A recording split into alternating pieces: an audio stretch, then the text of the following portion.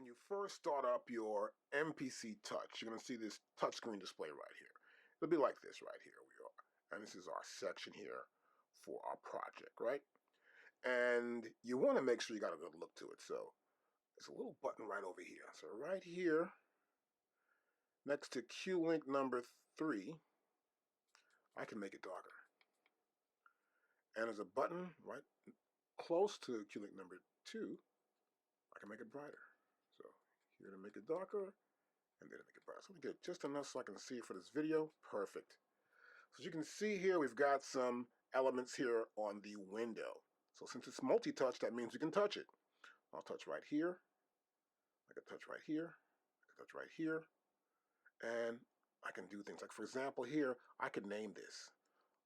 Here's a little A right there. I click right there, and now the word unused appears here, and I could name it, right? I want to go back where I was at. I'll go right here. I'll say set sequence name. I left it alone, obviously. Now, the most important thing to do is to load stuff in and out, right? So you can do that by going to your browser. So I press menu, and here from the menu, we can see everything available on the MPC Touch. We can go anywhere. We can go to the grid view. Hit the wrong button there, you can see. Let's go back to menu. This is the track view. Here's the grid view. So be careful where you're touching. And this is our grid right here. Back to menu again. Here's the track view. This is our step sequence view. Here I have a browser. I can view my browser. I can load stuff from the browser directly from my multi-touch screen right here. This is really cool.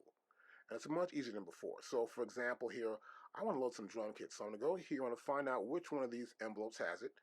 And I do believe it's number 2. I selected number 2 here, and next I want to select drum kits. So drum kits right there.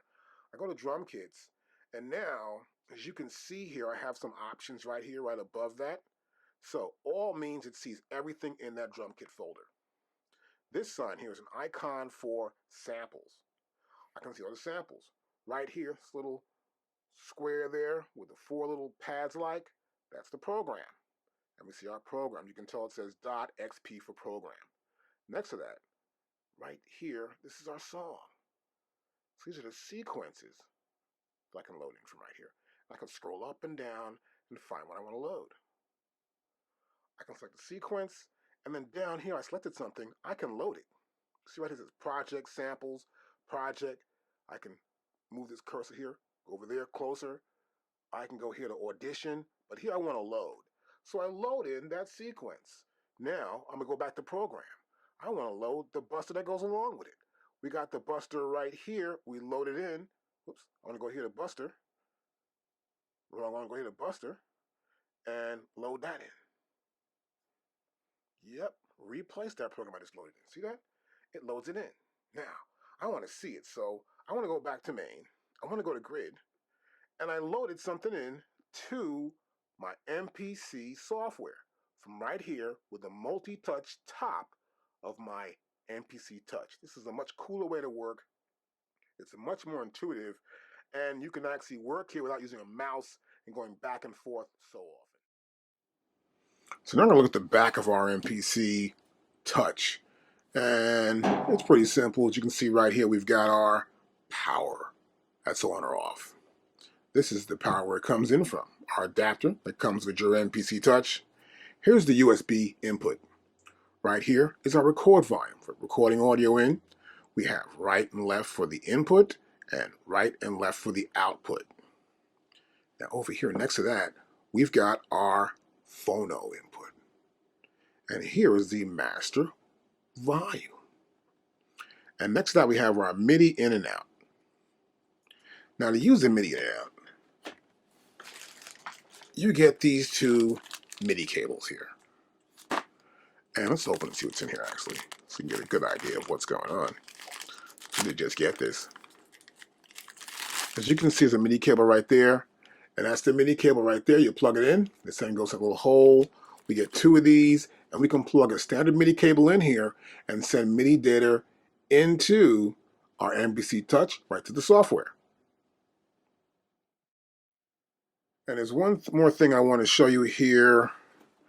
As you can see, right now, if you can see that, you probably see it better now. These two buttons here. This darkens the screen, this lightens the screen. So it's important to know what these buttons are to get a better view. And also on the back of your MPC Touch, you get this little thing that goes in here, right? This little sort of like foot. And it fits right here in the back of it. So it can slide off or slide it on here. And it comes right out, as you can see right there. I'll take it off of here. Really hard once you get it off of here though, but I think there it is. And that's it there, and it slides right in. You can see that right there. I go back to here. So I got it in properly, and slide it back in, and I'm ready to go. So now, and there we go. Okay, so now I've got some sounds in here, and I want to explain more about these buttons on top here in our pads. So we have 4x4, that's 16 pads. And this is just pad bank A. Okay, so we can have up to 8 different pad banks. And that means 16 times 8, that gives us 128 different pads we can arrange out. Now how this works is that, as you see, this is lit here, and that's pad A. And I go to here, that's B. So I select that one, that's C, and this button here gives me D. But you'll notice right below it, there's another letter here, and that's E, and there's F over here, and that's G, and that's H. Now how I can get to those pad banks, I'll hold the shift button down, then hit the pad. You'll notice that the button here turns to amber.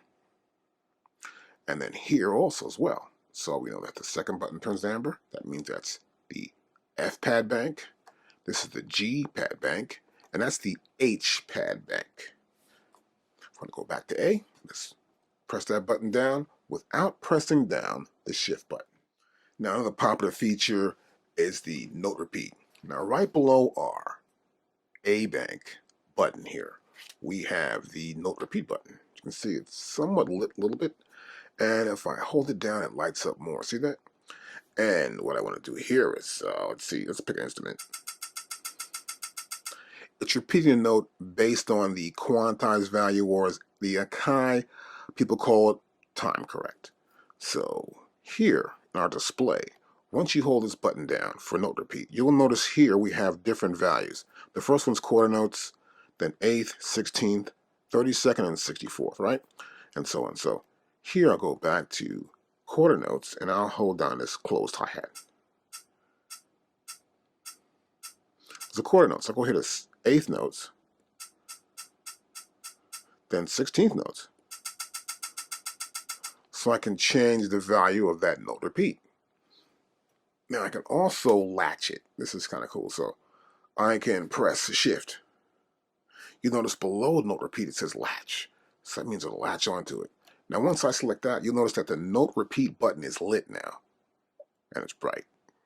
And this means I can just hold a note down and it'll play according to the quantized value selected, or the timing correct. So here, and that's without holding that note repeat button down. I go to here.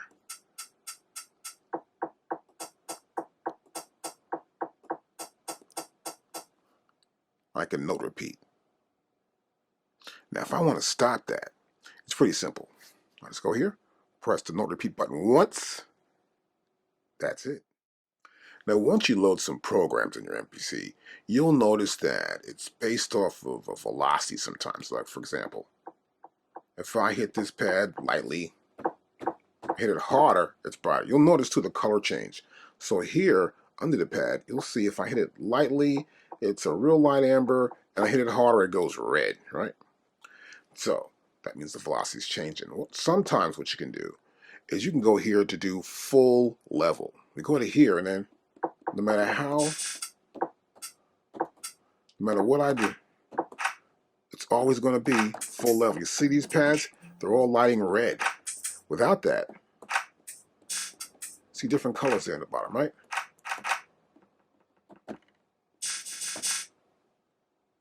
and that's changing full level. Now sometimes you might want to do half level, just depending on what your full level is, which is normally 127 velocity. So I can press shift, and you'll notice here where it says full level, below that it says half level. So I can go to here, right? It lights up, and now whatever I hit, no matter how hard I hit it, it gives me half the level. In case I want to get varying velocities for certain sounds. I'm going to stop that. I go back here, and I'm out of it.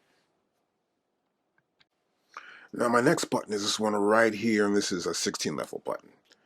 And it depends on the last pad I hit. I can hit this pad here, and now it'll take that pad, copy it to all 16 pads, and that same note value of whatever the note value of this pad is. And then I can select different parameters. Now, I'll go to here, and we'll notice here that velocity is selected. So I can go to here, and you can see the varying different velocities.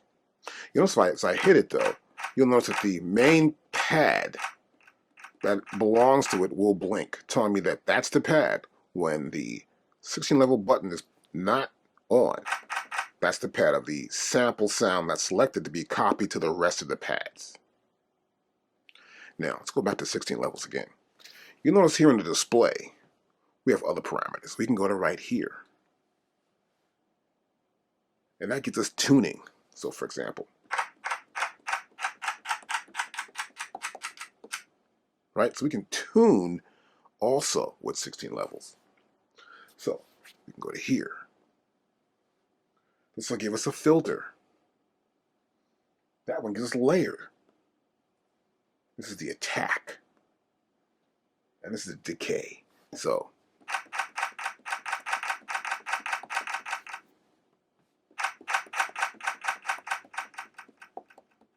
see, the attack stops.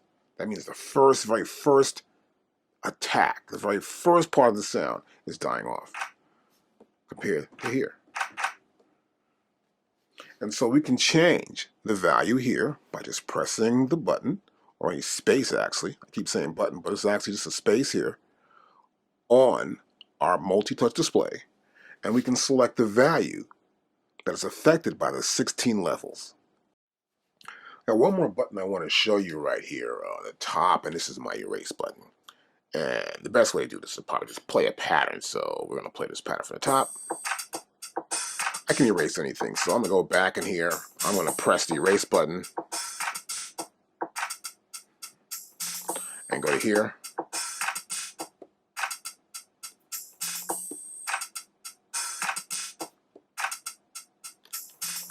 I can erase any pad I want. I hold the erase button down, and I can erase that. Now I can also, I can undo it. Undo button.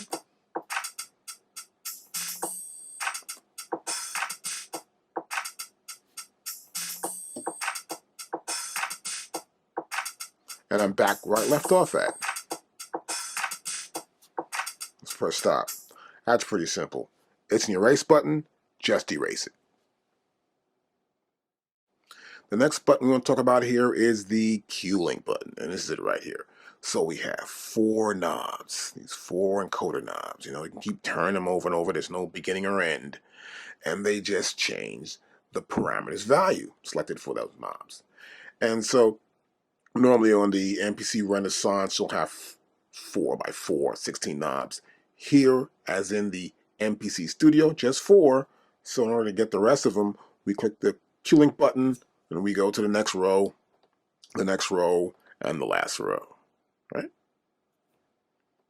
And this is our Qlink section. Now, right below our multi-touch screen, we have a bunch of buttons here. And obviously, you can see right here below the menu button, it says Browser. Below Main, it says Track. Below Undo, it says Redo. Below Copy, it's Delete. So, if I want to delete something, I'll just press Shift and hit this Copy button. I'm deleting. I want to redo something, I'll press Shift, I'm going to redo. For track, I press Shift, I hit the main button. Of course, it activates track. And of course, the same here for the menu, where we get the browser. So this Shift button helps us maneuver around a little bit more. Now, of course, you have a tap tempo button. I can tap the tempo that I may, well, this song should be this tempo, or I want to start a production, and this is the tempo I want to use. You'll tap your tempo here, that'll be your tempo. We have some basic parameters in terms of recording, and that's record. We can overdub on top of what we recorded. We can stop, we can play, and we can play from the start. Now, you gotta get familiar with these buttons here. So, for example, here, menu. You'll notice here in menu, I have access to a lot of different pages. For example, here I can get to the grid. Right? Go back to menu again. Here I can get to the browser. If I want to load some samples or programming or a song or a project, I can do it from right here. Back to menu again. Here I can pad mute. I can mute any pad, depending on the bank selected. If I go to B, you'll notice now B selected, C selected. Then I can pick the pad I want to mute. I want to mute all these pads here. Pick the pads you want to mute. If an item is on there, that pad, I can mute that pad. Back here to the top again. I can go to menu again. So as you can see here, the multi-touch display allows us to do a lot more than we did before with other MPCs. And this makes it easy for us to get around anywhere within the software. For example, I can go to here and go to step sequence and just add the parts I want to add in the perfect spot within that sequence, and I can step sequence edit. Back to menu again. We do menu. Here we have main. So here in the main, as you can see, we have the main parameters you normally see on the software. For example, right here is sequence. I can go to here, I can turn my knob, I can change the sequence. I can select here, I can change the track in that sequence. So these plus and minus buttons act the same way as this knob does. And next I want to talk about this multi-touch display. So as you know, I can go to here and select that, right? I'll select this sequence. And I can use the knob to change the next sequence, right? If there was another one there. I can also double tap where that triangle's at. And once I double tap, we can see further into what's available for sequences. As you can see here, it says sequence, and then we have a list of how many sequences. And you can scroll up like you're doing an iPhone or an Android device with this multi-touch display, and you can see the available slots for sequences, which is about 128. You can scroll back down, you can select one, or in this case, I'm just scrolling back down to get back to the top again. I'm going to use 2. Nah, I'm going to use 1. Turn the knob back to 1. And the same thing here for track. Double tap there. Tap again. Oh, there you go. And I double tapped it, and now you can see here, I can scroll for track. If I want to go back to where I was at before, I can go to here. You'll notice there's an arrow right here, right? And I'm back to where I was at before. Now this also works for other parameters. For example, here's velocity. I'll select velocity, and I'll double tap it. Now in velocity, as you can see here, we can do a plus or minus right here. There's a keypad to enter that velocity value in. I can also apply a certain parameter to it. I could times it by 2. And once I get the right parameter value I like, I can say do it. I can use my knob as well here, as you can see here. Plus or minus button. Let's say I go 122, I press do it, and that's it. It stops, it gives me this value. I don't like it, I go to undo. So get familiar with the way to get around to use your buttons here below our multi-touch display, so you know what to do and when to do it. Now to help you get more familiar with your display, I want you to realize too that here on the left-hand side of our display, you'll notice here I have some options. And at times there'll be more options. You'll see a little up and down arrow, either top or bottom, right? So here, a little hut for home, right? And so I can go to here and I get the grid. But notice if I go back here, a little home right there, you'll see certain values appear here, right? Beats and bars appear right here. You can see that. When I go back to grid, we get another set of values that gives us more current information about what appears here in the grid.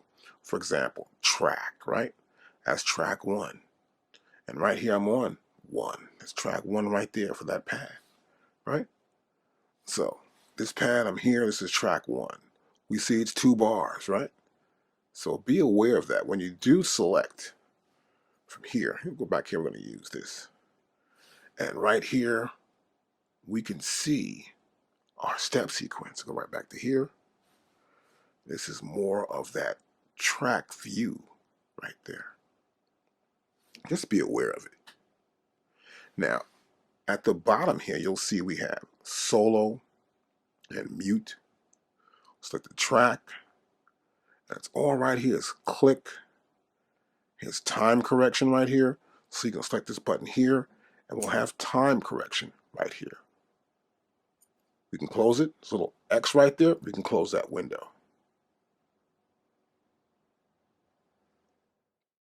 Now also, if I want to, let's say, name something, you'll notice here there's a little letter there, like a little A.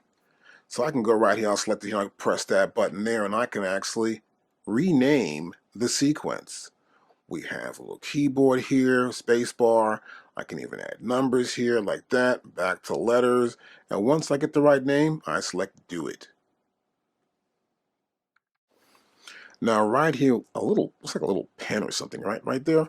And we'll press that. And we're in the sequence section. And here I can edit my sequence. I can erase it. I can clear it. I can transpose that sequence. I can delete bars in that sequence. I would select here, find the bars I want to delete and delete them, or close that window right there. I can insert bars. I can insert bars right there in the sequence. See? Number of bars. We have 2 bars, and I can insert more bars in here, right? Here, we have length. I can go half length. I can double the length. I can go to here and just double it. Now, go back to sequence, and you'll see here now, it's 4 bars by just doubling the sequence. So you see we're in this section right here. So this little pencil means that we can edit the data for the sequence section. Now the same thing happens here for the track section right here. So I can rename that track. See that? I can also edit the data for that track. I can clear the track. I can explode the track up, as you can see right there. I can double speed events. I can half speed events for that track. I can cancel right here. Hey, and I'm back where I started. Okay, in this lesson, I sort of loaded in a little sequence I've got here, and I want to talk about a few more buttons here. Now, for example, this button here is my loop button. So if I play this pattern from the top, and I press that loop button, it's just going to stop. So it won't loop. Pretty simple, right? I'll put that back on. Now I want to talk about the buttons down here, these little spaces I can hit. Not really buttons, but spaces within this multi-touch display. So for example, right here we have time and correct. I can go to time and correct right here and select my time and correct value. Also, here I have a click. Now sometimes you want to have a click when you're recording something. You may want to have a 1, 2, 3, 4 start. And that's sort of a metronome that gives you a tempo based on the beats per minute of how fast the sequence is that you're about to start playing on, or to hear it back. And we're going to click right here. You'll see this window come up here now. And now we can select the click value. So for example, here we have the count in. And that's the part that happens before you can start playing and adding information in the sequence. And this is in record. Now, I can enable it here, of course. I can set the rate to quarter notes or eighth notes. I can double tap there. And as you can see here, I can do quarter note triplets, eighth notes, eighth note triplets, and so on. I can go back to the rate again. This window remains here. I can also change the sound I want to use for my metronome. So here currently we have the MPC click. I can double tap here. I have other options as well. A tambourine. I can use a shaker or a clap. Back to here, I'm back out of it. So I may want to go to here. Since I'm not recording, I'll double tap here. I want to hear it in record and play. I can select my volume for my metronome. So I can turn the data wheel here. See if I do that, see what happened? I'm right there. So you know where you are. Select that first. Then we're going to turn this data wheel and we can change the volume of our metronome. I'll close this window here. I'll press play start and we'll hear the metronome. And that's how it works. Let's turn that click off. I'll go back to here, double tap. Back to where it was at, record. Close that window. And from the top again, play start. Stop. Now next, we have track. So here is my track. This is the sequence, right? So I click here, we see track 2 is kick and snare. Track 3 is the shuffle. Track 4 is the vocals. Track 5 is the kick and cymbal and snare, right? So I can run through my tracks and see what tracks I have available that I've used already, or see where I'm at in this sequence called D and B kit.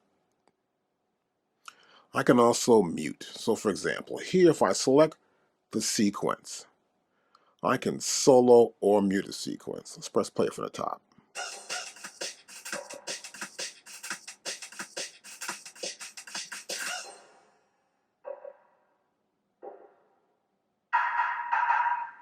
Stop. Now here I have track, right? And I have this mute and solo. So I can mute and solo a track. So I'm going to press the play start. And I can mute this first track, go to the next one, mute that one, next one, mute this one, next one, mute that one. Then go to the next one, go 2 up, and mute the cymbals. Go back down to the first track, then turn that mute off, next one, put them back in. As you can see, I can bring it right back. Put the cymbals back in, now everything's in. Let's say I want to just hear the kick drum. I can solo it. So we have mute and solo. Press stop. Now here at the bottom, I have the program. Of course, the sequence, the track, and the program, right? And the same thing applies here in this section here. You'll see here, they're separated by a little line, and here we have a name again. So here, a little letter, I can change the name of the program. Let's go back, and here I can also edit that program. I can delete it, I can duplicate it, I can duplicate it to a track. Let's cancel that. Now I want to show you one more feature of this multi-touch display, which I like a lot. We're going to go back to menu here, and we'll select sample edit. Now here you'll notice we've got a pretty long sample, right? And I can hit the pad and play it, playing straight through. Little shaker, right? And sometimes you're in a sample, you don't know where to go. Well, for one here, I can go to here and move that, and see that? That's that green beginning trim. And here's the end one, which is the red one. I can go from the beginning to the end right here and slide right to the area I want. I can even go to here and just open it up. This is really cool. And get really close down to the minute point right within this one sample. Let's go back to here, Switch it back out again to the edge. Here to the edge again. I have my whole sample here. I can still zoom in by using my fingers like a pinch. I can do like this. With a pinch, I prefer to use 2 fingers. This way, I can stretch it out and see what I'm looking at. But this is a great way for you to view your samples and to look at them rather than having to keep turning a wheel like I normally do. And this is a cool feature with the multi-touch display on our MPC Touch. Well, now it's time to start doing some real lessons on loading sounds and setting up maybe your own drum kit and maneuvering with your computer. So of course it's the MPC Touch, but it's got to be connected to your computer. So you need to know where all your samples are and where your sound libraries are and how to access them. So it's pretty simple. We can press Shift and then we're going to press this menu button, which means we're going to access the browser. Okay. And let's go back again to main. And you want to do it even easier. You can just press this one here, go to main, and select browser. So it's a couple ways to get there, and that's how we get the browser. So as you can see here in browser, what's currently selected here is the song. See that right there? It's currently selected, a little red line right there. And here it has projects, right? This is a project selected right here. And it gives us a list of everything that's there. You'll notice here also, there's a little triangle right there, and it says here MPC drum content / drum kits. And this is that folder that's for the MPC. It's on my computer. See, that's a folder right there, right? Now, of course, if I go to here and double tap, it'll show me more than just that. It shows me that folder and other folders, the MPC loop library, essential elements, the vault, MPC documents. You can see that? And I have other items that are on my computer. I can go to my desktop. So I can browse anywhere on my computer. In this case, I just want to use the MPC drum content. Now also, let's say, for example, I want to see samples.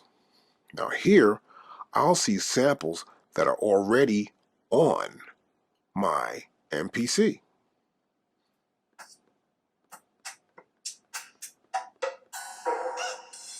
And they're right there.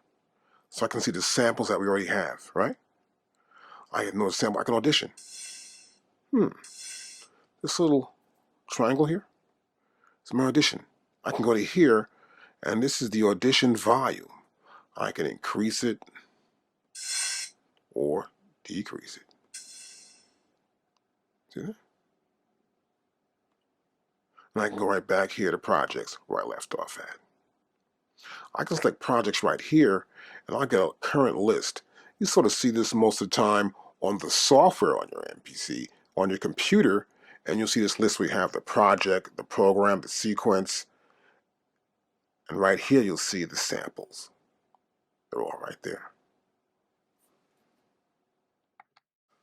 So now I'm going to go back here, close it out again, and I'm here, I'm in song, right? And I want to select something here. So I'm going to select this thing here, Avenue, right? Nope, right here. It says Avenue right there. And once I select it, I want to load it in. So right here is the load. And it says here, something currently. And do I want to like go to the next sequence and load it? Sure, I'll do that. Let's load it. And it loads it in. Now, that was the song. I want to load the program now. So I press that program button there. And now I'm going to select this. I want to load the program in. So I've loaded in the song, which has the sequences, and I've loaded in the program. Now, sometimes I'm just looking for samples or sounds I want to use, something I'm trying to find. Now, what makes it really easy, one thing with the new AKAI MPC Touch, is the ability to load samples in Audition. So I can go to here, I'll select that little icon there, and that's for samples, And I can just scroll and hear what I want to use. Look for something. Here's something I might want to use. Don't like. Maybe I'll like this one. I just keep scrolling and scrolling anywhere in here. And once I find something I like, I might want to keep it. And I'll say load. It loads it right in.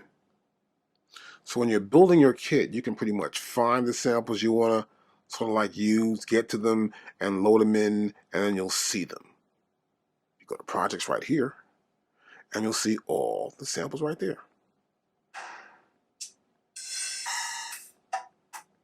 See, they're right here.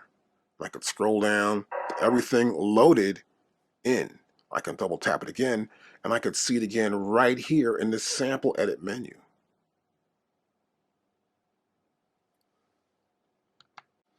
And suppose you got a folder, and you want to load all the samples. Might be just maybe 15 808 drums. You just press Shift, find that folder, press Shift, and you go here and you just press Load All, and you load all the samples in from that folder. So now, you might want to load some sounds in and create some kits, or just load some sounds in to test them out and see what you want to use for your kit, right? So the way of doing this is to select Project right here, as you can see, and I can audition sounds I like, right? And as you can see here, all 16 pads are yellow, right? And I may want to see where I want to place that sample. As you notice, when I do hit a pad, that's a possible addition pad to place a sample, it turns green. I may want to keep all these, so I can go to a different bank. This bank's empty. I can put that sample right there, right? Now, once you selected that pad and you've got the sample, let me see here, that I want to use, I can press load right there, right? And now that sample appears there. I'm going to put a sample here too. I might go there and use that one. And I might just double tap that and it went here. I can load it, or I can double tap the sample and it will go to the selected pad where I want to place that sample at. And that's pretty cool. And that's using Project. Now we'll use Sample. So we'll use Sample to load. I'll press Sample here. And the beauty of this is that we can actually see the pads right here on our multi-touch display. So I'll go back to the A bank and we can pick my sounds, pick my spaces. And here we know we've got one here and here. And I can just scroll down.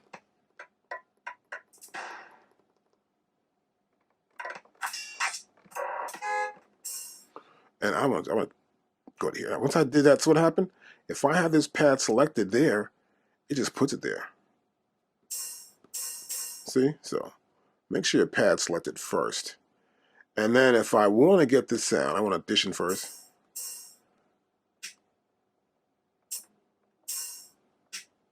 That one right there, right? That's it. That's the one I want to do. And I just double tap that one and it appears there. I can select my next pad. So you can build your kits up either using Project or Sample. I like Sample because I can actually see it right here on my multi-touch display. And I can see the name of each single sample rather than going in Project and I got to look at the pads. Now, this next lesson, we want to start recording into the MPC Touch. So here I've got a kit, which is already lined up here.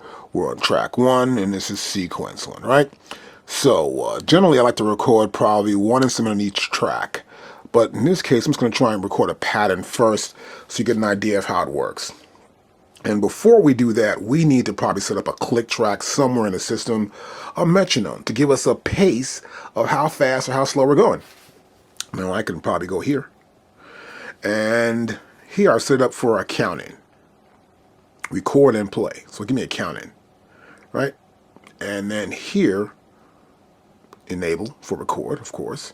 And then here we have a rate, which is quarter notes. I have a sound selected, which is the MPC Qlink. That's good. I'll close that window now. So, let's just press play. So after that first 4 clicks, it automatically starts recording. So let me get ready now. Okay, I've got my sounds ready to go. As you notice too also, as you hit sound, you'll see the meters go right here.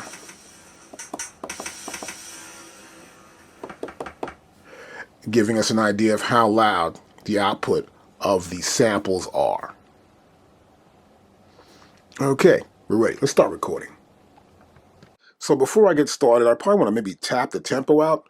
Now the default tempo is going to be 120 BPM per minute, all right? And that's the way the software is set up for your MPC Touch within the computer. So I may want to tap my tempo out. So at a tempo, I think this is probably going to be it. I can press play, get an idea what it's going to be. That's about what I want to have. So now, in order to record this beat in here, what I want to do is press record. And as I do, you notice it's lit. And the play button's blinking and the undo button's blinking, right? So if I don't want to record, I press record again, and I'm out of it. But this will blink and that will blink. Now, if I press play, what will happen, it'll start the count off, and I can start playing the beat.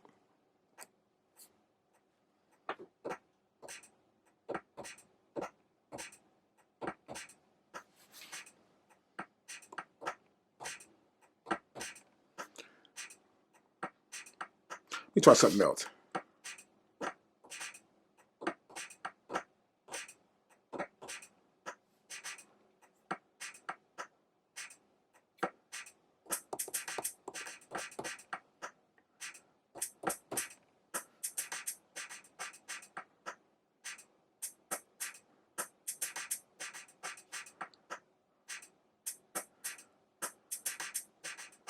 Oh, if I stop. Now, what happened here was that we did record first, it went to overdub. Notice that. Now, if I don't like that, I'm pretty much going to record over. I'll just press record, and I'll press play.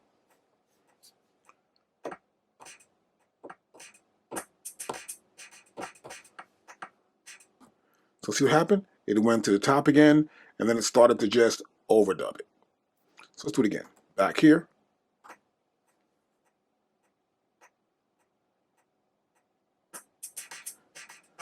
Now you saw what happened?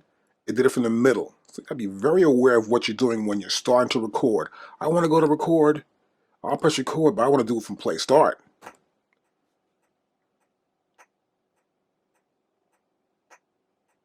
And now it recorded over everything. It erased everything that was there. But notice what happened next. It went to overdub after the first pass.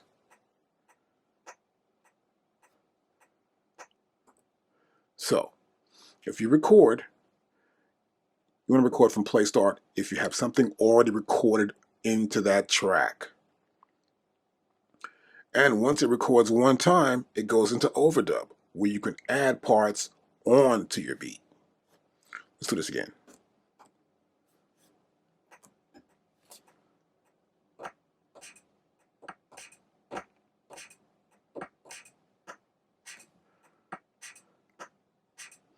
Now I might want to do some note repeat, right? So I'll just go to note repeat here. I'm going to select eighth notes here. And what I might just do is do a shift and latch it in, and then go right here.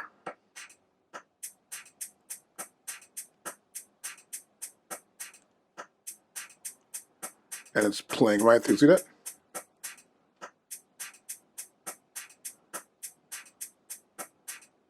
And I'll take the latch off. And I'll press stop. So I recorded through. You saw we did note repeat, which is kind of cool too as well. And I can always add other parts too. I can find, and I'll go back to here. I'm going to record a good overdub this time, right? And from the top. And in this case,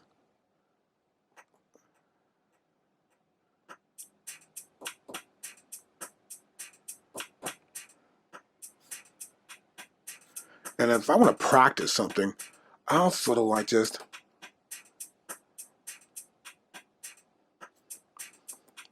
I turn the overdub off. And now I can practice.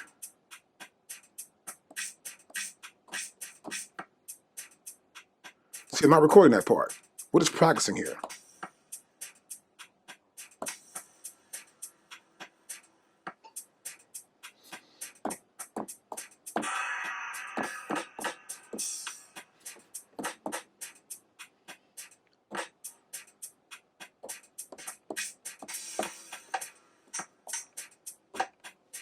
Okay, got an idea.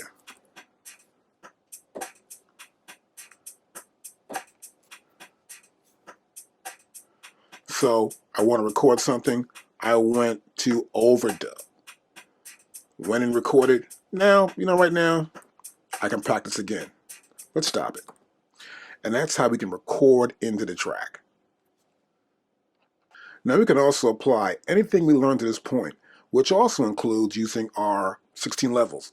We'll play from the top here. Matter of fact, I don't need to click anymore. So I go back here to click. I don't want to have it play in the beginning. So I'll go to here.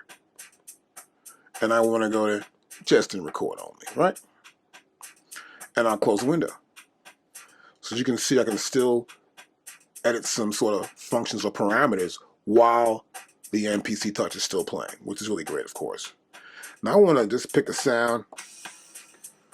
I'm going to do 16 levels for that sound. Here we go. I'm going to do tuning. That's good. Let me close this out and record.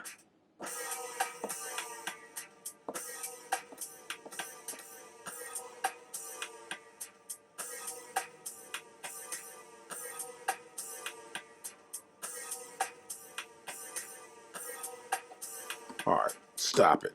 Now you notice the way I played it was different to the way it was recorded, right?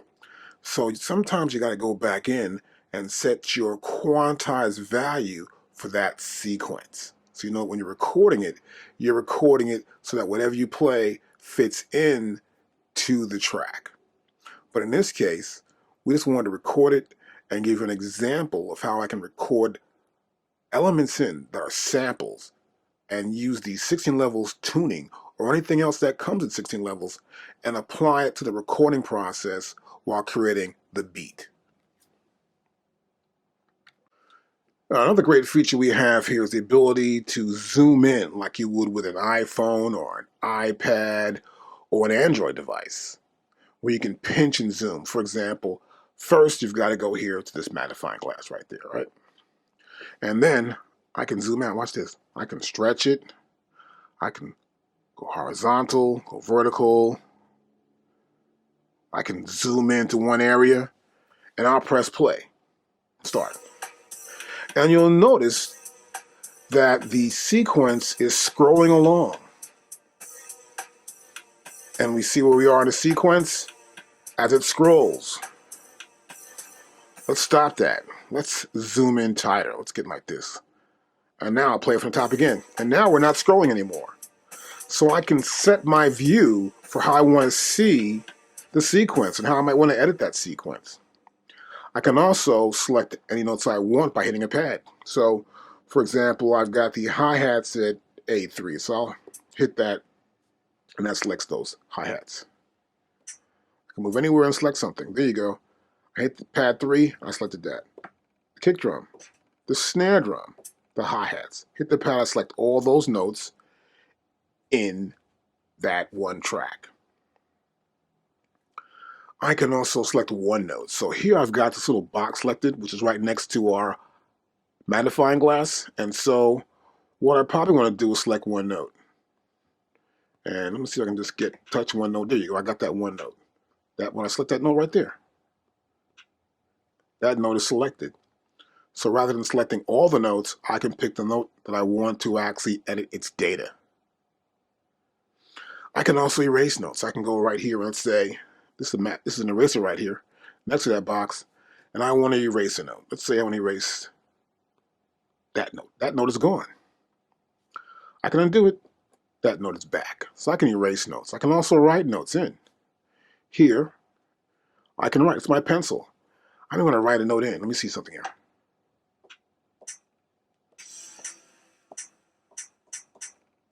I may want to write a note in here. So let's go here. And I'm going to go back to here. Widen it up some, right?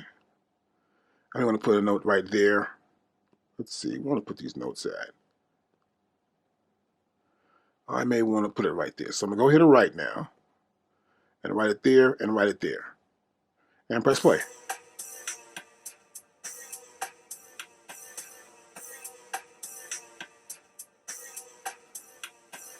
So it's written in right there for me.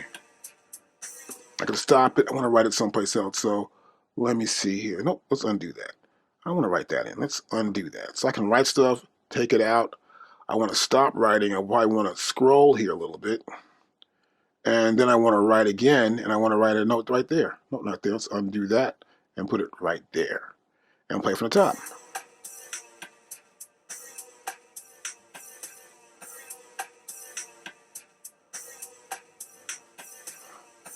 I'm going to go back to here.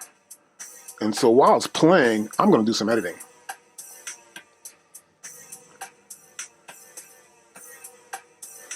I want to erase a note now. I'm doing this all live. Let's go back to erase. Erase that note there.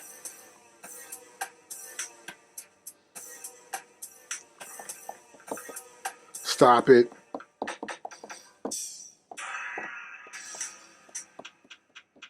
This note right there. Okay, I want to take that note up. So I got that note going on. This note. I may want to change this note a little bit. So I'll press play.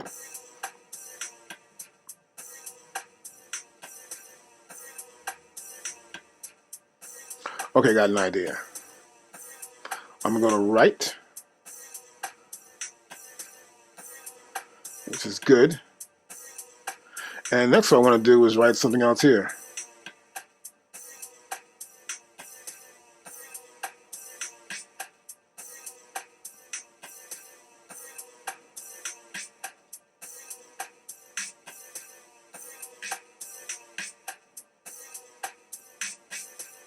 And erase this one off of there. So I'm just writing as I go along. So while we're actually recording a track or listening back to a track, we can write it in right into the multi-touch screen. And this makes it much easier to work. And you can get really creative by just seeing how the patterns work and say, well, I want to use the same pattern like here and here and put it here. And it helps you to select what you want to use when you want to use it. And you can see how it affects your sequence. Now here I want to talk about the timing correction of the quantized value set for that particular sequence. Now here, as you notice, when I actually went in and I selected the note repeat, and it gave me these hi-hats right here, which are right here. And I play them. That's eighth notes. I can change that though. So as you can see right here, these are eighth notes. Right here. And they're set according to the grid values, right?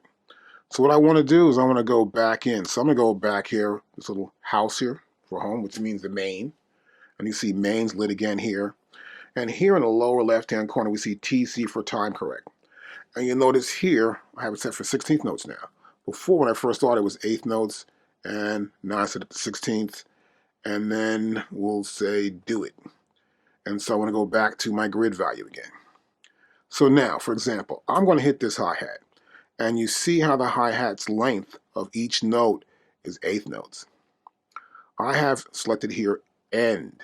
So I want to edit the end of those notes. I'll turn my data wheel. And now you see they've gotten shorter, right? And those are 16th notes. I'll go back to home, which is main again. I'll go to TC right here. Let's go to 32nd. And I'll say do it. I'll go back to grid mode. And I have the edit ending. And I've made him smaller. See that? And I can see it still plays the same way.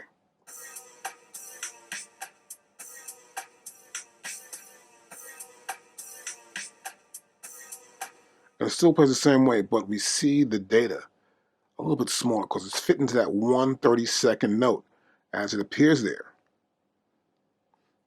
So I can edit the end of the note. I can also edit the start. I can transpose a note. I can change its overall velocity too as well.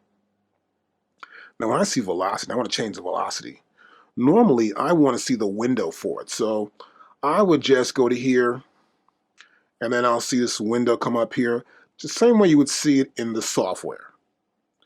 And so here, for example, I want to just edit, I go here with velocity, and I could change the velocity. Now watch as I scroll down, I'm changing the velocity of all the hi-hats. Let's play it back.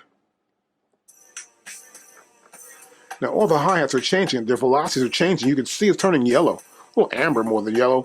As I go higher, it's getting redder. And you hear it louder now. Let's press stop. So I can change the velocity for those elements. If I can't see it too, I can go to here again, and I can really see it, right? And I can bring it down. You see me bring it down there like this. Whoa, look at that. And you can see it gets yellow at the bottom and red at the top. And you can see the velocity data appear here. As I turn this data wheel, it gives me how loud that velocity is or how soft it is. If I want to close this view, I'm going to hit right here. There you go. And I close the view, and I'm back to my grid the way it was before. Okay, in this lesson, we're going to do more of this moving of samples around, but we're going to nudge them. How can I describe this? The real major thing is that we're working with a drum machine. It's too mechanical, and at times you don't want that all the time. You want to have it where it's almost really sounds good, and it's almost a human feel, where it's right there and you feel the flow of it rather than this really hard robot feel to it, right? So what we want to do is we want to nudge the value. So for example, I'm going to select nudge here. You see this in the grid right here in the bottom. That's the nudge right there. And I'm going to try this with these hi-hats. But first I want to go back to main, and then we want to look at the time correction, which is TC right here. And there I'm at 32, right? So this is going to be pretty cool. Press do it. We know at 32. I'm going to go back to grid. And now I'm going to play the pattern. Now I'm going to turn this dial and nudge it a little bit. That's out of time. See that? I'll turn it one time forward. And stop it. Now you notice here, as I change it, you'll see the value change right there. Just for a quick second, it shows you the value change. And you see the events for the hi-hat move, right?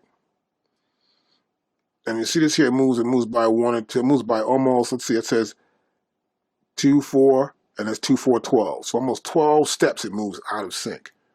So I'm gonna go back here into the main, go back to TC again, and I'm gonna go here to off. Now I'm gonna press do it. Go back to grid mode. And now, as I change it, watch this. It's barely moving. See that? It's just barely moving. And now it's moving. Now let's listen to this. I'll press play. I'm going to move it forward a little bit. Now you don't hear it too much, but the hi-hats are a little bit ahead of the beat.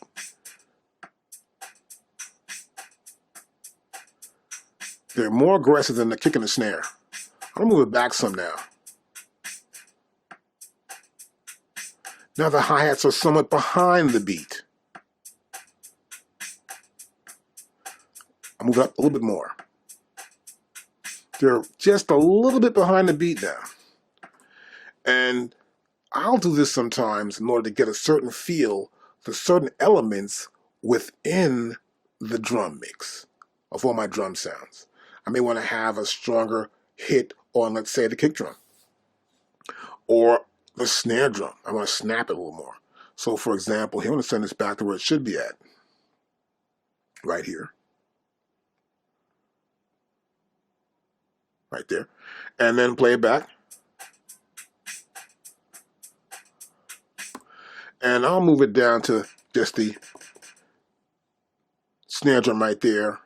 And now I'm going to make it a little bit ahead of the beat. I'll play it where it's at.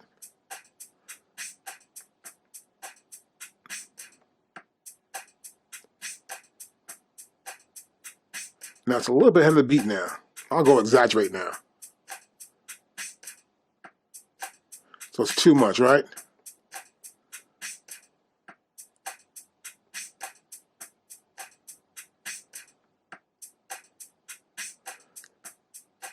Now it's a little bit ahead of the beat here, a little bit. Now you can almost hear it, but nudging some sounds around will get you from that mechanical feel.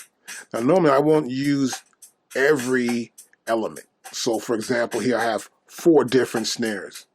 I might nudge the value of the one on 2 or the ones on 4 in each measure. So you gotta get an idea of what feels right.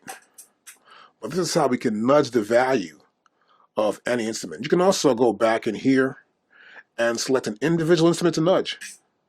I may want to nudge just that one right there. I'm in nudge value, and I could move that one forward. See that?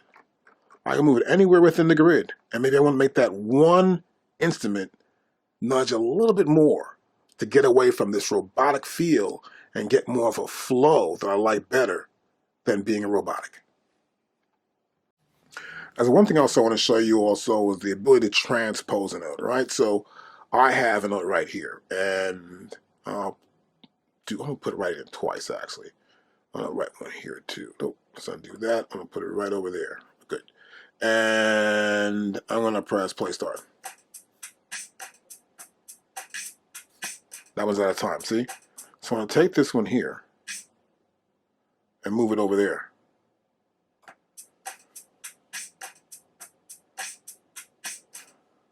So I can take notes and move them around. That's kind of cool. I'm gonna go right here, I'm gonna go back to my main. I'm gonna go to my time correction again. I'm gonna get somewhere in there, maybe 30-second notes again, and press do it. And we're gonna go back to the grid. And I can also take a note and transpose it over the grid or move it up into a different instrument. I may have a feel I like for one note, but I may want to have another instrument play that one feel. So for example, I'll go to here. So I'm going to take this event and move an event someplace in the mix. I'm going to go here, that little box right there, so I can select an instrument. I selected that one right there. Now I'll use my data wheel, I can move it here.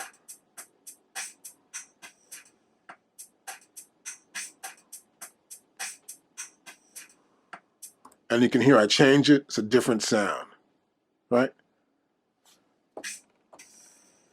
That's it there. And so I can change and move any of these elements, these events here for any instrument to any other pad if I want to. And that's using the transpose right here. Now there are other elements here in the grid I can also use actually, and that is I can do the start, the edit start. I can change the start time. As you see here on these snare drums, I can change the start time on them. You see it right here, and I'm going to change them, and I'll play it back. So I'll move back to where it should be at. So I can change the start, I can change the end of it, make it shorter. Start and end. I can make sure I don't snap to a grid. I can add something in here and say I don't want to snap to a grid. And I can use snap, don't snap, and then put that, so just barely, it's barely on. So let's see if I can go back to here. And I'll say just don't snap the grid. You'll notice that these notes are directly right on that grid, see? And if I don't want to snap the grid, I can set, I want to put a note there, but I don't want it to be so on, so tight, locked to the grid. And you can learn more about using don't snap the grid in the manual as well. Now I've got on the track in here. Let's hear this track back a little bit from the top.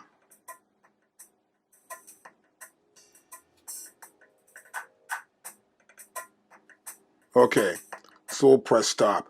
What I want to do is get different levels. So it's important sometimes, I guess most of the time, when you're working on your beat or with your production, you want to get certain sounds louder than others or panned left or right, right? So to do that here on our MPC Touch, we're going to press menu here. And I'm looking for Program Edit, which is right here. This is Program Edit. So I'm going to go right here, Program Edit.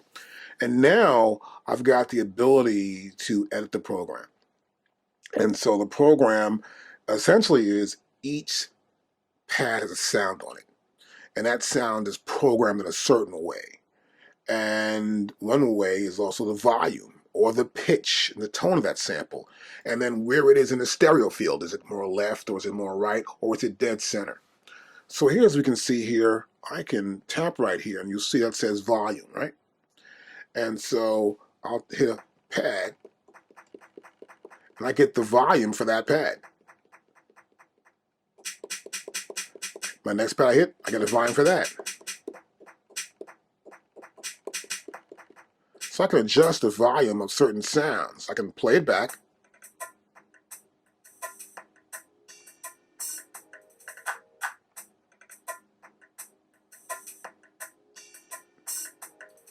I may want to also play some. I want to put that in there actually.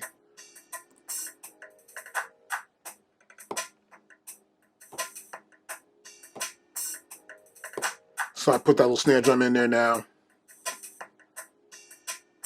So I can change the level.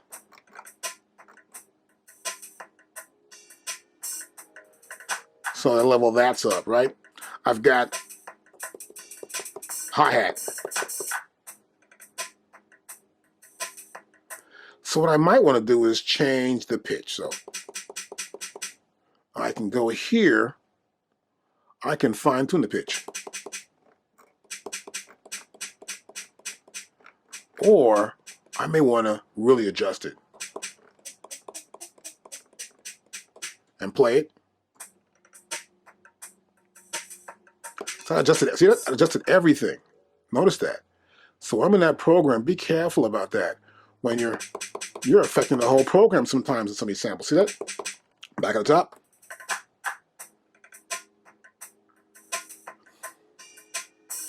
Because that sound belongs to the entire program and it's pitched that way.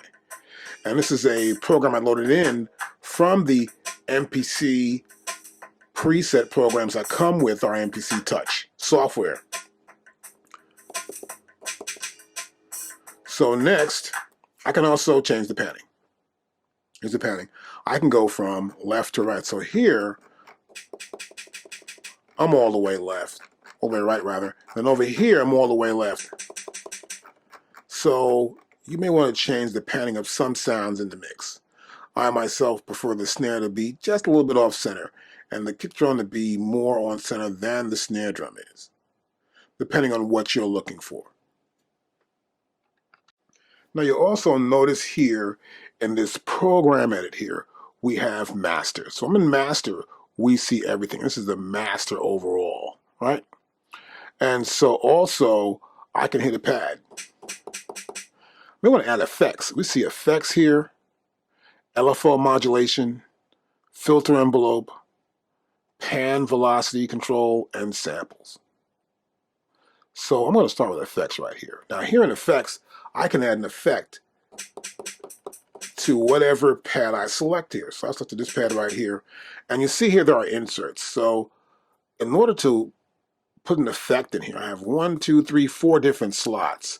I need to set it up so we're ready for it. So right here, I can turn them all on. See, turn all on. So now they're all on to receive. It says no effect in 1, 2, 3, or 4. Now to put an effect in, you see a little right there. We tap twice as always. And now we get a list of the effects that are offered to us. So we'll look down, scroll down here, look at some effects. Let's look for something we like. I'm going to try this. This is something you can tell when you hear it, it's a delay. And now I'll play it. So I hit the pad one time and we hear that delay going on, right?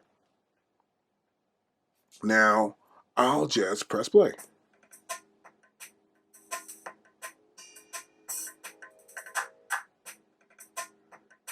And I'll stop it. And you can hear it. It's just delaying on and on. I can also add more effects. I can go to here, double click there. Now let's try something else that we can definitely hear more of, which is probably going to be like a little bit of a reverb maybe. Or nonetheless, I got a better idea. Let's try this flange. I haven't tried a flange in so long. Let's do the flange thing. And hear it. Ooh, the flange is in there. I might add something else to that. Just to give you an idea that we can add a bunch of effects on any one sound within this range. So let me go back here. I want to hear, oh, a gated reverb. That might be cool.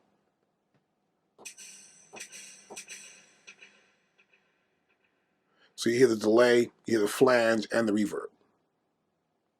So it goes to delay, flange, reverb.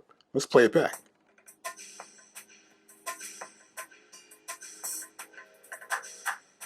A little bit crazy, a little too far out there, but you get the idea. We can add effects to any one of our pads. So here I've got a program. This is called Otherworld. And this is Otherworld is the sequence. We'll play it from the top. And what I want to do is probably add a bass or some sound. And this lesson is all about using Keygroup and how to create your own Keygroup. Now, so far, as you can see, this icon here represents the drum group, right? So I'm making drum patterns, drum programming. So I've got a bunch of drum samples. We play the pads, we can do that. But at some point, we want a melodic instrument like a keyboard or something where we can play notes and chords maybe, or just create a bass line. So here's how we can do that. First of all, I want to create a brand new track. So I'm going to go to here. I'm going to double tap there. I'm going to see that 2 is unused, and I can create track 2, right? And so next what I want to do is I want to make sure it's going to be a program, which is going to be a key group. Now right here, you see a little icon. Looks like a couple of keys there, right? That's my key group program. I'll press that. And now I select the key group. You'll notice what happened here. It created the name track 2. So it gives me a name because now I'm starting to do some editing within this track. And what I want to do is create a bass. So here I've already named this bass. As you know, you can do that from right here. And I can press do, leave it alone like that. And then if you don't see anything, you can always go to here, press the plus sign and add a new program. Or you can double tap here and you'll see a list of programs available, right? So get your face familiar with everything on here. It's important. Now, in order to create this program, they have not completed some parts of the software. So in order to do that, we have to go to our computer. So we've loaded a program in and we've got some sounds going on here. And you'll see, so we got that bass sound in there. And you can see they're on all the pads here. And I've selected, as you can see here from the top, we're using pretty much just that E-bank. So the E-bank is the pitch that's closest for us to play these sounds at. And so next what I want to do is pretty much play it and record it. So let me turn my camera around so I can get a little better view here so we can get an idea what's going on here. And I would just go into the track, maybe overdub, start from the top.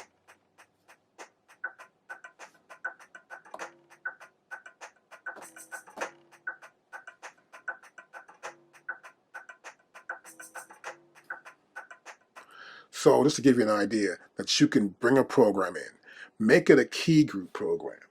Once you do, you want to find the right sample.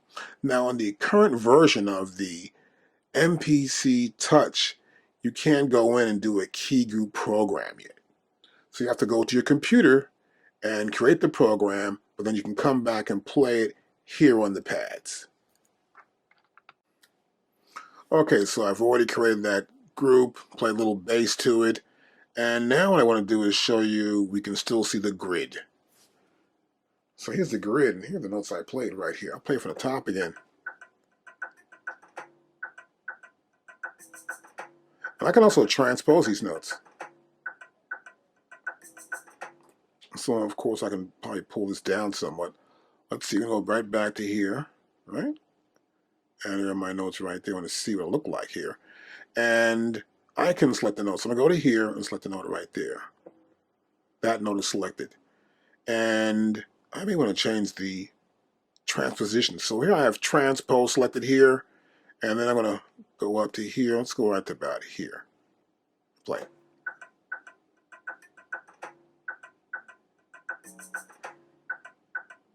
So I can change the pitch of a note.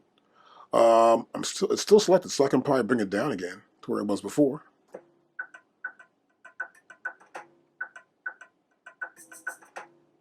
You can check out, see what works best for you. So the purpose of this lesson is generally to give you an idea that we can not only record it on the pads, we can change its length. We can do the same thing we did in the drum program where we can nudge that value of that event. We can edit the start point of that event. We can edit the end point of the event. We can transpose, and we can change the velocity as well here in the Keygroup section. So I'll pull up here. We're going to pull up the lanes for velocity, and you'll see it right here, right? And then I can go to here and change velocity, and I could bring the velocity down for that one note. Or select a different note, this note right here, and bring its velocity down somewhat. So this is the same as in the drum group programming here in the grid. I'm able to control all those events in the grid with these parameters. Now, another way to create beats and create a sequence within the MPC Touch is to use step sequence. So you can do that. The icon appears right here, right? So here I am in main, and you see it right there. And you click right there, and now we're in step sequence. Now the first thing you want to do also in main is to also select yourself a program. I'm going to make sure you've got some drum sounds set up here, and you've got some sounds set up for you to work with the step sequence. Now, I'm going to also use menu, and in menu, I can get the step sequence again, and it's right here. So there's two ways to get there. And sometimes in some other windows, you will see this icon, and that represents a way to get to the step sequence window. Now here we are. This is the step sequencer window, and let's explain some of these parameters we have here. At the top is the icon. Of course, this is track 1. If I go back to the main, this is track 1 in sequencer 1, right? Let's go back here to the step sequence window. So it's track 1 in sequencer 1, and the sequencer length is set to 2 bars. Of course, this is the BPM, the current location of the cursor. That's our top menu. Now, the first pad has been selected. And this pad is a kick drum. So let me go back here to main. That's my kick drum. And so I've selected that first pad as kick drum. And I'm going back to step sequencer. And what I can do is I can have steps from the beginning to the end of where I want to place a particular note. So this is all based on a subdivision or a time division, as you see right here. And this is in 16ths. Now to make this easier and explain it to you a lot better, I'm going to go back here to where it says bars. I'm going to turn the data wheel and make it just 1 bar. Okay? That's just 1 bar in length. Now I'm going to press play start. That's what across here. This is just 1 bar. I'm going to tap that one there. And you see that 1, 2, 3, 4, 1, 2, 3, 4, 1, right?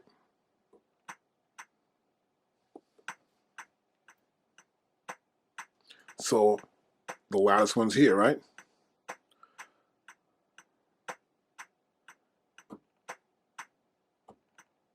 So I hit it twice there, right?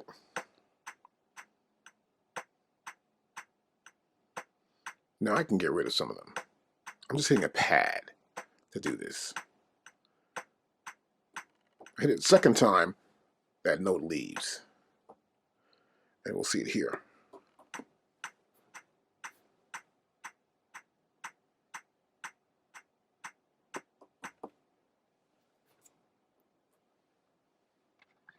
So now we got a full view, and you're going to see it here. So you're going to notice as I press the play start button, there's a green light that cuts through here. 1, 2, 3, 4. 1, 2, 3, 4, right? So this is 1, 2, 3, 4. And so I have 16 spaces I can actually place a beat on between the first and the last beat in my 1-bar sequence. So I hit that pad, it goes red, right? That's softer. Now if I hit it again, it's not there. Hit it hard enough, hit that hard enough. So maybe I want to select another pad. So what I'll do is I may stop this, and I want to test my pads out. So I want to do a pad selection here. And then as I do pad selection, I'm no longer in that mode where I hit a pad and it actually lights up here and in a position, in a place it's supposed to be in. I'm selecting a pad. So I want to do these hi-hats. I want to use these hi-hats here, and we're going to get out of that now. And so you'll see here it says pad A3, and what I can do is put the hi-hats in. So I want to put them in, and I'm going to do, and now I'll play it. So you see, in each step, I'm left 1/8 notes. I can do 16ths too.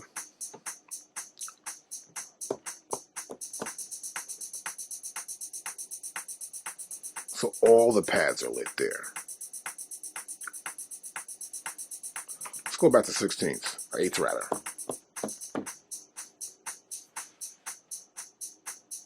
I can do pad selection again while it's playing along here. And then I want to get out of that. So I want to put it on 2 and 4.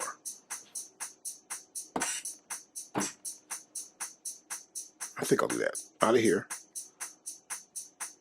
Matter of fact, pad selection, 2.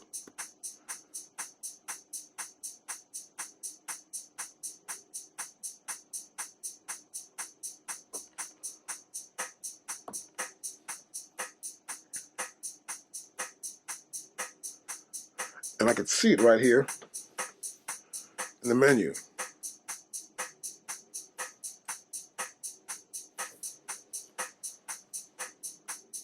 And I can also go back to different pads. This is my hi-hat pad. This is my bass drum pad.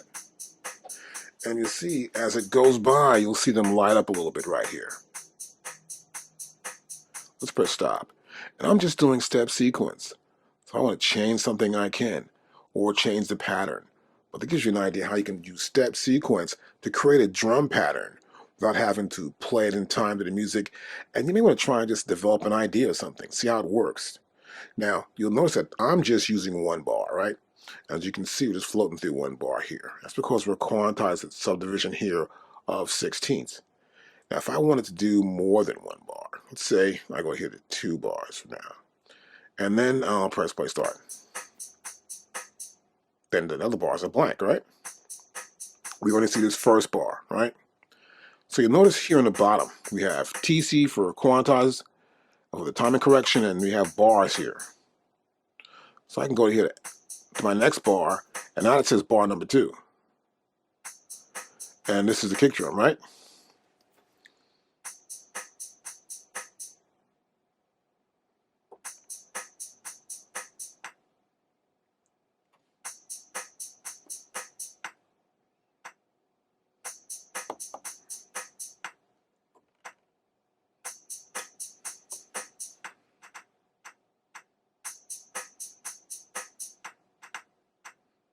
So I'm creating another pattern here.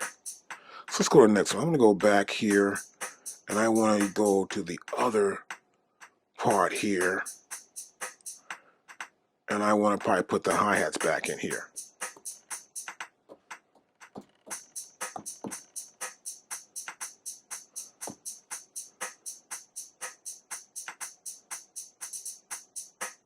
I was creating parts here. I'm going to go back to the other pad.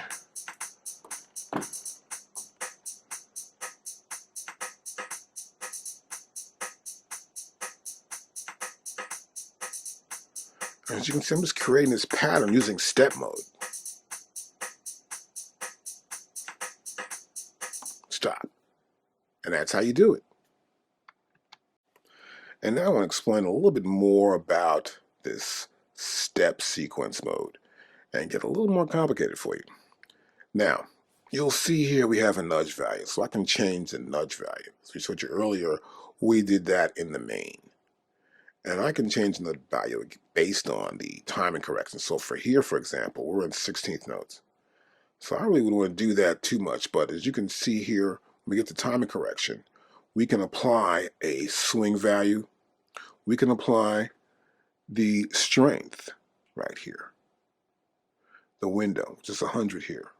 And then we have the shift timing as far as how I'm going to shift it over just a little bit if I wanted to shift to be a little bit to give it a different feel to it. Now also here, you'll see we have, this is 1 through 16, right? That's my 16th space, but I can do back to here. So doing 1 to 16, go to right, tap right here. I'll do 30-second notes, right? So I have 30 seconds now. Let me go back, 30-second notes that is. And I just want to do 1 bar. And from the top.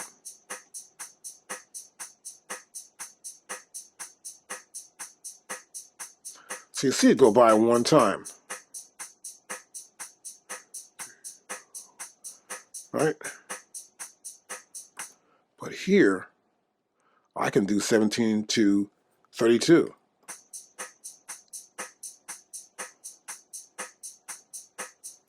So, go back to here. 1 through 16 is the first 2 beats. 17 to 32 are the next 2 beats. So it's just dividing them up, and each space here is a space between, for example, here, this is a space between 1 and 2. So let's go to a different pad. And this pad is a hi-hat pad. Now if I fill it up, let's go here actually. And then I want to go through to 17 and 32. And now I want to play it back from the top. Those are 16th notes. And you see as it goes through, this is the 17 to 32. This is the 1 through 16. So what it's allowing us to do is to have more subdivisions between the first beat and the second beat. Now, if I was just going to do 16th notes, I go right back to here. Double tap there, 16th notes. Wow, you see it here. All the 16 notes are filled up. This is just 1 beat. 1, 2, 3, 4. 1, 2, 3, 4. 1. See that? So in this division, we have 16 steps between the first beat and the last beat that we can place the hi-hats in. Wow, when we're in time division here, open this up again, we go to 32, we have 32 steps that we have between the first beat and the last beat.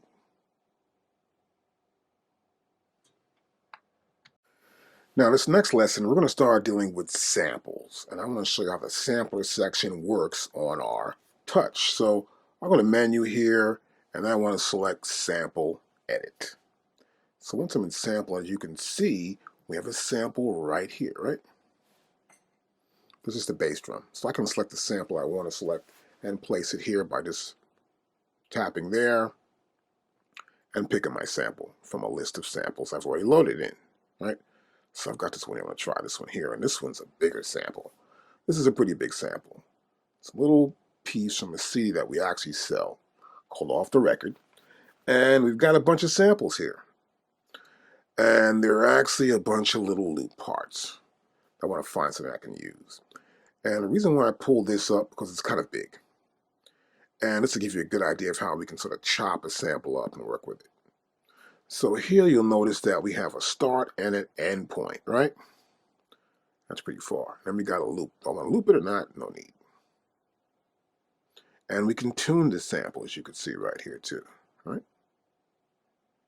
Now, since the magnifying glass is on right there, what I can do is I can spread it out like this, right? And get to somewhere I think it's going to be, well, no, up there. Or go someplace else. I can take this first area here and I can go right to where I want to be. Let's say I want to go to here. I can't see how close I am to the beginning of this sample. And I want to add a little bit more and get closer and then get closer. Move it over and get closer and closer so I can get a much better view of the sample. This is a much better way to work. And then I can just get close to it. And I think that'll work. And so now, I'm going to put it back in together. Close it in, close it in, close it in, close it in.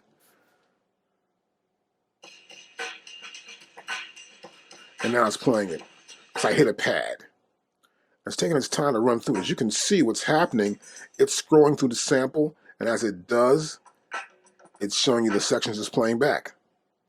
So I can pick out the parts I want.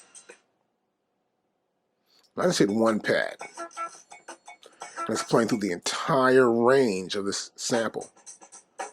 And we see the little red flag right there in the bottom. That's the end of it. Right? So I got to this part right here, which is the beginning, that I want to probably keep, let's say, and just test out if I can get to that point.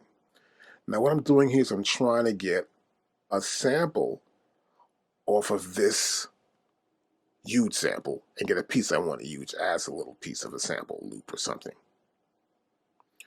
So we need to understand more about the pads before we can go further. Now when you're in sample mode, these pads light up. And so this first pad will play the entire sample. No matter whether I've come here or brought the end to there. Let's say I pull this end up somewhere. I pull this end over here and I start to play it. This will play the entire sample. See? It's going to keep playing it all the way to the very end. So let's pull this over here. I'm going to pull this right about here, we'll say, right? And I'm going to hit this pad here.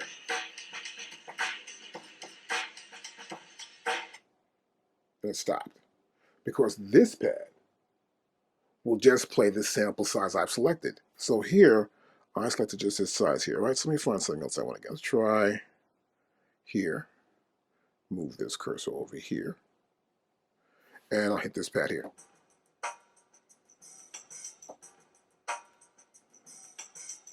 It's only playing that one section. So this only plays the sample.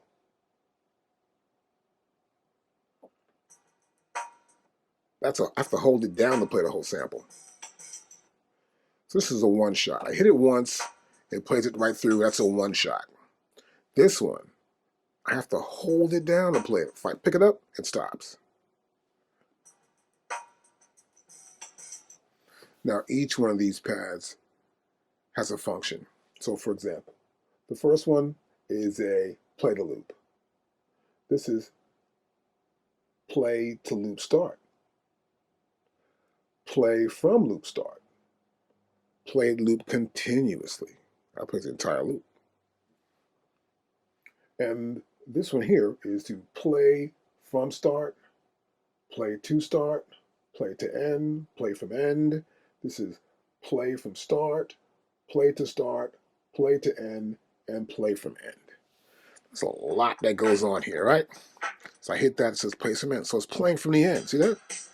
I go back here, and it stops. Because this one here says, if you hold me down, I'll play. But if not, forget it. I can tap here. It's playing from the end of that sample. This is playing from the end of the sample itself.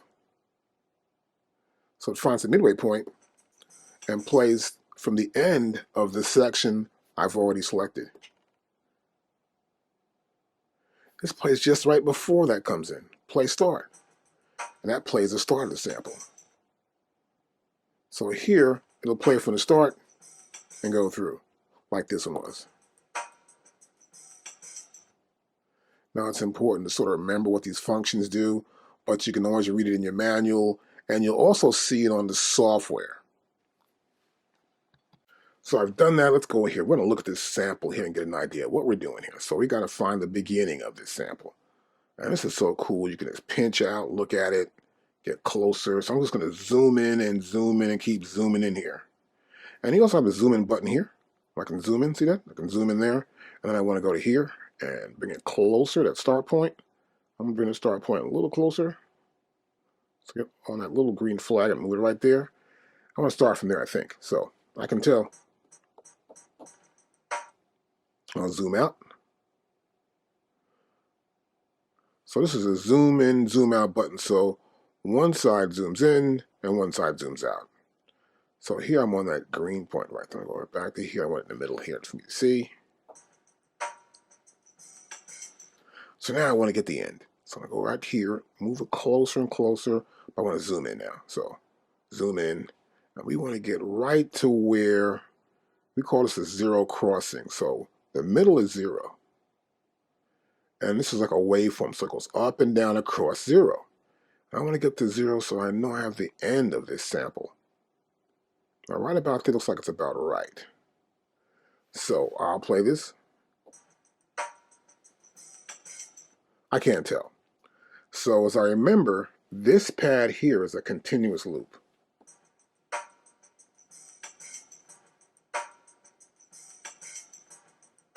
And you can see we're looping the sample up. Now, this is important to understand, that when you're actually trying to loop up loops, you want to make sure that the beginning and the end are exactly where they should be. As you can see, I stopped holding that pad down. This plays over and over. I just stopped it real quickly by hitting that pad.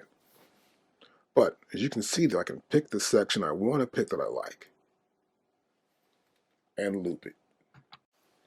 So here I have another new sample I've zoomed in on, and I want to show you something else here. If you select the start, you can look at the start. So let's say I zoomed in a lot more. I'm trying to zoom in more here and get a better feel for this sample. See, it's going to curve up here a little bit, so I think here's pretty good. So I'm going to roll back a little bit to get an idea. Yep, it's not curving up much, so I'm going to probably come in somewhere right around here on this sample, maybe. I see it getting ready to take off, so I see the curve there. I don't want to get too close to the curve. Make sure I'm really close to 0, to the middle, when I get my point to start. Now, that's the start point. You notice the start point is sort of already set there. You see the red lines around start. If I tap here for end, I can see the end. And then I can go to here and move this closer and get to the end. And this is a cool way, just if you are zoomed in all the way, you want to see the beginning and the end accurately without having to zoom back out and in. That works. So I've got a sample that I took that I like. Okay, so I'm looping it here.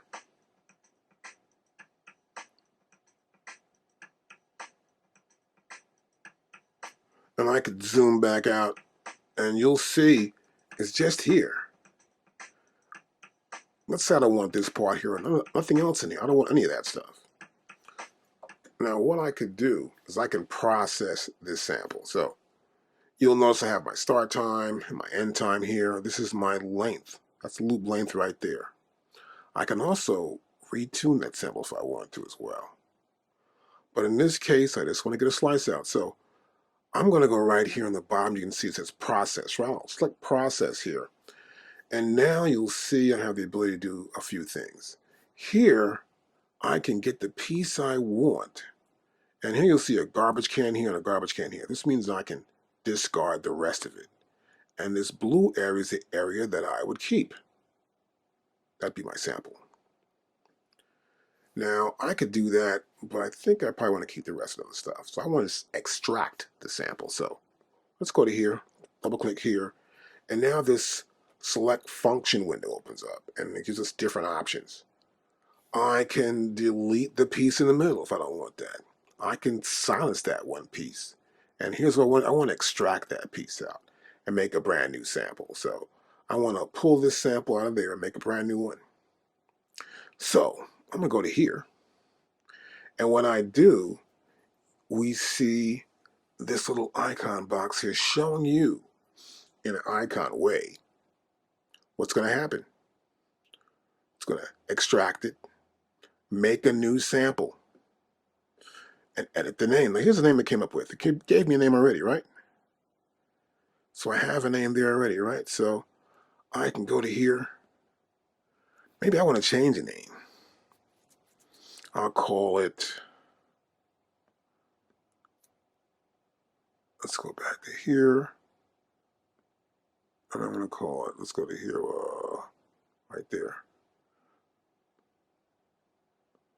Back up one more space. I'm going to call it docs and loop. And then do it. I got a name for the sample now. And I'm going to press do it. It processed it and it did it. But we still have the same sample right here. So I need to find that sample again, just in case I just want to see it. Without seeing the rest of this here, I want to find that sample. So I'm going to go right here, double click here, and we're looking for it. So maybe it's in alphabetical order here. There it is.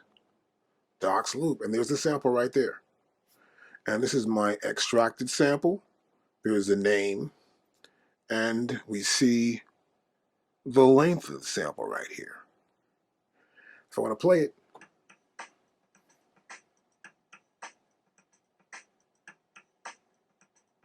that's it. Now here I've got my sample, and I sort of like it. It fits, it's good. And when you get a sample, you want to make sure the sample is that peak volume. As you can see here, this is the waveform, and we have a left and right stereo thing going on here. And we're going to make sure that the sample is at the maximum peak loudness at the part of the sample that is the loudest part of the sample. Now you see you have these pieces that peak up and down, and this is probably the loudest peak, and we're going to make sure that's loud enough. And what solves that is by using normalization. So here, we'll go back into here. After extract, we have normalize. And you can see from the icon here, what happens is that we can take a low sample and raise it to a peak here, where the loudest section, which is right here, is expanded to reach the maximum peak without distortion. And so what I want to do here next is I want to do that. So I like this. I just want to check and see if it will do that. And then we want to normalize. So I can say do it. And it does. And we'll play it back.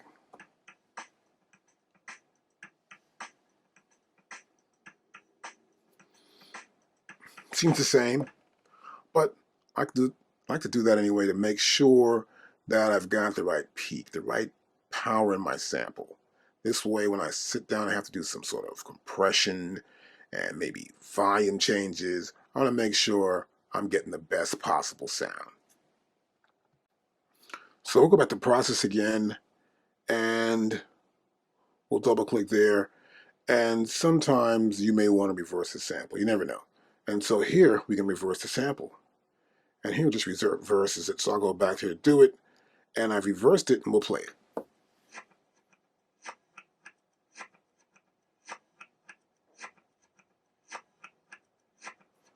Pretty cool.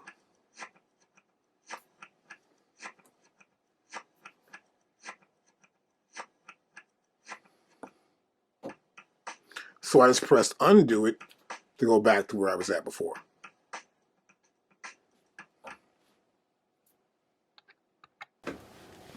Now you can also take a sample and you could fade in. So it just fades into the beginning. So it's a linear fade right here.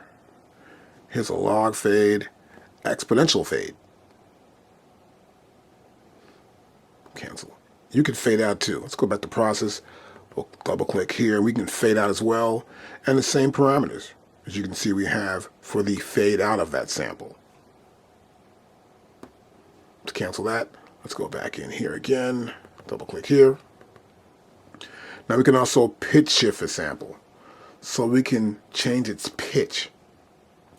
Now when you do that, you're actually going to change the pitch of all the drums in this particular sample.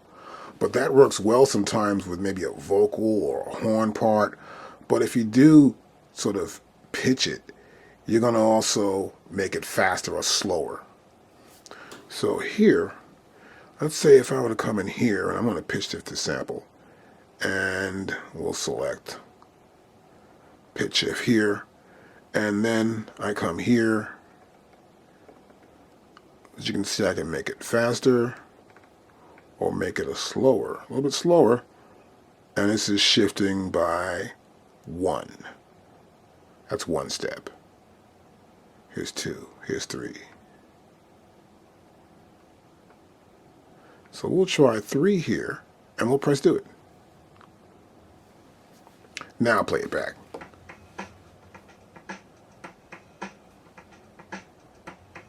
So it's a little darker, a little lower, including the snare drum. I'll stop that. We'll undo that. So you can hear it now, the difference when I pitch shift it down. Now we'll stop that. Now next, I don't want to pitch shift it, that's for sure. But what I want to do next, you can turn my little dial here, I can time stretch it. Now sometimes you're working with a beat and you may want to fit a particular tempo. Maybe the rapper needs that, or a DJ wants to have it fit something in a special mix he's making up, and he wants to take this one loop and he wants to probably take it and use it several times at maybe different speeds, or have it just one speed. And here's where you got to think about what you're doing. Now, for example, let's close this out, let's cancel this out. We know this loop is about 4 bars. So we know it's 1, 2, 3, 4. Loop 1, 2, 3, 4. That's 4 beats. We'll go back to the process again here. And you can see it says beats. So I'm going to move my cursor right there. It says 8 beats there, right? But it's not. So we're going to tell it what it is. This is 4 beats. So at 4 beats, the original tempo is 107.5. And you can see that right there. So now I got my original tempo set up, and I see it's 107.5. And what do I want to do next here? I probably want to make a new tempo, right? So here, I want a new tempo. And I can turn this data wheel here. As you see, I'm turning it. It still has that 0.5. I mean, I even want that. So I may want to go to something extreme just for an example. And I want to open that up maybe. So I just push this button in now, and I can really get me a really good new tempo. I can go back in here, and I can go like that and press do it. And now I've got the tempo I want, which is 120. Pretty fast tempo. Now this will time stretch the sample. And what that means is that I'm going to keep the same pitch of the drums. We're just going to stretch it out so it fits, or squeeze it in to make it faster without correcting the pitch of the sample. So if I like that, I can press do it. And now,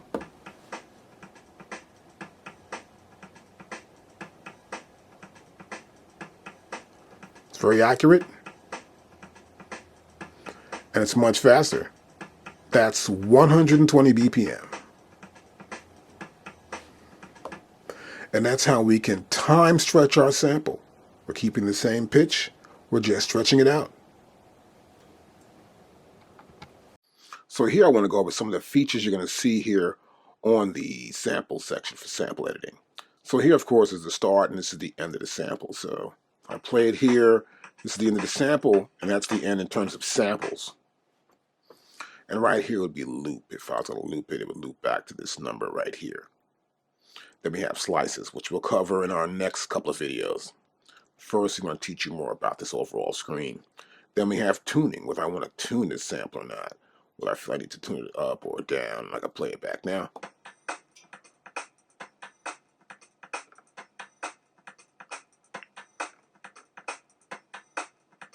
See, it's up, way up there.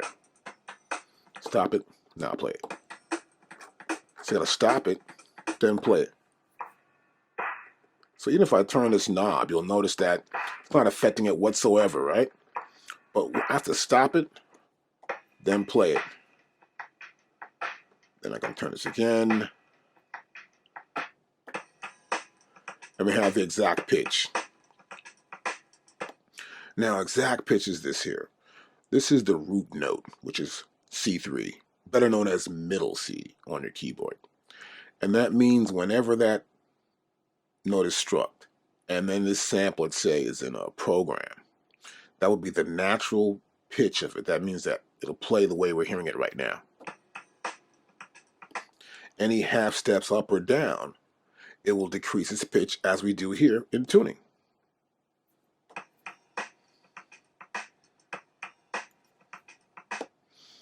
So, if I were to make a key group, middle C would be the natural pitch of this sample, the way we're hearing it now. Now next, here in the bottom are just destinations. For example, this is trim. And in trim, you'll notice here that we have the pads. And these pads are set up in this way, as you already know, if I explained before, in various ways. So I can actually play a sample from the beginning, or hold it down to play it, or this will play straight through to the end as a one shot. And that's set up for that purpose. And that's trim. Now, if I go hit a program, you'll notice that this pad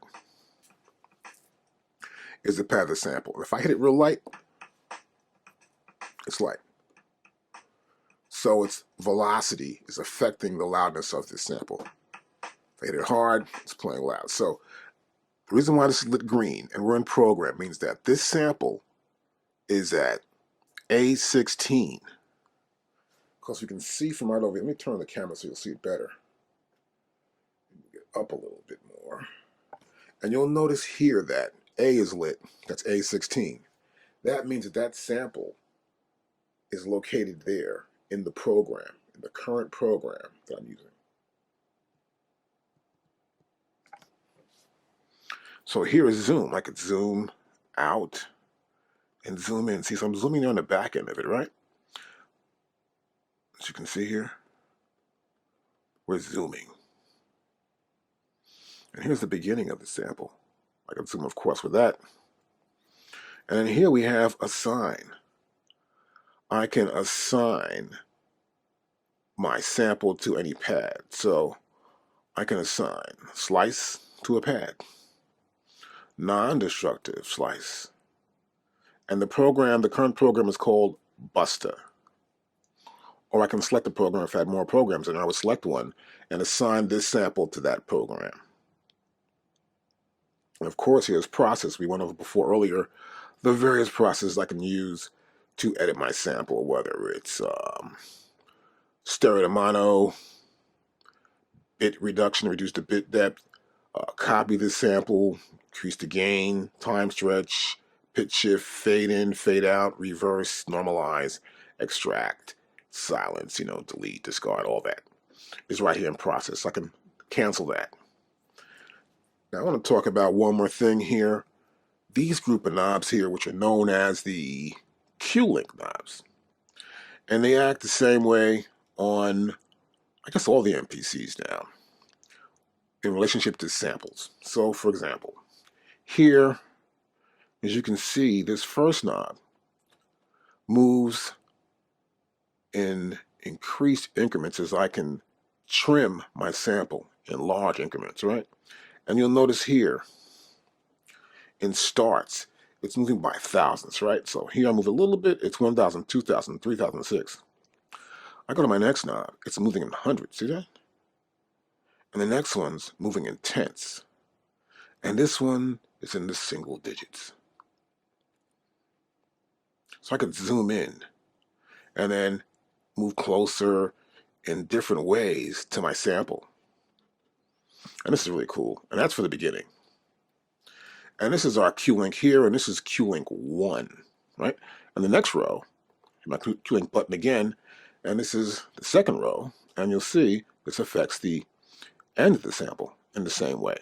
Thousands, hundreds, we got tens and single digits.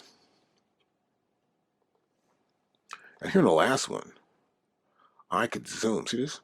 I could zoom in. Cancel that. I'll go back to here. So I could zoom in anywhere. See, I'm zooming in from the end right there.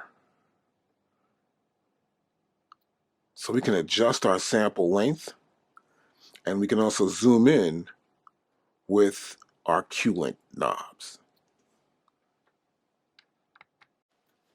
So I've loaded in a different sample, and this is a new sample, so we'll play it from here. And this sample is 90 BPM. I'll stop it. And sometimes what you want to do is you may want to take a sample and put it with a track and sort of like keep it lower or louder or however. And in this case, what you could do is, let's see, we're going to go back to main here, and we got a track here.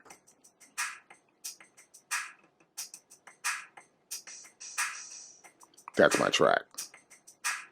Now I'm going to go back to menu. While it's playing, go back to sample. I'm going to try and trigger the sampling time.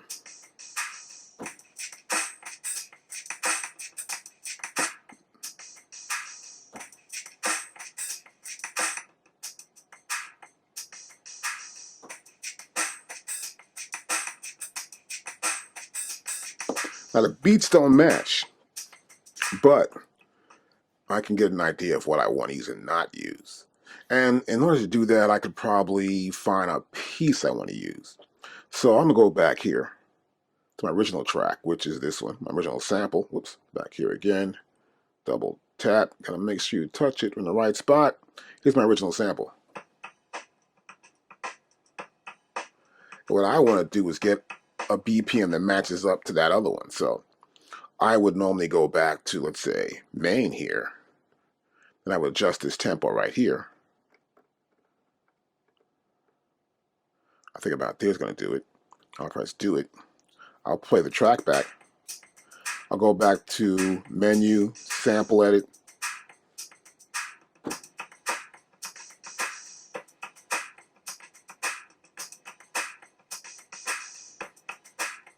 As you can see, it's working.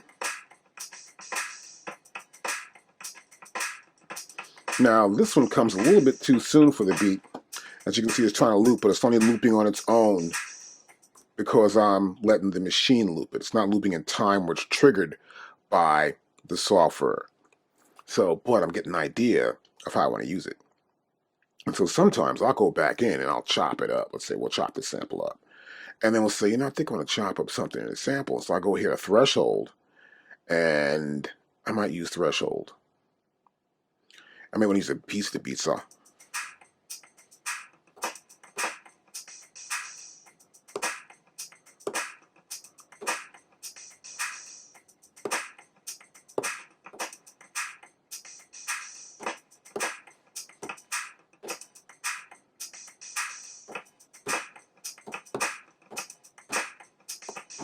So I'm just using sections of little pieces here just by tapping a few pads.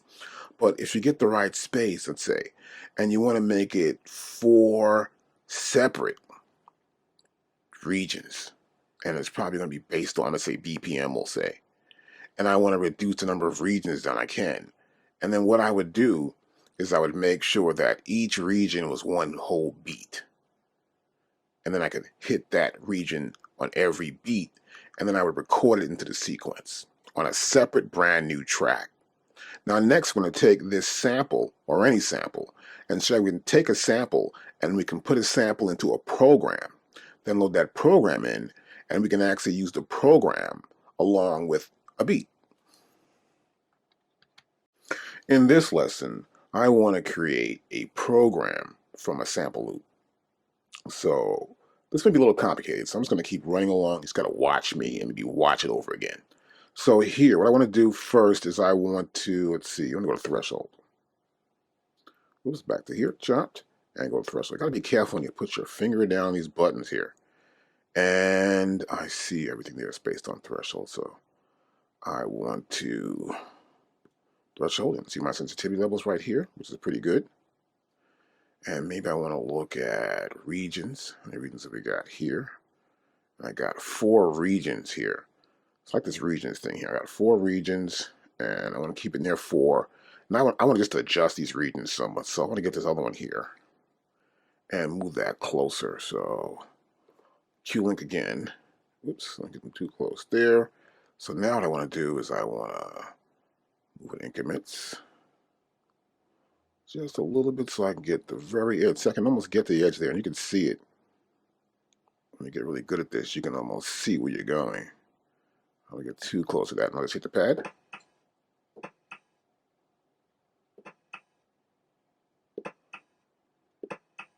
So I don't want that snip. Get back a little bit. Yep, back more. Then it's pad. Make sure that's right on the snare drum right there, right? So go back to here.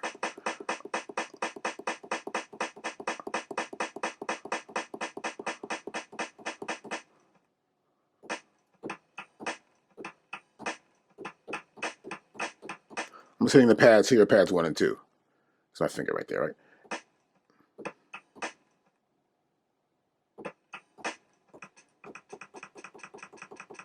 It's only closer to this one here. So I'm trying to make sure I'm close enough but not too close.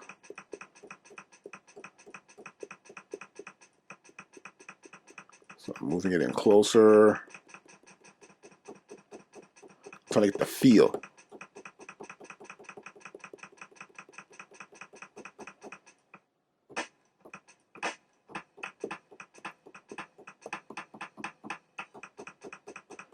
So I hear just a little bit, I'm a little off there.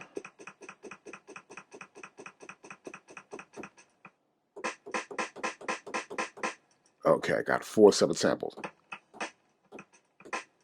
So I'm hitting them in a row there, and I like that. So now I'm going to try and convert this. I'm going to go to here, and as I hold the shift button down, you'll see here on the bottom, it's changed. Our options are now snap, process, and then we also have convert. I'm going to convert. And here in convert here, I can convert my samples into a program. So here in this dialog box, I can convert my sample and assign them to slices or whatever. So the first thing I'm going to do to convert to a program, here in the convert to field, right here, I want to find, let's see, here it is. New program with new samples. I want that. Then we've got, I want to make sure that the crop samples is selected. Then create new program is selected. So we create a brand new program. Next, I want to make sure we create events. So right there. And there it says bars, right? So I know this thing is not 2 bars. It's 1 bar, right? I know that. So make sure you have the proper amount of bars there. Because once you create events, it asks you about the bars. That's important. Now, once that's done, I just want to press do it. And it created a brand new program. So once I did that, and the MPC recognized I want to make a program, create events, it's 1 bar. It now took the sample loop and it put it in the track we heard before. I just play here, we'll hear both of them.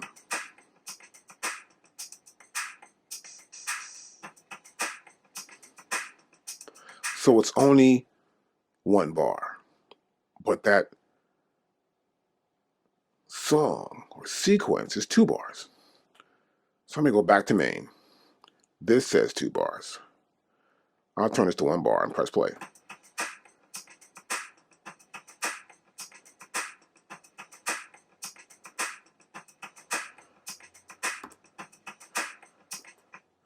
Now what I can also do, I can go back in and then just re-trigger that for the 2nd bar.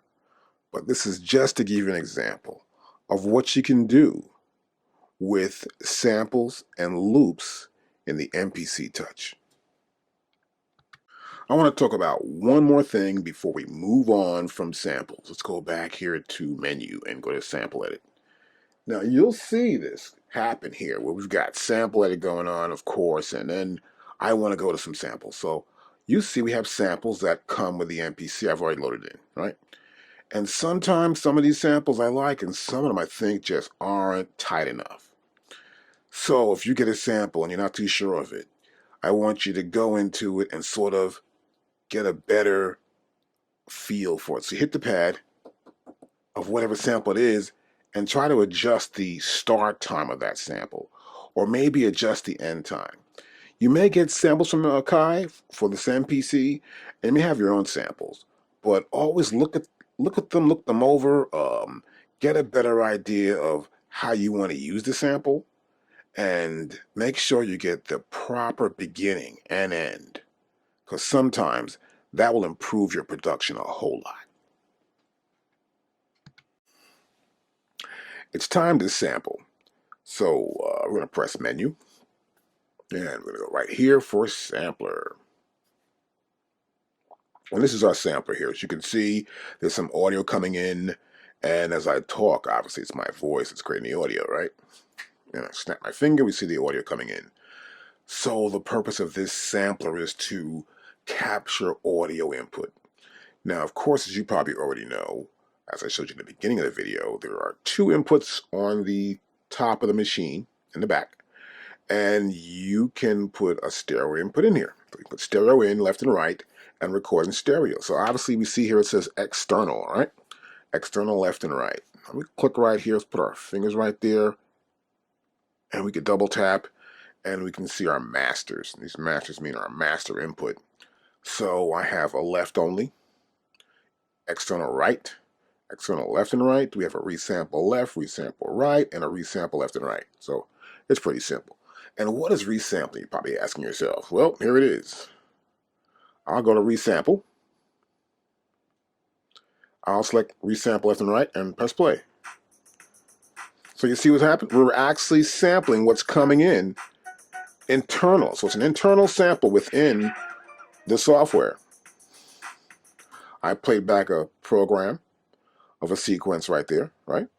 And it's playing it back, but you see the audio levels rise up because it's sampling internally. So let's go back here to external, and there's external sampling. Now you'll see this little red like track here, this little red like almost like a fader, and that's actually a threshold level indicator. Just thresh there, and what happens, it will sample if the sound goes above that threshold level. If it doesn't, it won't sample.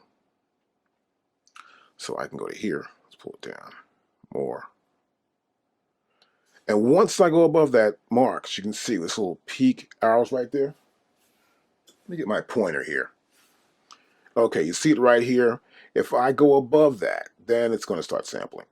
Now right here we have our max length right there. See that? So I can set my length and go to here. That says 20 seconds. But I can always turn the dial here and I can go to, let's say, 30 seconds or whatever I want to set it for. Because we are using the power of my computer. So depending on how powerful your computer is and how much space you have left, it will sample. Now, of course, you can set sample length here too, but this just tells you what the sample length is. This is the max, and this is what the length is when you start sampling. This is the arm. That means we're getting ready. It's arming it. It says, okay, we're ready, we're getting ready, but the minute that sample crosses this threshold level, we start doing it. And we can do more than that. So here, we have stereo or mono. So we can do stereo or mono. Now what that means that we'll take the inputs and make them into one input. There won't be this stereo field going on. You can also add effects to whatever you sample in.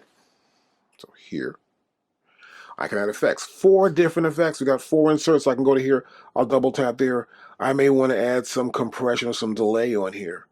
What do we got here that we can add? We can add some delay. Here's a delay right there. We can add delay to that sample. Bam.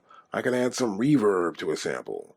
To get really extreme with this thing here. Let's get some reverb up. There's a flanger. We like a flanger too. That's always kind of cool to have a flanger. But I better get a reverb since I did say I wanted to try a reverb. Here we go, a large. Let's go to gate. Oh, with large one. That's good. And so I put those in, as you can see, and now we have them. So here I can also off or on. See that? I can turn them on. I can turn them all off. Oh yeah, look at that. So I can control whether I want those effects to be on or off from right here. This is really great. So the touchscreen is kind of cool to do that. Makes it much more easier. You can move faster. And if I want to start doing this, I'll go to here. And when I started talking, oh, see that? I started talking and it started sampling. You see that? I know you saw that. I saw that.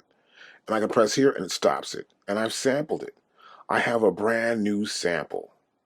See that? I can put it in the program, it's the current program I have there. Or I can select a new program and put it in that program. Of course, you go here and tap. Let me tap again.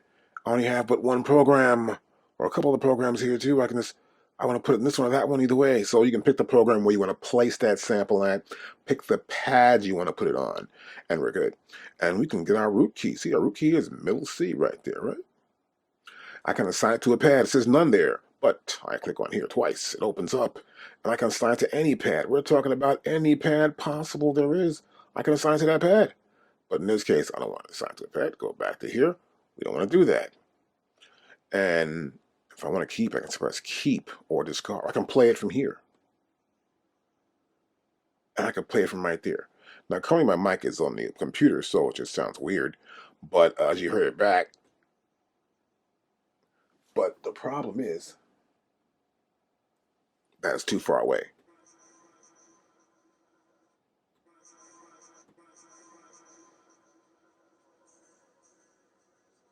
And you hear all the effects, right? But you get the idea. You can sample in, you can get a vocal, sample it on a track, take it and place it where you want to place it at. And this is how this sample section works. But you know, I don't want that sample, so I'm going to press discard, and I'm ready to go again. And we're going to do the next lesson now. I want to do something different here. So let's go to here. We're going to do this pad mute, track mute thing. So I got a track.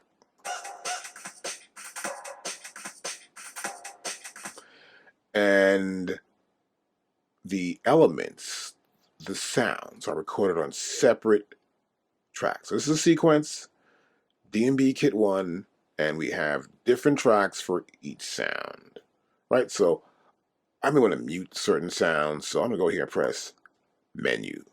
I'm going to go to pad mute, and here's pad mute. So here's pad mute right here, and we're going to go to pad mute. See me press the button, that's for pad mute, and I'll play from the top.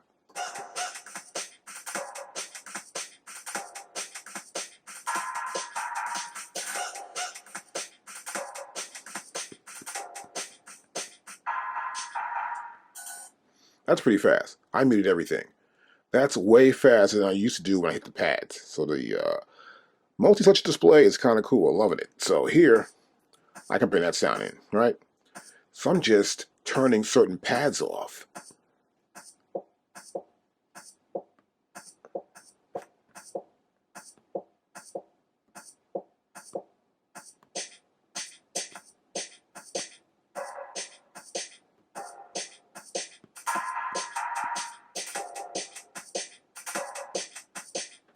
So I'm just turning pads off and on.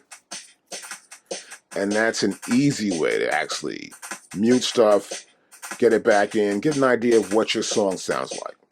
Now in this window, it's obvious, of course, here again, we see the current placement of the cursor as it scrolls through. Bar 2, bar 3, which is really great. And you see it slide by here. We see the program we're using right there, right? And then we see a configuration here. This is pad bank A, B, C, D, E, F, G, H. So if we had sound on all these different pads, I would just select that bank, or select this bank, and I would edit that and go back at the next one. So it's kind of cool.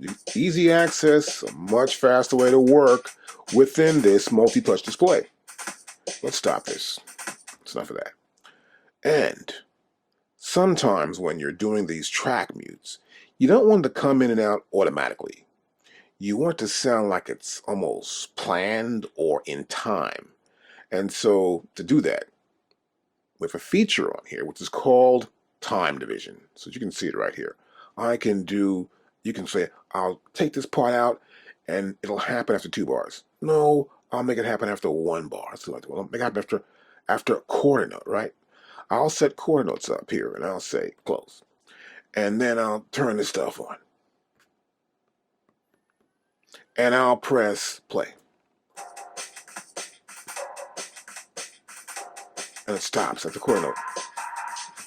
Let's go back. So it's pretty fast. Let's go back to time division. Let's make it one whole bar. And now I'll close this. I'll press play. I'll hit this. See it blink? Now it's blink. Then it comes back in. So see what happens when you actually hit it. It waits for the bar to come to the end, and then it comes in or goes out. So when it's red, that means we're muted. When it's green, that means it's on. So we can have it cut in and cut out based on our time division. And that only works when this button here is pressed called TC. Now watch, I'll put TC off now. I'll do it again. See, it comes in and out fast. I can touch them quick and move them out. Take this out, take that out, take that out, take this one out, they're all out.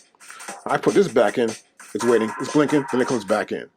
So when that TC, which is standing for time correct, is on, and then we have this time division set up properly, it will take our muted sounds in and out based on the time division. Now, another great feature in this pad mute setup is the ability to mute several pads at once. Because sometimes we want to take out the kick, the snare, and the hi-hat at the same time. So I can press play start.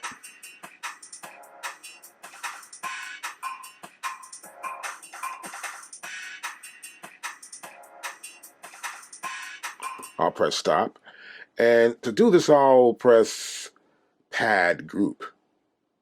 We can have up to 16 different groups. It's a lot of groups. We have a lot of pad banks too, so it's good. So let's see here. I'm going to go to 1. As I go to 1, you'll notice here that there's a little 1 in this 1 pad. Pad A. 1. I'll go here. Nothing's there. I'll press 1 again for there. Ooh.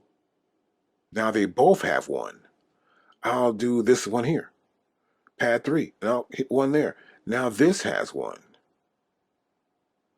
I like that. Now, if I go back to play and go back to pad mute and I hit this, they all stopped. See that? Those 3 pads stopped at once. Let's go to pad mute even while the song's playing. I want to make this one 1. That's 1. Wait, that's 3. Let's make it 1. That's 1. Make this one 1. Now I go back to pad mute and I'll take it out and put it back in. Now they're all muted. You saw that? While this track is playing, I selected new pads to add to my pad mute group 1. Let's take it out. And of course, my timing correction is there, so it waited for it to come back in on that bar. I'll take it out again. Out. So I can mute whole sections. This is a great way to practice and to figure out whether you want to take certain parts out of the mix. And say, well, no, I'll change that group. So I go back and hit a pad group and I say, you know, I don't want this to be in that group. I go to off here and hit off. And now that pad is out the group. And all the ones that say 1 are in the group. I can go, of course, to here. So I put that in 2 now. And you're going to be in 2. And this one's going to be in 2. And this one's going to be in 2. So I've got 2 groups. I got the 1 group and a 2 group. I can go back to pad mute. I can press play, start. Put this one back in. Oop, that was still out. Put it on. Pop it out. When I do, the other ones came out now.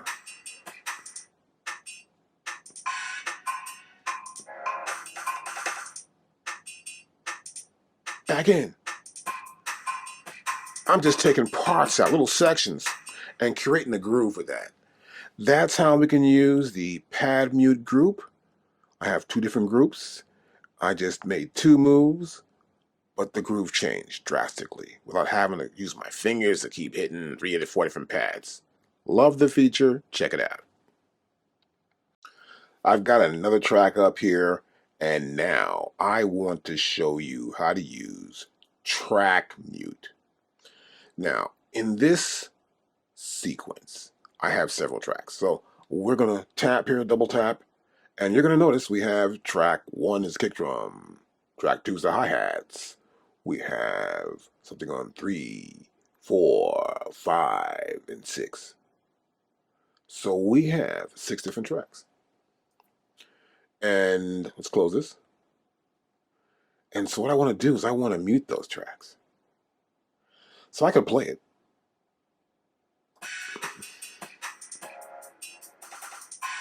And I muted the kick and snare. But I want to mute other stuff too.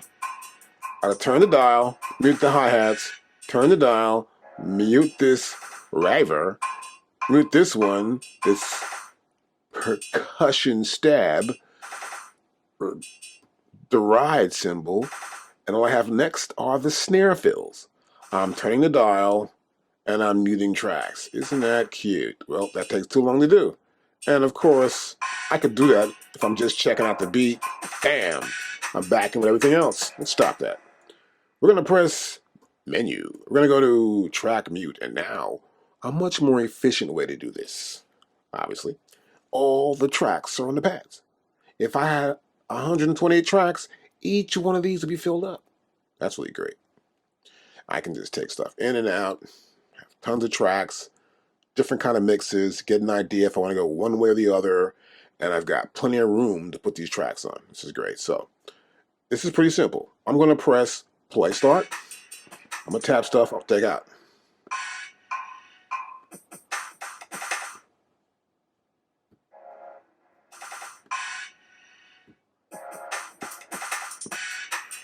Put stuff in and out. I got 3 fingers here.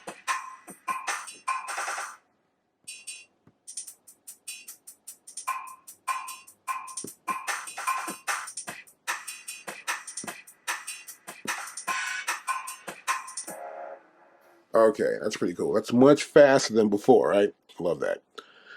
So I can take them in and out. I can also use my time division. So sometimes I don't want them to come in automatically. I don't want to hit it, it comes right out. Because I might be in the middle of a phrase I want to have that emphasizes a certain sound and feel. So what I'll normally do is I may put it to, let's say, a bar. This is 1 bar. This is just for the purposes of this demo, and I wouldn't normally do this. And I'll close this out. I'll do like maybe 16th notes or quarter notes. And I'm going to keep this TC on, which is time and correction. I set up my time division. And now I'll play from the start.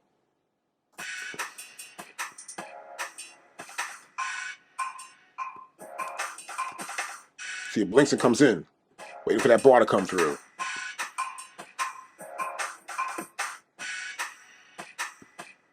So you see what happens? It's like waiting to come in. You see what happens. Let's stop that. Let's go back to time division. I'll try something else. Let's go here. We're going to go 2 bars, right? We're going to close because it's such a fast song. I'm going to press play.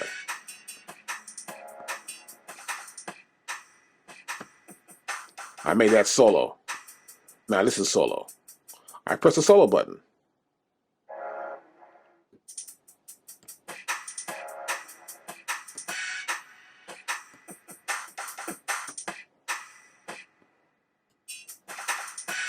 So I can press the solo button, come in and out too as well. Back in with that right there. And it's back into 2 bars. See that? 2 bars. So don't wait for 2 bars, it's back in. So you notice how it blinks. It's waiting for the 2 bars to go by. I can also set my track mutes into track mute groups. So here, for example, I'll select the track mute. And here you notice that we have options. We have off, 1 through 16. So I may want to make this a group. So I'll press 1. And I want to make this stab a group, part of that group. And I'll press 1 again. You'll notice now that there's a 1 here in the upper right-hand corner. 1 here also in the upper right-hand corner. And that means these are the same group guys. And I'll go back to track mute. I'll go to here and press play start. And they popped out. You saw that? You saw that, right? That's kind of cool. I put them back in, they're blinking, and they come after 2 bars. Of course, my time division is set here. I'm in time incorrect, and it does that. Let's try one more thing. Let's go back to here, play. Let's go to here, solo, make it solo. See, solo doesn't work, see? Solo just does 1. So if this is part of the mute group, solo will not work with the mute group. It's important to realize that. I want to try it anyway. And you can see that happen. I can do it again. I can go back here to the track group. I can say this one, I want it to be 2, and this one to be 2, right? And so I have 2 different track groups. I go back to track mute. I hit play start, and I can go to here, and they popped out.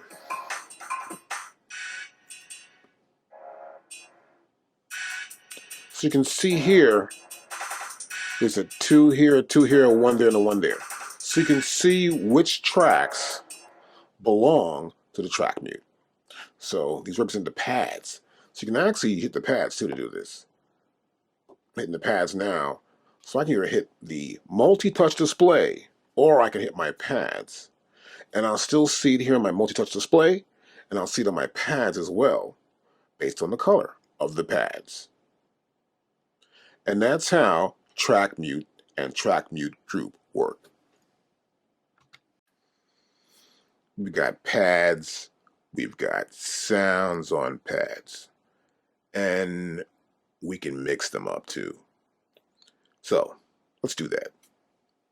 We're going to go to menu, and we're going to select pad mixer right there. As we do select it, you'll see we have a lot of different options here.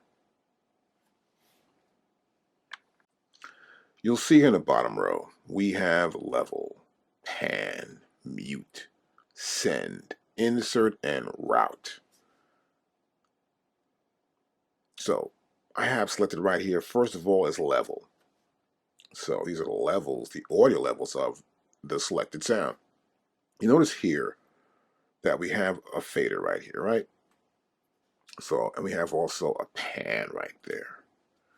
So if I go up to here and I increase the level, you'll notice that the selected sound here, which is this kick drum, we're going to hear back. So let's bring this down. Let's play some music. And this is the track I'm going to work with. I can actually solo that. And that's this sound. You can see it popping up here. This is the sound. This is the audio level vertically. This is horizontal here. And I go up to here. I just increased the audio level, right? So it's much louder than it was before. I want to cross 0 dB here, of course. So I can control the audio level of each sound. Let's try the sound right here. That sound's still playing. See, that's why I have to go back to here, unsolo that sound, and make sure I don't hit the mute button at the same time. Because they're so close to each other, you might hit the solo or the mute button. Be careful of that. So, let's say you want to try and mix your sounds up and get good levels. Generally, what I'll normally do, I'll go here to mute, and I'm going to mute everything else. As you'll see, as I tap mute, these items are muting, right? Now, I can do this too. I can turn this dial here. I'm using my Qlinks here to mute items also as well. You'll notice there's a little like rectangular yellow line around that. If I go to Qlink here and I click it one more time, the line moves up and I can mute the next items I want to mute. Right? And now the only item playing will be this kick drum. I'll press play. I can go back to here. Level for that. That level is good. Then bring this one in. So I tap it up to hear what that sound is like. So I can select the sounds I want to mix up and then hear how they sound, get levels.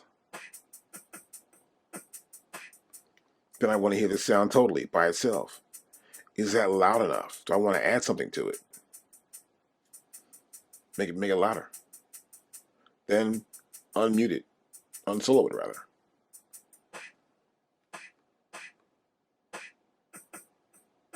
So I want to make sure I don't hit this mute again. There you go. And now we can hear the 2 kick drums and the hi-hat. Unmute this.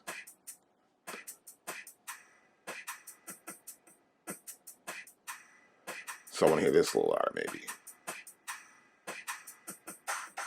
So I'm just unmuting stuff as I go along. And I want to unmute some of these pads to hear what the mix sounds like so far. So my kick drum might be too loud for me now. So I won't go to mixing. I'll go back here to mute. I'll take out the mute. I'm going to go right here. And I want to check the level out here and bring that down. Until I get everything right. I'll go back to mute again because I know there are items still muted. So you got to be aware of what's muted and what's not muted.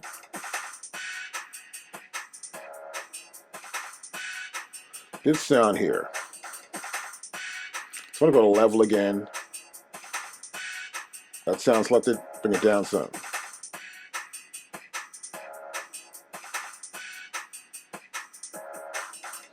This sound. I'm going to bring this down.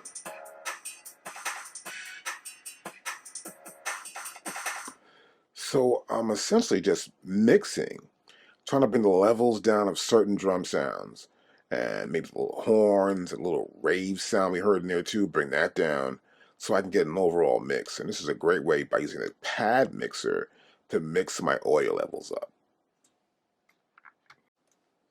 Now here, next level, we have panning. So this is pretty obvious. We can go left or right or dead center. And you'll notice here, of course, the yellow line going around this row right here, meaning that the Qlink is locked into row number 2. And so I can just turn my knob here, as you can see, and I can pan either totally left or totally right, or get right back on center by using my Qlink knobs. And I'm right there. I can do it for any one of these, of course. And to go to the next one, I'll press the Qlink button. And now you see I'm in 3. I'm in row 4, and I'm back to the first row, row 1. So these buttons work correspondingly as 1, 2, 3, 4, and you'll see this here. So it makes it much more easy for you to pan and to see it here on the UI, user interface, to get an idea of am I right or how's it going to sound and what's here, what's there, which is kind of cool actually. And you got to really move it really carefully. As you can see, as I'm doing it here, I'm trying to make sure, if I want to get it back to center, I want to make sure I slowly move it and get it right back at center. Which can be difficult, but there it is. Sort of pan back in the center again. Now we also have mute, as we showed you before, and we have a send. So we can send audio sounds out here with the send. Now what I want to do first though is probably create an insert. And you'll notice here that every time I hit a pad, this section to the left of my pad mixer displays the current pad selected. We're also in the program mode right there, right? So I can also obviously double click here and select my pads and scroll down. Let's say pad 1, leave that on there. I can go to program and select my program if I had more than one program, right? So let's use the kick drum here. And we're going to play it. I want to solo it.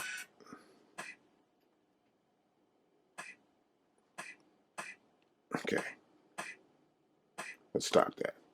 I may want to add an effect to this one sound in my pad mixer.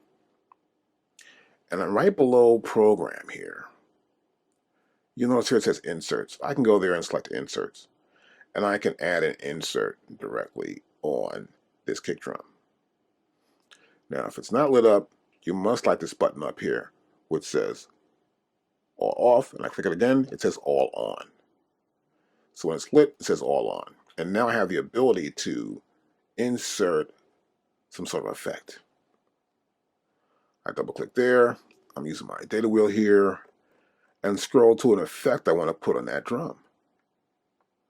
So in this case, I think I'm probably going to use a compressor.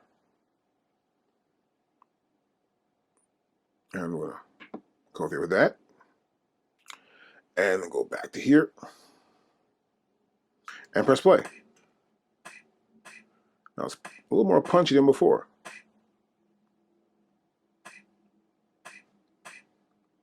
I click there again, I can see my compressor.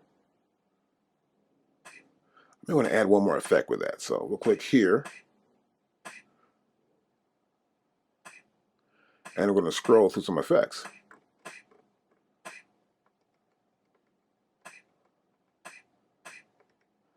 Let's see if we can get some sort of EQ on here.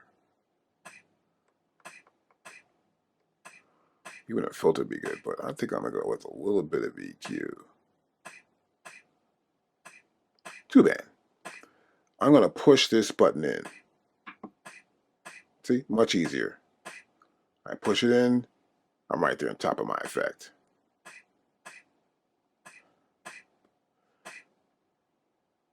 Now, I'll unsolo it. I can hear it in the mix.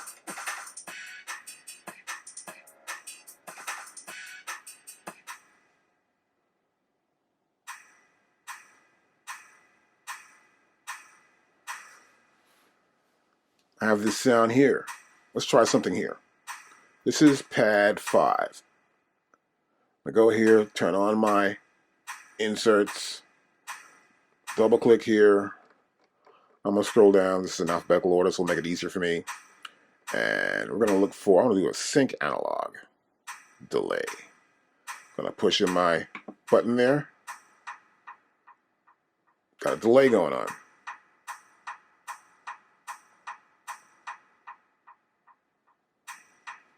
Let's go back out of this. Let's unsolo it.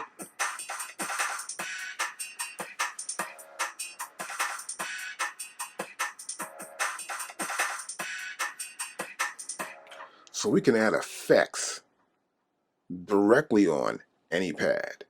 And each pad can get 4 effects if we want to. Okay, so here I've got this little horn brass percussive like hit. So I'm going to go back here to inserts. We're going to go here to insert again. And then we're going to go back in and get my effect and turn my dial and find the effect I want to use. This one again. I'll click there. And I want to show you one more thing too, actually. When I get this effect, you'll notice here that it shows you 2 in, 2 out. So it's a stereo effect. So be aware of that too. And we'll close this up. And I'll close this window. And now I've got this horn hit here. So now I'm selecting here in the bottom row here. I'm going to select send. And you can see send is selected. And next what we're going to do is we're going to play the track. Let's solo that track since it's selected. And you can hear a delay. Now the thing about using effects and inserts and sends is how much do you want to send the original signal into this effect, which is normally known as the wet dry thing. So I'm going to use a send here. So I'm going to move this Qlink, as you can see, the 3rd row. I'll select Qlink here. Now I'm in the 3rd row, and we're right here, right? So that means that this one will control it. Now watch this. I want to increase the amount of dBs. How loud? See how loud it is? Pretty loud now. Now bring it down again more. And I can control the amount of the effect on the original sound. Now we'll unsolo that.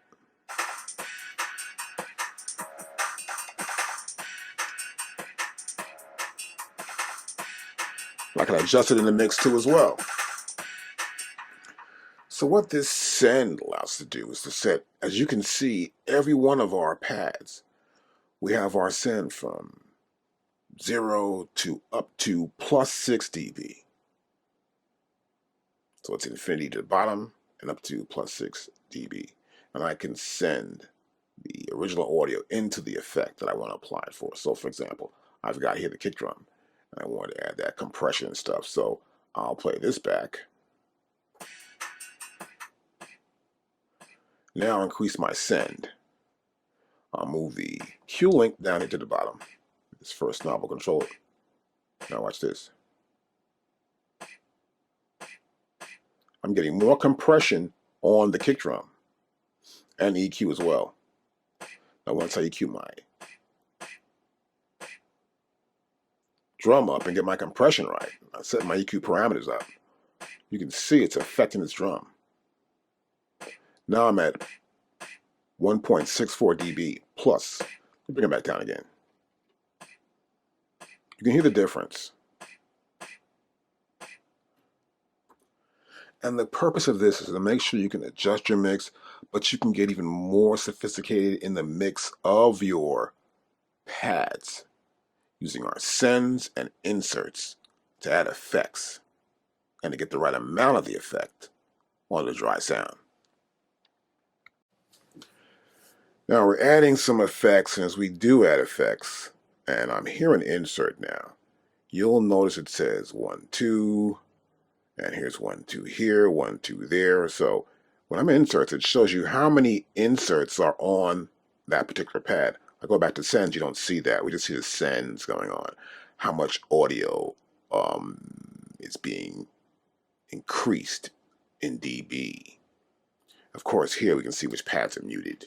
Here we see how the pans look. So it makes it much more easier. So here in insert, I'm sort of adding some stuff. So I'm going to just play it, and you could watch a little bit here.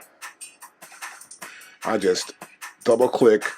It makes it easier rather than having to do the insert the other way I was doing it.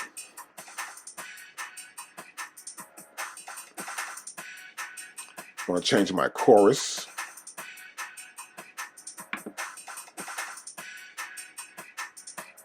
The horn's got more chorus on it.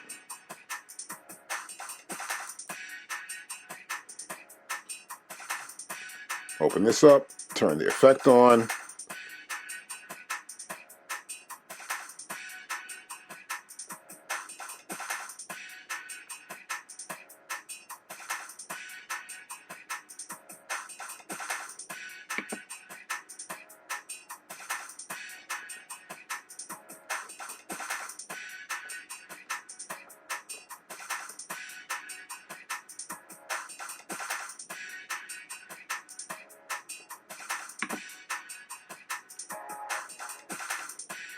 Our frequency shifter.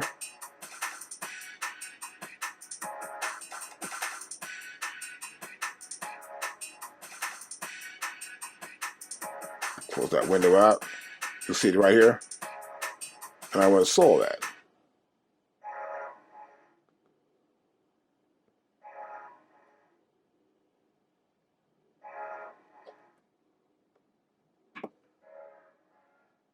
So flanger.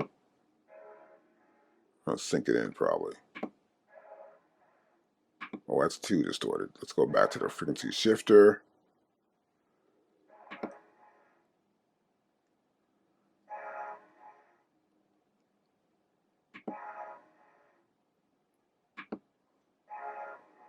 And I want to get a bigger chorus. Let's go 4 voice. That's better.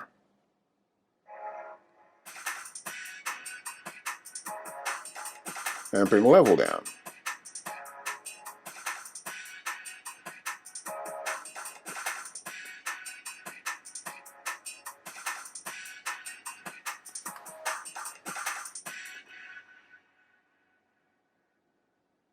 And my delay still works. So we're adding effects. We've got our inserts here lined up. Our sends, the mutes, the pans, and the levels are right there. This is a great way to mix up your track, get an idea how it sounds, apply some effects if you like them, and then get rid of them if you don't need them. And the last option we have here is route. So you can route signals. Now the deal with this is, let me go hit a route. So I'm in route, and I can click here, and it's a program, and this is routing right here. And you'll see it come up here. I can route it. This is routed through the program. So whatever program is set up for the pads, that means that it's routing this audio through the program. Now on your computer or on my Mac, I have this thing called audio MIDI setup, where I can route signals through something if I have a separate interface device. And so here you'll see we have different routes we can use. Subs, we have 1 and 2, which is my main output here in this machine. There's also 3 and 4, 5, 6, 7, 8. You can see here. I can set up different routes to send outputs. Now, also, if I take this software and I pull it up and say in Pro Tools, I may want to route some certain elements out to certain tracks or something, or Logic, or a software that's sophisticated enough to route this signal from out of my MPC software and through its own routing system. So that's how this route works. Track view is kind of important. You want to see what's on each track, maybe get an idea of the solo or the mute. It's an easier way to view your tracks. So, for example, here's track view here, and I can see the tracks there. Right, I go here, I double click, and I can see which tracks I have. I have 1 through 7 tracks, but I don't see anything about those tracks. And you'll notice here on the left-hand side, we have a couple of options besides this home and grid.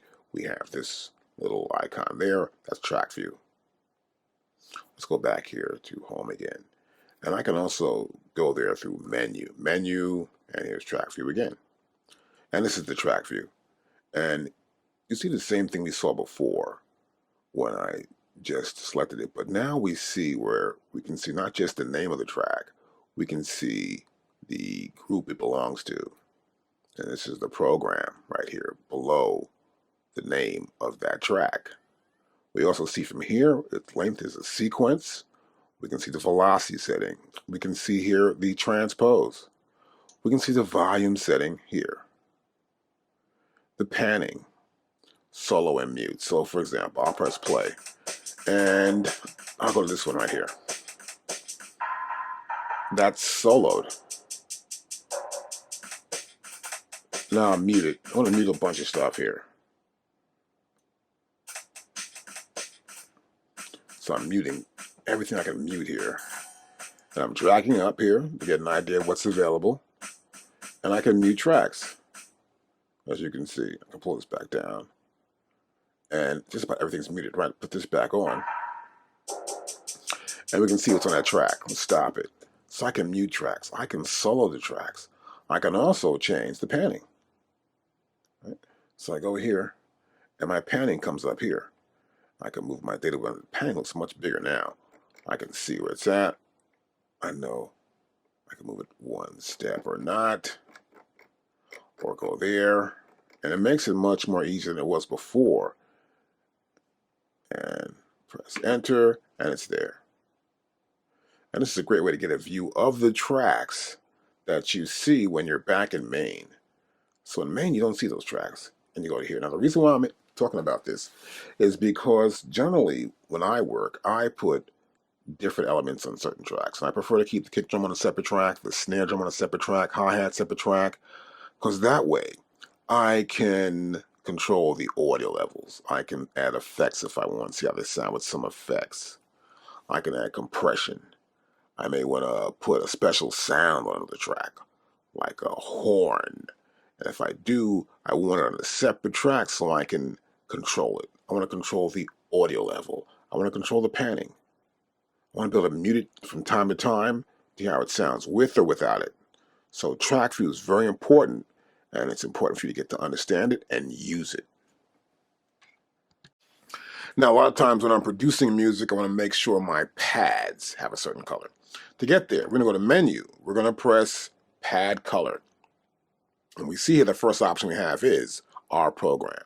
So you're going to make sure you have the right program selected, because that's the program we're going to put the colors on, right? I'm hitting sounds here, they're all red.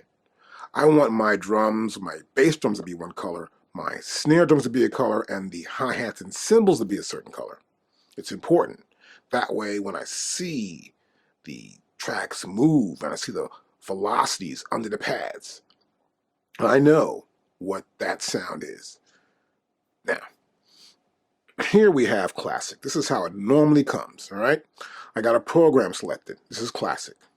And so in classic, obviously, as you can see, let's play a track here. And you see some sounds are lower velocities. So it's a classic look where if it's a low velocity and not much velocity, it's going to be almost a yellow amber color. And when you hit it real hard, it's going to be a red color. And you can see that here in the track.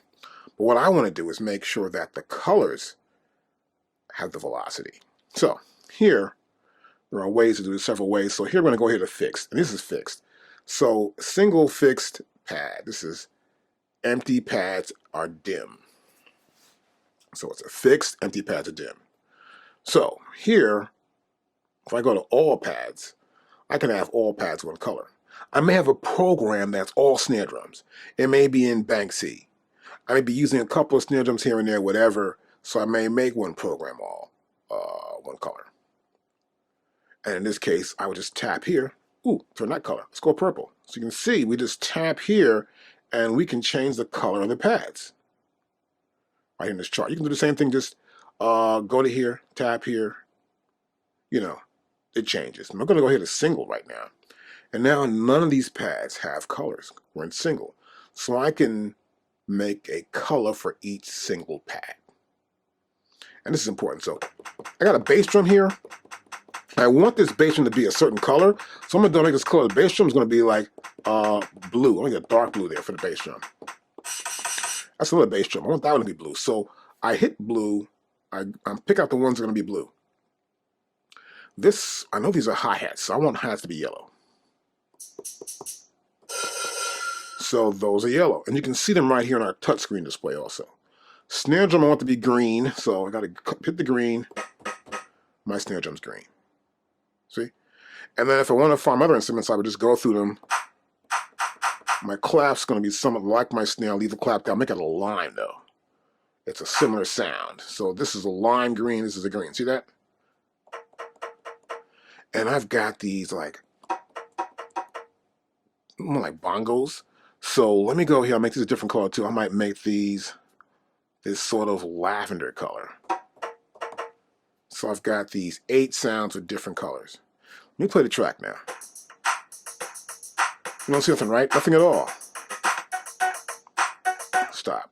So we've got it fixed. That means it's a fixed color. It's fixed. It's not moving. It's just tightly fixed right there. So I'm going to go here. I'm going to double click this, and now I want to get velocity set up here. I want to see the byte velocity. Let's go to here, right? My byte velocity. And now I want to play. You see the velocities. Now you can see the velocities in the pads that have colors on them. See? That's a bright velocity. I can go back to here. I go for a dim velocity. And now you see the pads got dimmer. Now if I play here, you can see the pads, their velocities are going from low to bright as they're hit. Look at the clap.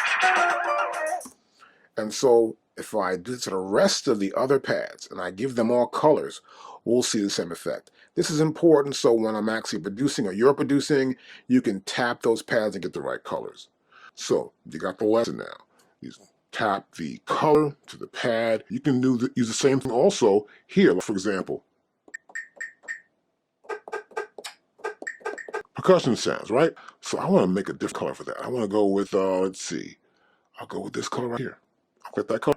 I'm doing it here directly in the touch screen. I'm not hitting the pad. I'm hitting the touch screen, and the same thing's happening. And I'll play it again. And you see it. And that's how pad colors work.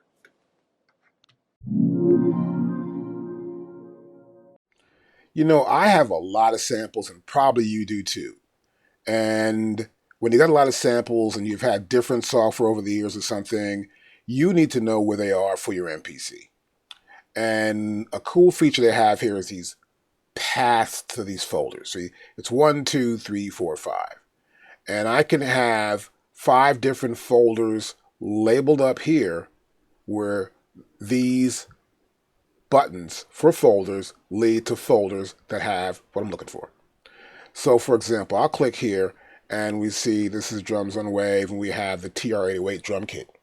The next one here, we've got more, this is my MPC content. And if you don't know what it is, you can click right here and you get this drop-down menu. Right? Okay, good. And right here, I've got more stuff. And how this works is 4 and 5 is that it's pretty simple. I can go to here, for example, and I could double click here. I'm going to hold down the shift button and select any one of these 1 through 5 path location folder buttons. I'll click there and I go back here and here again. And now every sound in here is ready for use, right? I can also, let's say, go back up the directory. I want to be back here really. I'll click here. I'll hold down the shift button and I'll click on the number 1 button here for this folder path. I'll do it now. Go to 2, go back to 1. It's changed again. You see that? And that's how you can select the folder you want for any one of these 5 buttons. Right next to the little triangle on the bottom is an X there. It's almost grayed out. You click there and this is our expansion browser. It's direct access, right? So we see we have MPC drum content. We have MPC loop library, essential instruments. We have hybrid and we have the vault. Whoa. So let's look at the MPC drum content like we did earlier on the other side. And here you can see here we have the same thing, except now we have a little triangle here which points to them, and that's programs, samples, and sequences. Now the difference here in our drum content is I can just load a sequence in and it will also load a program. Let's do that. Let's go to this one Buster here. And I'm going to double click Buster. And now Buster loads in the program and sequence. Let's press play start. Let's stop it. Now, you'll notice here we have audio levels coming out. This says 1 and 2 right here. I want to bring this down. So I saw it hit the red there a little bit. And see it hit red here. You don't want to hit red. You want to keep your audio levels nice and level. A little low so you can hear them. There you go. You'll see the pads are blinking based on the velocity levels of how hard the pad was hit. You'll see here in the grid, got some stuff going on like little dots and dashes here, right? And these are all events. And the pads here have sounds on it, right? You can hit your pad on your MPC Touch 2 and get the same effect. Here we have the banks. So we can have 16 pads. And we can have A through H. That gives us 128 possible sound slots on pads. So this is bank A, B, C, D up to bank H. But currently, the program we loaded in, which is Buster, gets us 16 sounds. You can see it right here on the grid too as well. If you look on your grid here, you'll see it right there. The last sound is this sound here. So I can look right there and hear sounds. That's pretty good. Now, come back to here, close this out, and then look at the next thing. We also have a loop library. So here's the loop library. I can just click on something here. And these are loops, factory content. See, it says that right there, that AKAI has given us. And it's somewhat labeled, and it's in alphabetical order, what they have, A, D, E, F, J, M, and so on. You can see right there. And you can pull a loop out. Let's get a loop back. See, I can take a loop out of here. Let me find a loop here or something. Anything a drum loop. This will be good. I can take this loop and grab it and put it someplace. So I can always grab a audio file and place it right there in the grid. It's right there. So it's a much easier way to put stuff on the grid or make sure it gets to the pad. You can see here, once I went there, it went to bank B. Be aware of that. That's important to know how the software works.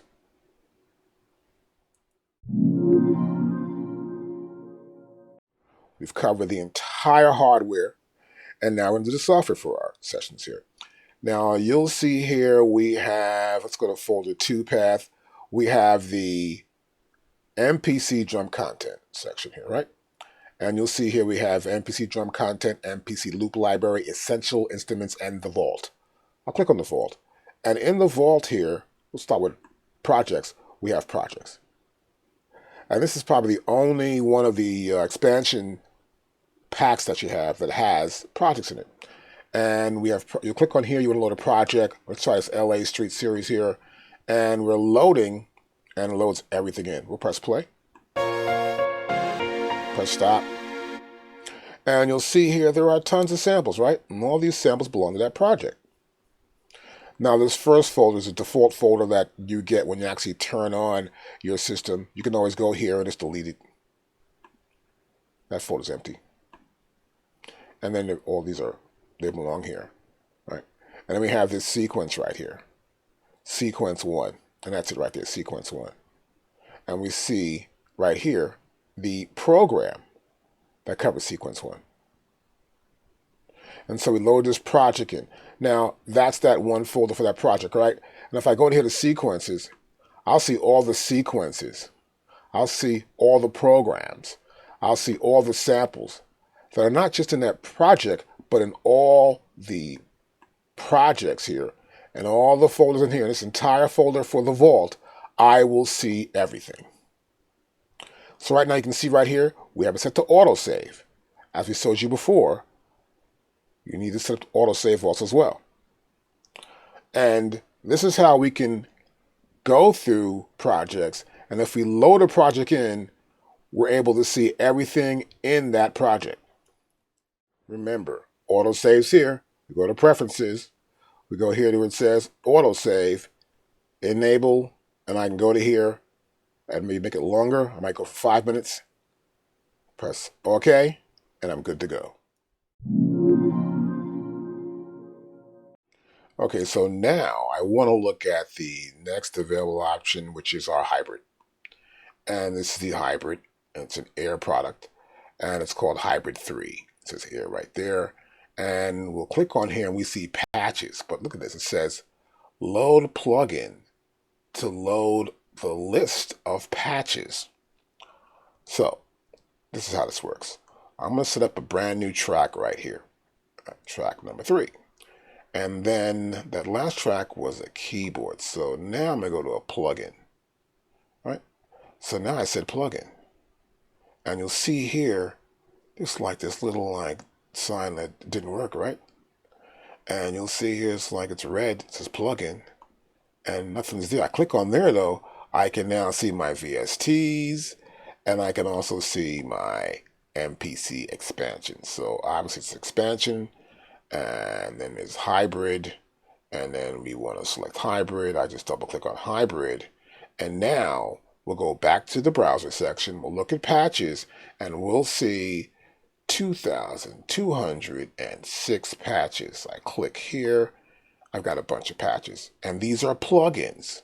All right, so now these are plugins. You'll see this little plugin icon next to each patch, and I can probably click on the patch, but notice something? You hear nothing. So there's no additions for these sounds at all. You have to essentially just play them where they are, right? So, but I can hear them right here. Just put my cursor right here, or on the pad, move the pad up here, and I could hear those sounds. I can also change them right here, where it says preset. And I can scroll down to the next sound, and then the next sound, or right here. I can do the same thing too as well. Let's say, load that sound in. It appears here. I can go back to here and hear it. And so we can load in drums as a type, Keygroup as a type, and plugin as a type.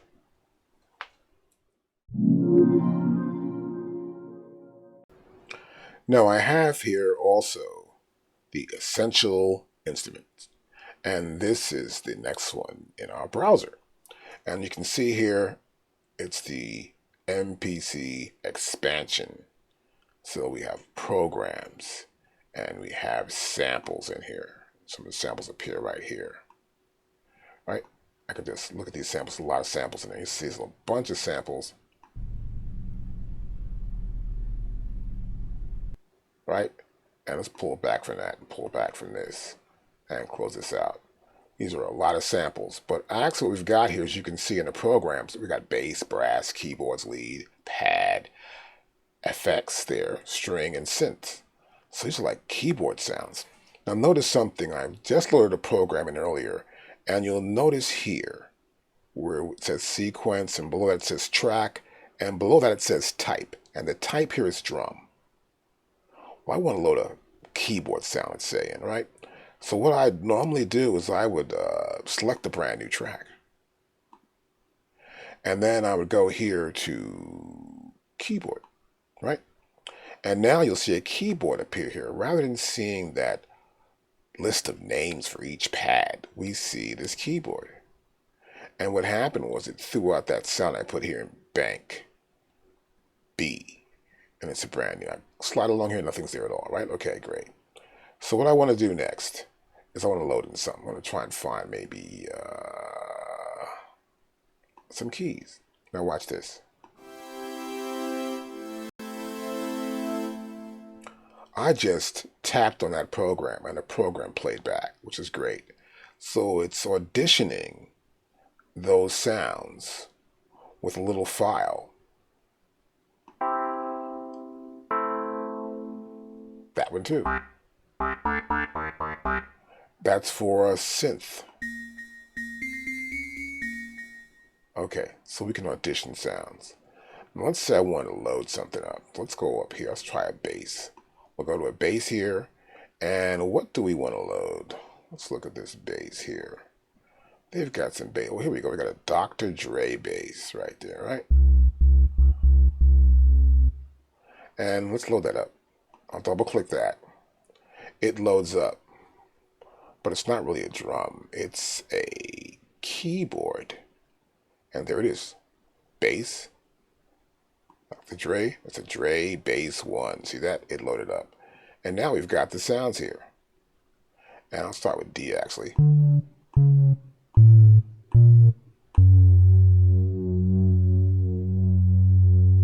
And we've got a keyboard. So notice this. If I play this track again, the first track is going to be the beat. Go back to A, it's right there, right? And my next track is going to be my Keygroup with the Dre bass. And I can play that.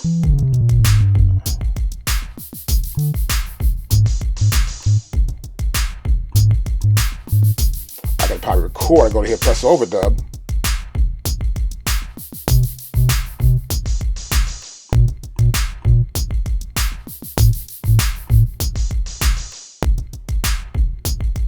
And press stop.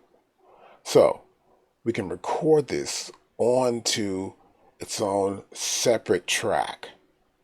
And so we can have a key group, we can have a plugin group, a MIDI group, and we can have our drums.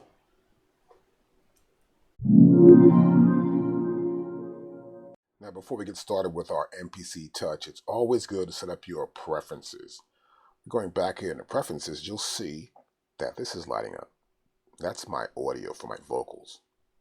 I'm using the built-in speaker for this video. And you can see also have a built-in output, which is the same. You can always test your audio if you got some speakers. You want to test your speakers. Click right there. You can test the audio output. Now below this we have our sample rate. We go from 44.1 up to 96 hertz. So of course, the higher the sample rate, that means we're going to have to store a lot of data. That's 96,000 samples per second it's taking. Meanwhile, at 44.1, it's taking 44,100 samples per second. All right? Be aware of that. But the higher the rate, the better the fidelity, because you're going to sample the entire frequency range. Next, we have the audio buffer size. This is very important. You keep a low buffer size when you want to record in or sample in some vocals. And you want to make sure you have the maximum power for this process. This way, when you hook up a vocalist or rapper and they put the headset on, they'll be able to hear themselves back more accurately.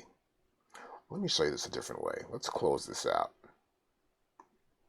And we're going to go back here to record sample. And I'm going to turn this on input monitor. And now you hear my voice, right? You hear it a little more like it's doubling almost. I'm going to go back into preferences, open it up.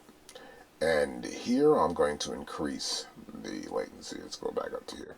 And now it's sort of a delay. So the higher the buffer size, the longer it takes for the latency to adjust. Now, I'm going to go right back. The next menu item I want to talk about is the view.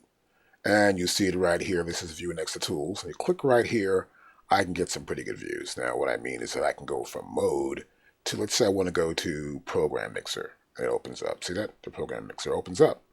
Normally, I would just click here, right, to get to those options, which makes it much easier. But it's always important to know what's here in our view. Next, we have editor full screen. So it's a full screen. I'll have to probably close out my expansion browser there. And now we get the full screen of the editor. I can edit everything here and see everything I want to edit. And go back to the view here, and then we can click on it again. We're back to our regular view where we have the editor on top. We have our Qlink, the paths, sequence, and project, and then our output here, which says front of space right here. Now the next option in view is this file browser. So I can just browse for files, right? And this allows me to browse for files that are on my hard drive anywhere, as we already know. Then I can also go back to view, and I can say I want to see my expansion browser. You also notice the keyboard commands right next to it, right? So I'll go to here, expansion browser, and it opens up my expansion browser. Now I can have the grid editor view right here, or the list. So this is grid already. What we have here is a grid. Next we have the list, which is this little button here you would normally press off and on to get that. But another way to do that is from here, from the view in the menu. We can also have, now I'm currently at full screen. I pull it back some, then I could probably go to here somewhat and bring it down like that and squash it down and move it around, get a smaller view, and let's see, close the browser, and I got a smaller view. But if I want to, I can go full screen anyway, and it goes back to full screen. I can also minimize. I could be doing something in the background. Let me minimize this. And it's gone. See that?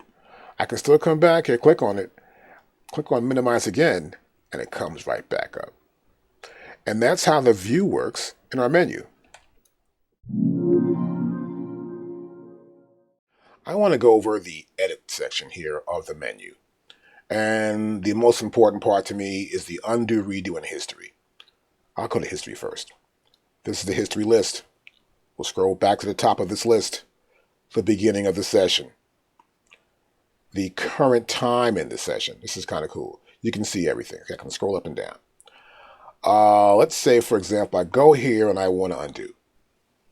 Look at the bottom. See what happened? It undid, and we're here now. I'll use the keyboard command for undo, which is Command Z on the Mac. As I keep going up, you'll notice the grid changing, and you notice where I am in the steps according to the command history. As I move up, it moves up, and see the line move also as well there. It's up 31 now. Now, I can do the undo steps. I'll press Shift, Command, and Z. I'm coming back down, and now everything will go back to the way it was. The beauty of using undo, redo, and history to see what you've done. Now next we have cut, copy, paste. Let's close this window right here for history. And here is my session. Let's start from the top. All right, that's kind of cool. I got that going on. So now what I want to do, let's say I want to select all. I want to cut it. And I want to paste it. Notice, it pasted right where this cursor's at for my grid. All right? It didn't paste back where I wanted to start from the beginning. Be aware where this is at. So I want to place this here first. I want to do an undo. Then I want to paste it in now. I'll do a paste. the top, I'll press play start,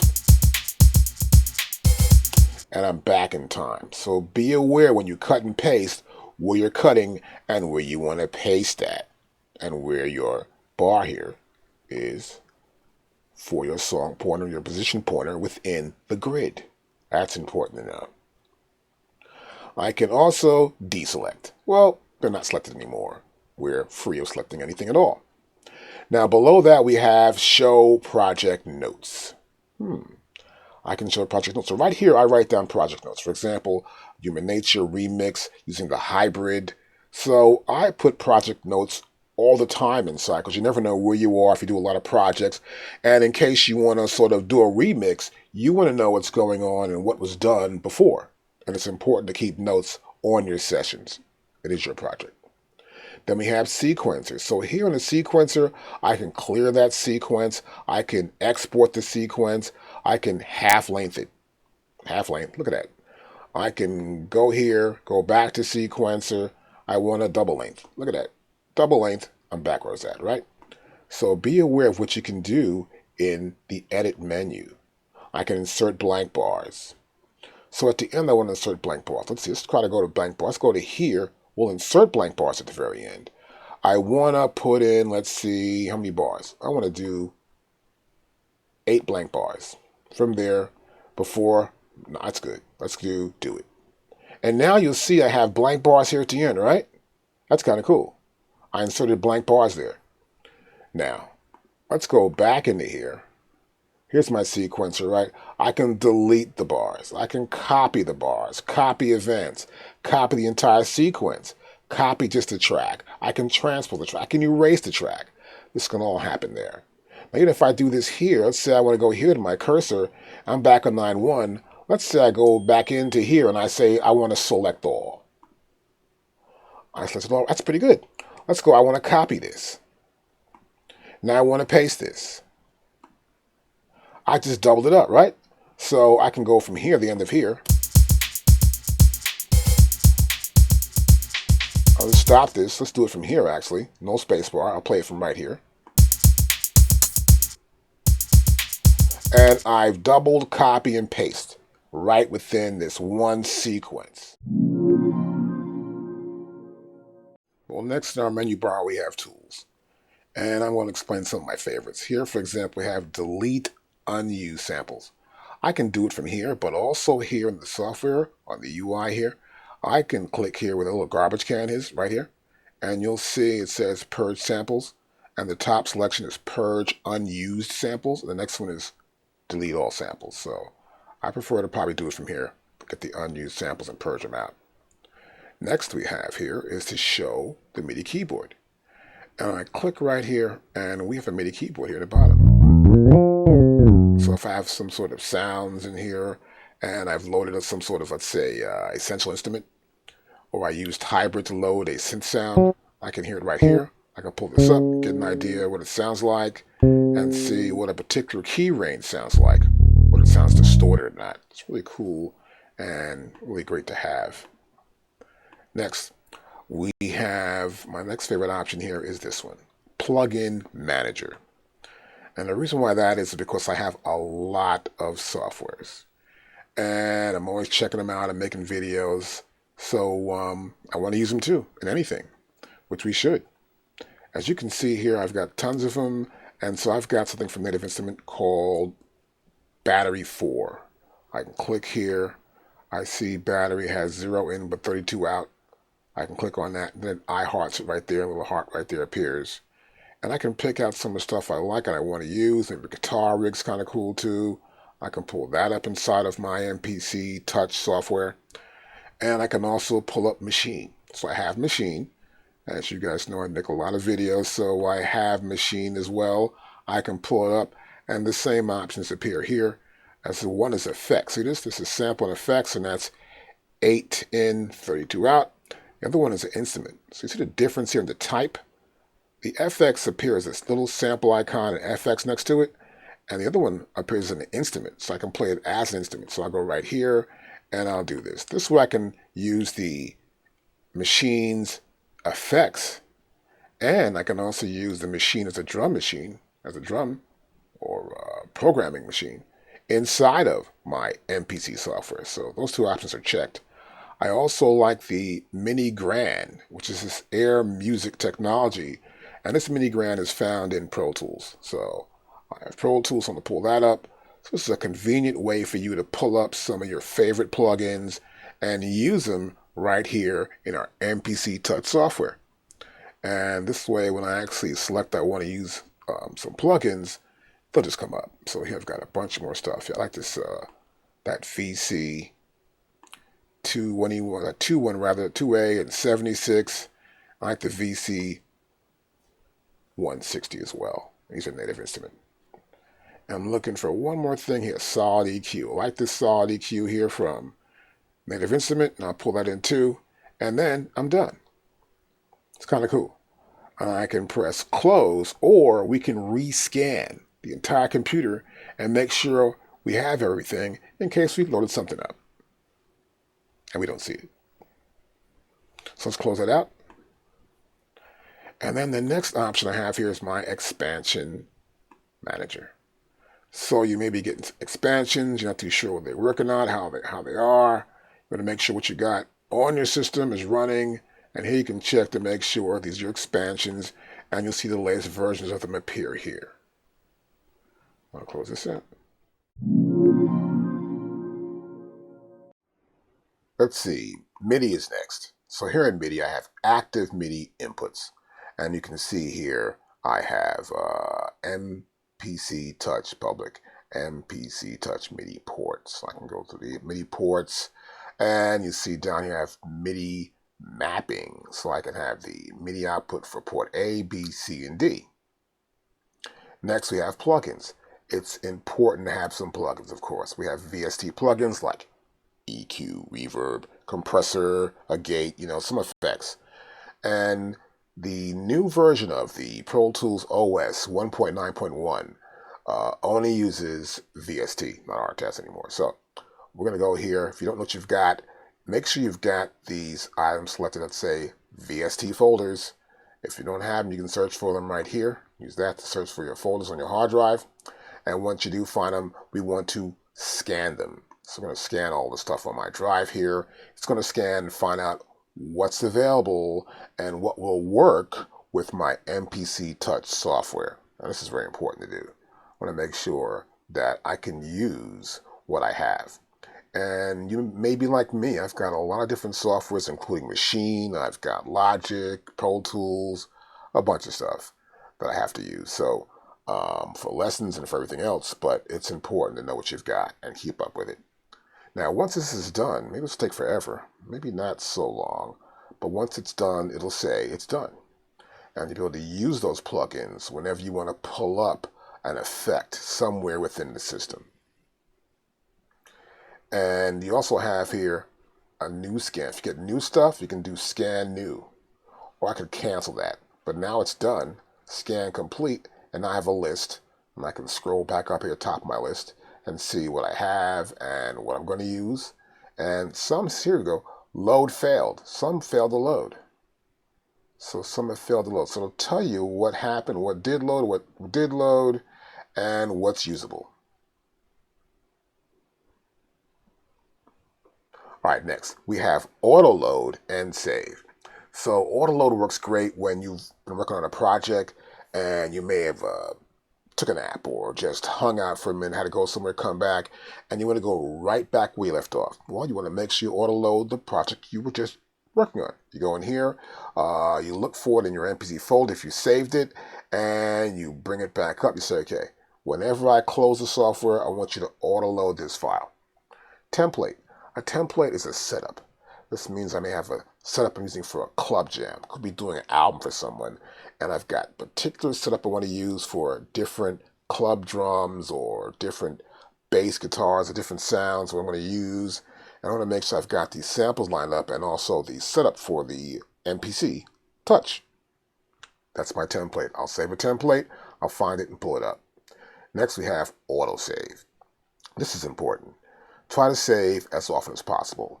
I save every minute. Click here to enable that. Pick the time you want to have it saved, whether it's 1 minute, 2 minutes, 5 or 10. Okay. Next, we have sequencer. These are just sequencer setups. For example, display resolution. It's going to display the PPQs. And the PPQs has to deal with the number of places I can place an event between the first beat and the second beat. 96 is a lot, but it's great because that way I can see them. Whether I go to 64th notes or whatever, I'll be able to see them. Or if I even turn off my time correction, I'll be able to move my notes anywhere. And it'll display in the grid. Next we have the playback, instant, track mute. No need for that. We have play, track, mute, and solo events. Yep. Then we have recording. I want to record track, mute, and solo events. Sometimes I do, so I want to keep that on. Record pad, aftertouch events, of course. Place events recorded during the count-in at the start point. This means I have a count-in. 1, 2, 3, 4, start. And I hit just before the start. It'll make sure it places that directly on the start, not where I hit it at. Okay? Now next we have hardware, which of course is our MPC Touch. You want to adjust your sensitivity. In this case, I prefer it where it's at. Normal, normal. My pad curve is A, and I have my velocity set up right here. As you can see that, this is pad response. Hit a pad, you'll see response. We have the controls for a foot switch if you have a foot switch, or 1 or 2 foot switches, and display. Disable when MPC not running. Now that's something you probably already saw when you actually load the software. It's about making sure we don't have display mirroring. And next we have project, right? And so this means that default values set up for our MPC. Now this is how it comes from the factory. It's 120 BPM is the default tempo when you first launch your first sequence. There is no default master tempo, okay? If you want to, you can set one up. There is a default number of bars, 2. Mine is set to 4. The default time signature is 4/4. And then the default pad slice. This is important for doing chops. I may chop a whole sample up. And I'll take that sample and put it on all the pads. That's kind of cool. I can also sync using MIDI timecode, MTC. And this is the frame rate for various film and I guess TV, where I can use 24 frames per second or 25 or 30 drop, 39 drop. We also have send. I can send out the MIDI timecode just in our MIDI clock for syncing. And we have device control as well and MIDI machine control. Well, we've got something to work with. Let's say you got a project and you got something happening. And you play it back and you like some of it. Okay, that sounds good, but you want to save it. Let's do that. So we have a couple of options here, and we're going to go over our first option. But I will explain a couple of them too. So look, the first one is Save Project. That'll save everything. Songs, setup, MIDI files, whatever in this whole project. It'll save all these programs you see right here. All the samples. It'll save the sequence. Everything will be saved. Okay? Including your setup, your parameters, all that. Sometimes you may want to do a Save Project As. Sometimes I'll do a remix. And one version is one way. The other version is the remix way. And so I want to save it as a different project. So what I'll do is I'll save Project As. And I'll click right here and it'll come up with a name. So I can save it as a template. Now if I save it as a template, that means I could bring it back up just as the template. Nothing will be in it.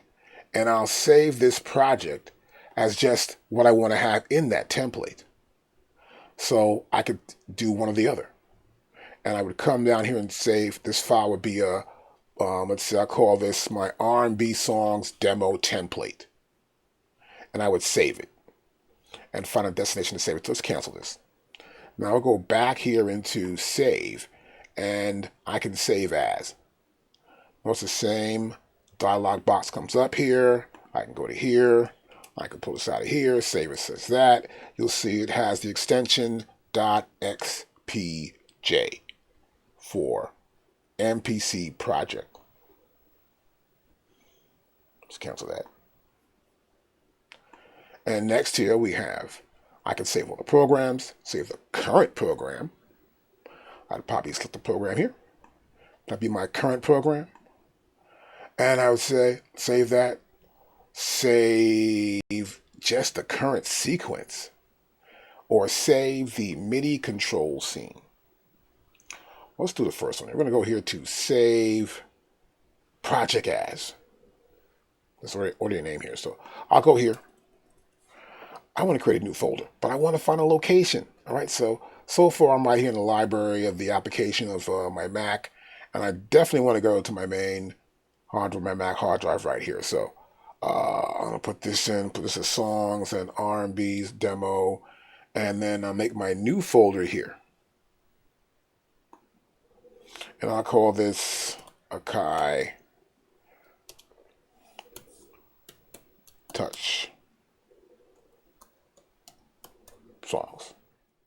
Now we see the folder right here. This is my folder, so I probably want to open this folder up. It's empty, and now I want to put this song R&B demo in here, and we'll press save. And now it's going to save that entire project inside that folder. And we see the progress going on here, so you can see it's saving samples. A lot of samples it's trying to save here. And sometimes, if you don't want to save everything, you can always go to this little trash can right here, and you open it up, and you can select Purge Unused Samples. So whatever you're not using, it'll throw it out. But in this case, we want to save it because we may want to use some of these samples in other projects or some other way to remix the song. We'll keep the samples there. Now, once this is done, then we're ready to go. Now, once it's done, you can find it. So I'm going to go back here to my hard drive, open my hard drive up, and here it is right here. I'll click on it, and you'll notice right here, we have these items: songs, R&B demo, and this is project data. You see in the brackets here, it says project data, right? So let's sort of stretch this out a little bit more. There you go. And then right here, we have the project file, which is the songs R&B demo, and the .xpj is the project file. And then the size appears here. So I can open this up as well. And then here we see everything that's in that project. All the samples, everything is right here. Primarily just all samples. And we've got this XPM here for some sort of lead. So everything's in here pretty much. All the files are here. And we can just close this folder. And these two files are linked to each other. Open a project, I click here, and we're ready to go.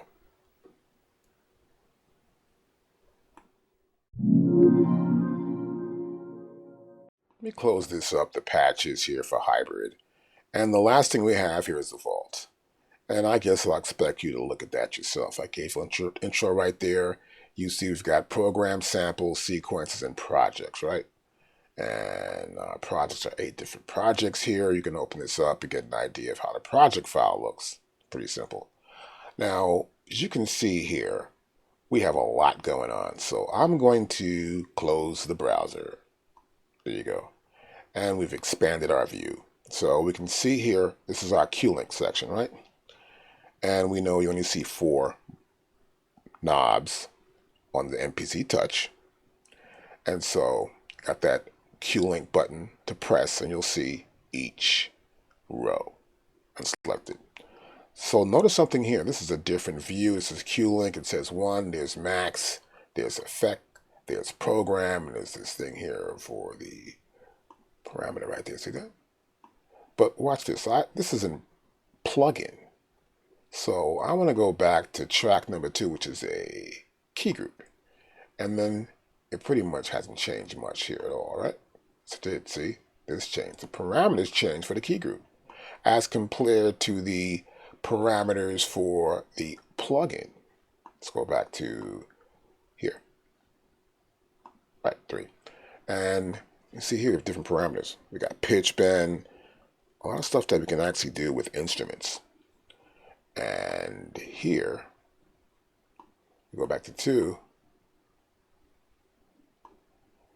This is stuff we can do with key groups. And then if we go back to track 1, the Qlink has changed again. And these are the functions that we can edit with the drum type. So each type has its own setup within the key group for the Qlink, let's say. For the Qlink, it has its own setup for key group, plugin, and drum. Now, next up we have our pads. So this is pretty obvious. We have pads here. Look at the first pad.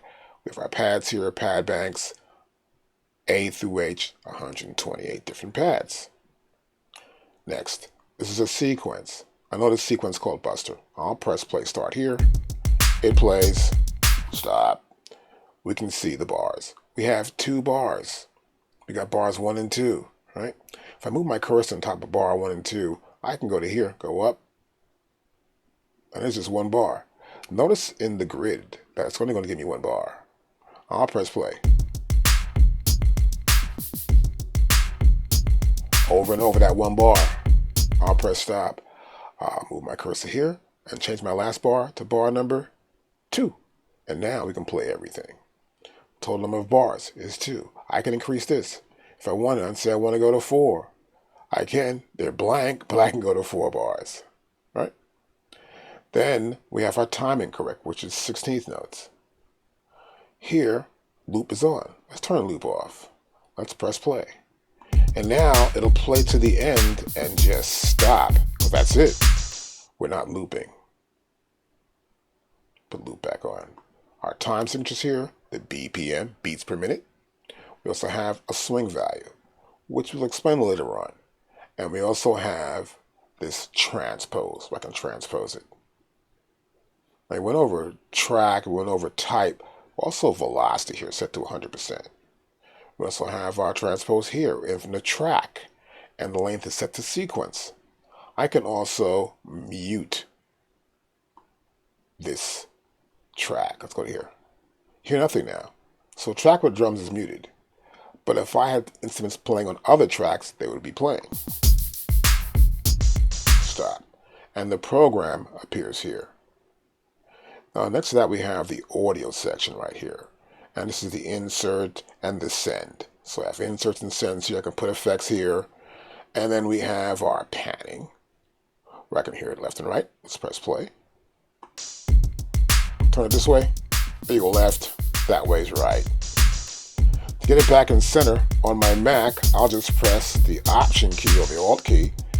And then I'm back in center position. I can mute it.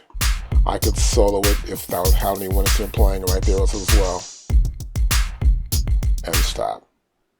Now next to the audio output right here, we have our project. And you see samples. So in the project, we have all samples, we have the programs, and we have the sequences. And then over here to the right of it, we have a list of all the samples when that's selected. So if I select programs, or if I select this here, program 001, which is the default program, we see nothing under samples. Okay? But in a Buster, we see the samples. So if I select a program, we will see the samples for that program. If I select all samples, we'll see every sample that we have loaded in to the MPC Touch software. Sometimes I'm working on a project and I have too many samples. I want to get rid of some. We can go right here where the little garbage can is right there. Click on that and we can purge unused samples or delete all samples, either way. If I have a program here, nothing's in it, I don't want it, I can right click and delete it. It asks me, do I want to do it? Of course. Bam, it's gone. So we can edit everything in the project folder right here.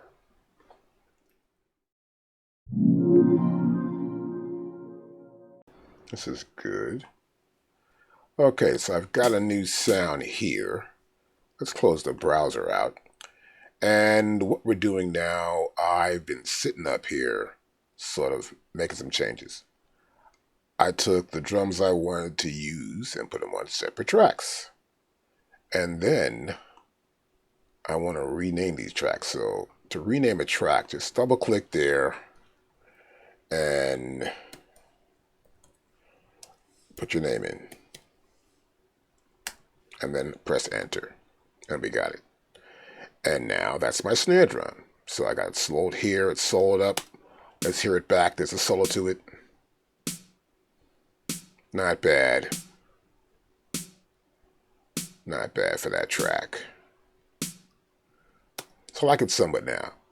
But what I want to do now is I want to maybe tune it a little different. So I'll take this out.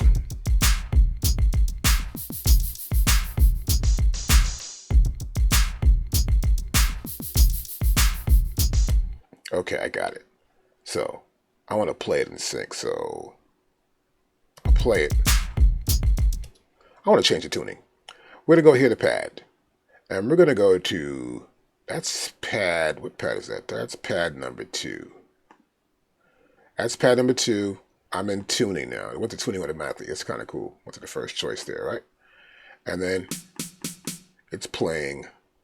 Let's slow it out. Let's press play.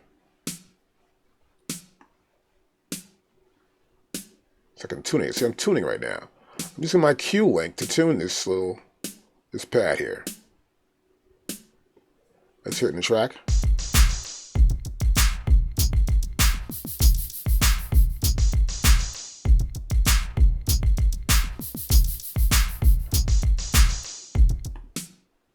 I think that's right for me.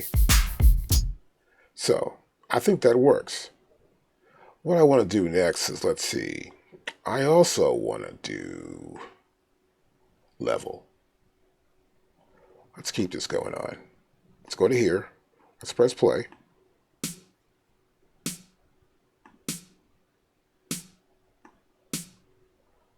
Oh, my level's maxed out. So I can change my level. Now you see what I'm doing now? I'm going back and forth between my level and my tuning. And I got my tuning where I wanted that now. And see what happened? It left it where it was at before. Which is kind of cool. So now, let's try something else. Panning.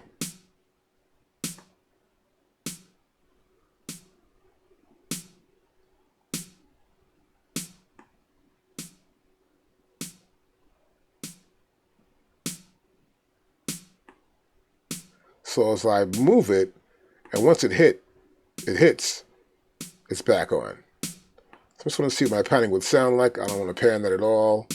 So I'm pretty much going to leave it where it's at. What I will do is go back to tuning. Let's just give you an idea of what we can do with our Qlink and the pads. Start to the pad. I've got a maximum trigger amount. It's Qlink number 2 for my pad number A2. I can do my tuning and stuff right here. So inside tuning, see it goes right back. And that's what is the note on. See that? That's our note on tuning. Now, I'm just going to go back here. It's giving you an idea of how the Qlink works here. I just want to get an idea of what this thing sounds like. Now, I'll go back to here. I'll press play.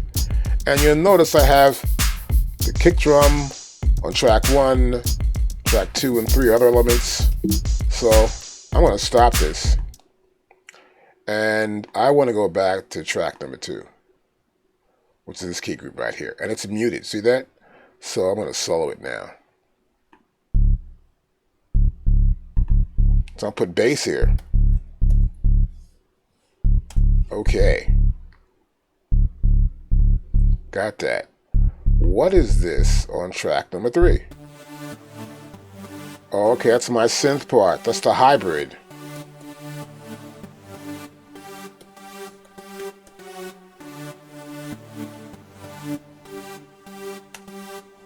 That's my hybrid track.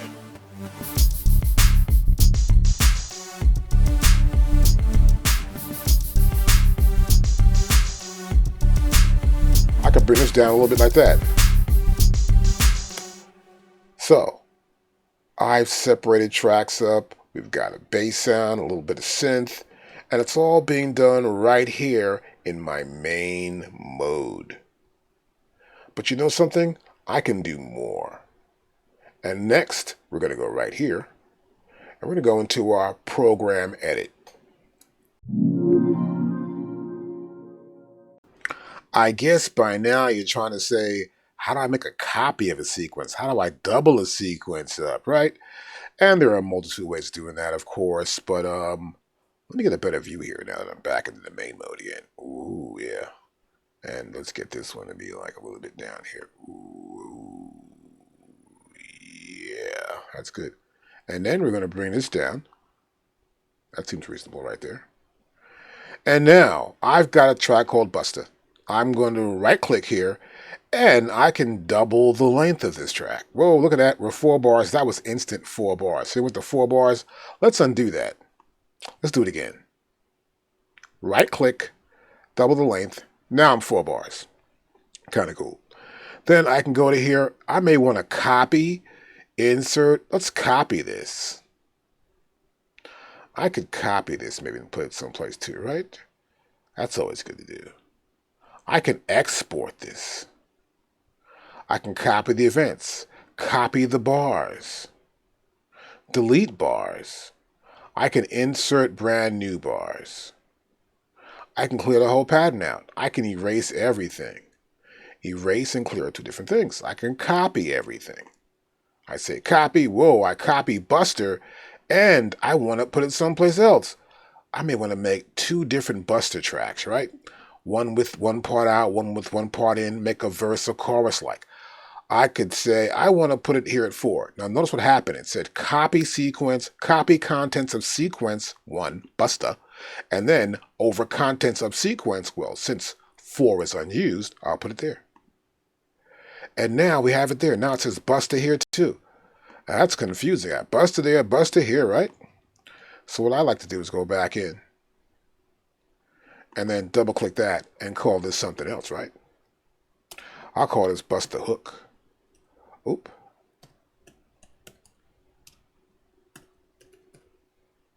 See? I can name it that. Then I may want to take this Buster again, go back to here, right click here, copy it again. Well, I'll put it at 5. Do it. I might make this one let's get rid of some bars on this one. Let's see, let's delete bars. Oh, look, I can delete first, and no, I had a better idea. Let's delete bar number 1 and bar number 2. Do it. And now I'm back at 2 bars again. See that? And we'll just call this something different. Double click there, put it right there. We'll call this Buster VR, this version. There you go. And now I've got 3 different buses in here. So this is a cool way I can actually copy and paste and give you an idea what you can do, right? Just right click here, export, copy events, everything's right here. Try it yourself. I can do the half length, not just the double length right there, and sort of experiment and see how you can use these features to edit the data in a sequence. We have a blank session, and I've been teaching you a lot of stuff so far, so I'm just going to work now. Here we go. Expansion pack. I'm going to look at this setup here. I'm going to load this sequence in. Great. I'm going to close that out. Okay, I'm going to take this stuff out here I don't want to have. So back to my selector. I'm going to select everything I don't really want to have in this whole session. I'll get rid of some of this stuff I don't need.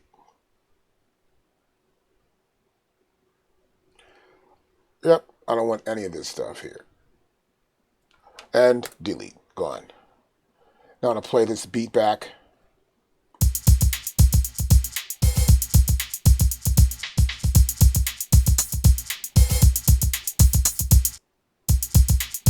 Not bad. I think I want to double the length, so I'm going to go here. Double the length up. Pretty good. Now I'm looking at 8 bars. You can see it's 8 bars. I want to start a new track. I want to make this track a plugin track. I need a plugin, obviously. Let's go to here. And we're going to go to our expansion, pull the hybrid out. And then I'm going to go right here and click on hybrid. And now we have my hybrid here. I probably want to select a sound I want to use. So I'm going to go, I want to find a keyboard for this lesson. I want to use this stage tremolo. That's pretty cool. I like that. And next, I want to set this up. So I'm going to go back here to my sequencer. Good, beautiful. And I want to use a phrase. I want to make sure it locks to the beat. I want it to latch on. I want to make sure this is 8. There you go. That's 8th notes. And I want to import a file. So I'm going to import a Michael Jackson Human Nature file in here, right? But the first thing I want to do is find out the right note. I want to find the note I want to make my main note. And it should be, for me, C3.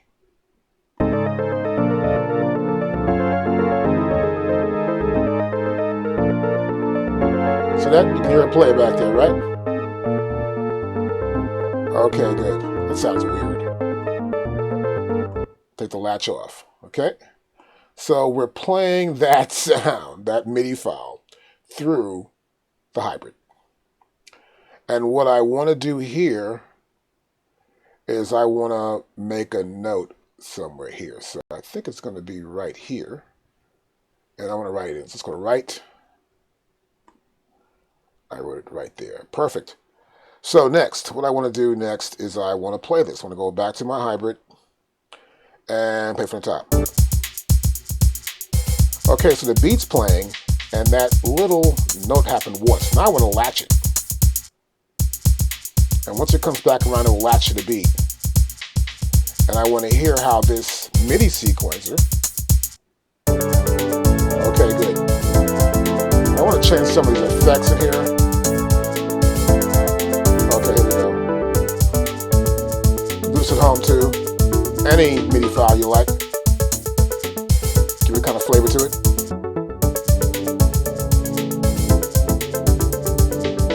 Got my beat, got that going on. Go back to my beat if I want to. So I got 2 programs going on. Make my beat louder.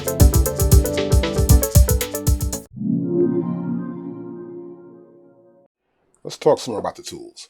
This tool is my draw mode. My pencil comes up, right? So I can draw stuff inside the grid, but I can also trim it in the front and in the back. I can move it to a different track, all right? Or put it back where it was at, right there. Or move it up to here, right? Anywhere in the grid I want to. In this case, I'm in 8th note, so it'll snap to the grid, to the nearest available 8th note space. When I have the cursor or select mode going on, I really can't write stuff, but I can move it, and I can trim it a little bit from the back or the front, or let me extend it more. See that? I can trim it up. Let's undo that. Now next here we have the hitting pad selects events. So I can hit a pad here, and all these events are selected. See that? You can tell they're selected because there's a little white around each one of those events. That means it's selected. I can hit these pads here. Oop, they're all selected right there. So we can select events. I may want to edit all those events. Maybe change their velocities all at once. So just grab a velocity here and just change it once I got the events going on, right? Next to that, we have our show list. Let's click here. This shows you a list of all the events and where they are. Here's the tuning we saw before, that you see right here. There's some tuning going on. We see the velocity, the length, the pad, and the note that was hit. And we see the mod type right here. And then the value of that mod type. In this case, it was tuning. And it's all here.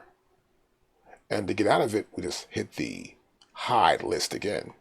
So we can show list and hide list. Now here in the top, we also have the track. That's the track I selected before for the drum type, right? And then if I had other tracks, I would have their types as well. We would see the keyboard type. For example, if I go back here to Buster, and I see Buster here, and I play Buster, and I go to here, and I have type 2, you'll see my keyboard stuff come up here, right? And that's my key group right there. I can also go to here 3, and here I have another group, which is my hybrid, right? And you'll see the keyboard here. And this appears in the grid. I can come in here and write notes in. I can go to here and write notes anywhere here and there and put notes in and play it back. And put notes in.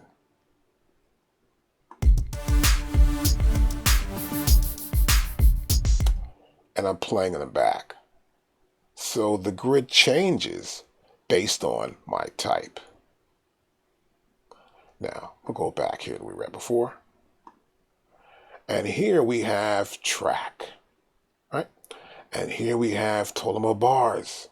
And here we have the track length, which we saw already here in the sequence section. So you're already aware of that stuff, right? Which is pretty cool. And there we have the sequence name. And this is our main mode section here, all right? I'm gonna, let's see, get this mute off of here. And we got this auto pan going on. I'm gonna go right back to my main mode. I want you to notice something. That same fader with the 4 inserts and the send here, and it's on, where the auto pan was on the drums, is right here in the main mode. So you see that that same channel we see here in the pad mixer for the Buster is right here. Everything. And this just happens to be the group of pads with their own faders and their own pan pots and solos and mutes, and of course the inserts and route and also the sends right there as well. So I come back here. This is still here. You can see the panning change here, right? Let's turn that off. Stop that. And that's how that works. Now, the next thing I want to show you is the right here. And this is the track mixer. And here in the track mixer, we will also see, as you can see, we have the same Buster stuff here, but we also have the sends and everything else in here I loaded before. So I have a program that has nothing, which is program 002 and program 001. I want to go back here and let's get rid of those so we can make sure that what we're seeing is just what has information in it. So nothing's in this program. I'll get rid of this one too. That's what it asks me, should I delete it or not. And we'll go back here to the track mixer. And here in the track mixer, it looks a little more complicated. And what's happening here is that we have the kick drums here. We have the bass, the hybrids you can see here. So everything's here, but it's all based on, let's go back here to our main mode, this track here. So I have the kick drums here, the bass here, the hybrid here, see, is at 3. And then the other drums, I separate them onto separate tracks, are right there. Let's go back here to track mixer, as we see our view. And I can change and mix these tracks up. These are just the tracks now. I can just run the drums. But notice, there are no sends or stuff here, right? So I could show all tracks. Pop it out here. See that? Show all tracks there. Show all tracks right there. Show the programs, just the programs only. The programs are being shown. Show sub mixes going on here. Show the returns that are going on here. Show the master. Take the master out. So I'm taking the master out. See that? Take the master out, take this out, take that out. This is all I got left. I'm just showing the tracks. So I can set up how I want to view the different elements and part of the mixer in the track mixer. Here, I'm just seeing the tracks. Then I want to show programs. I can show the 3 programs being used in this track, in this song. Now I can play it. I know the buster's going. This is going to the buster right here. Now I can really mix the drums up. Because you're going to see that if I stop this and go back here, this drum track, which is right here, I've got 1, 2, 3, 4 different kick drums going on. Peep this out.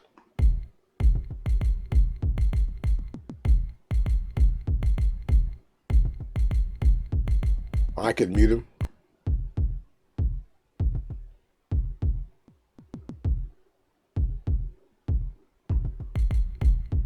And a dominating kick drum on pad 1. So using this track mixer helps a whole lot. I'm able to look at this here, play them back, bring these drums to a certain level, go to here. I may want to blend these 2 elements here. Maybe it goes a little bit this way. I have to keep my drums pretty much dead center. But this way, I can get a good blend of these 2 bass elements. Got my clap here. The clap's hitting hard like that. The snare's here. So as you can see, I can control that. I can control the bass.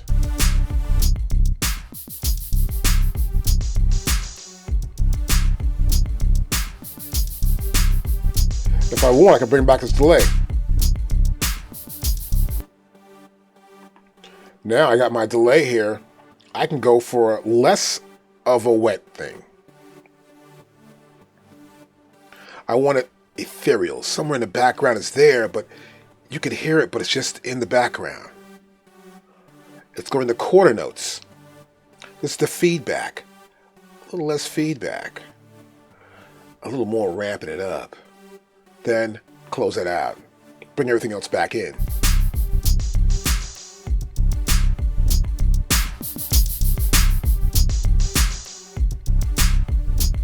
Then bring it up now.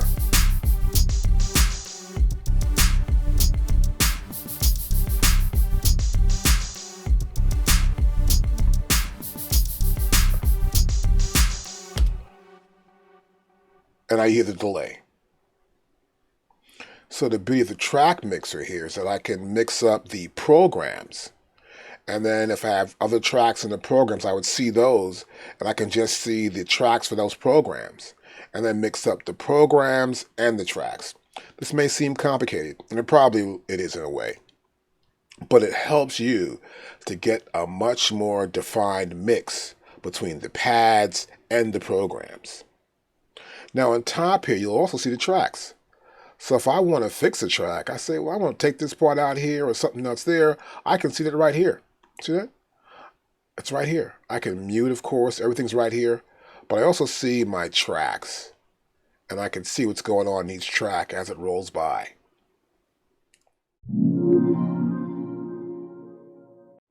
Now, before we move on, I want to show you one thing, how to get rid of an insert, right?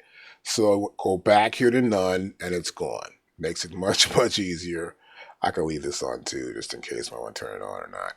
So we're going to go to our next window, which is right here. This is our track view window. And here in the track view window, you'll notice one thing. We have this grid looking, right? The grid's right here. The same grid we see here in the main mode window.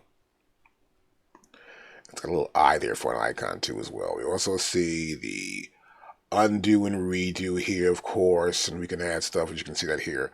But the most important thing is that we see the grid, and it's at the lower portion of the window here. And right here we can see the pads, right? So it's on the pads right there.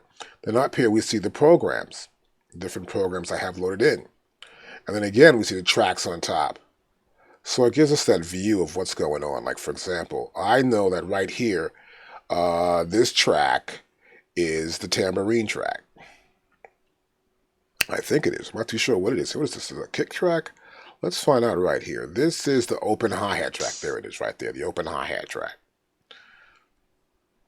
So I click here. This is my closed hi-hat track. So I might want to look at a track. I may say, well, look, I want to see that track individually. I'm bringing it right here. I'm bringing it over there. No, I want to move this here. This gives me a better way to view a track. I may want to look at the hybrid and see what the hybrid looks like. Are these notes correct? Do I want to correct them? So I put my pencil up here. I can also pull in my cursor again. And the other elements we have in the main mode. But the purpose of this is to get a better view and a way I can edit more data here in the track view. And I can see it here too. You see almost like a small representation of where the notes are right here and their velocity settings. For example, here in kick drums, if I pull this up, you can see how that looks similar to this right here below it. And we see the same lengths and everything else. And I get a really good view.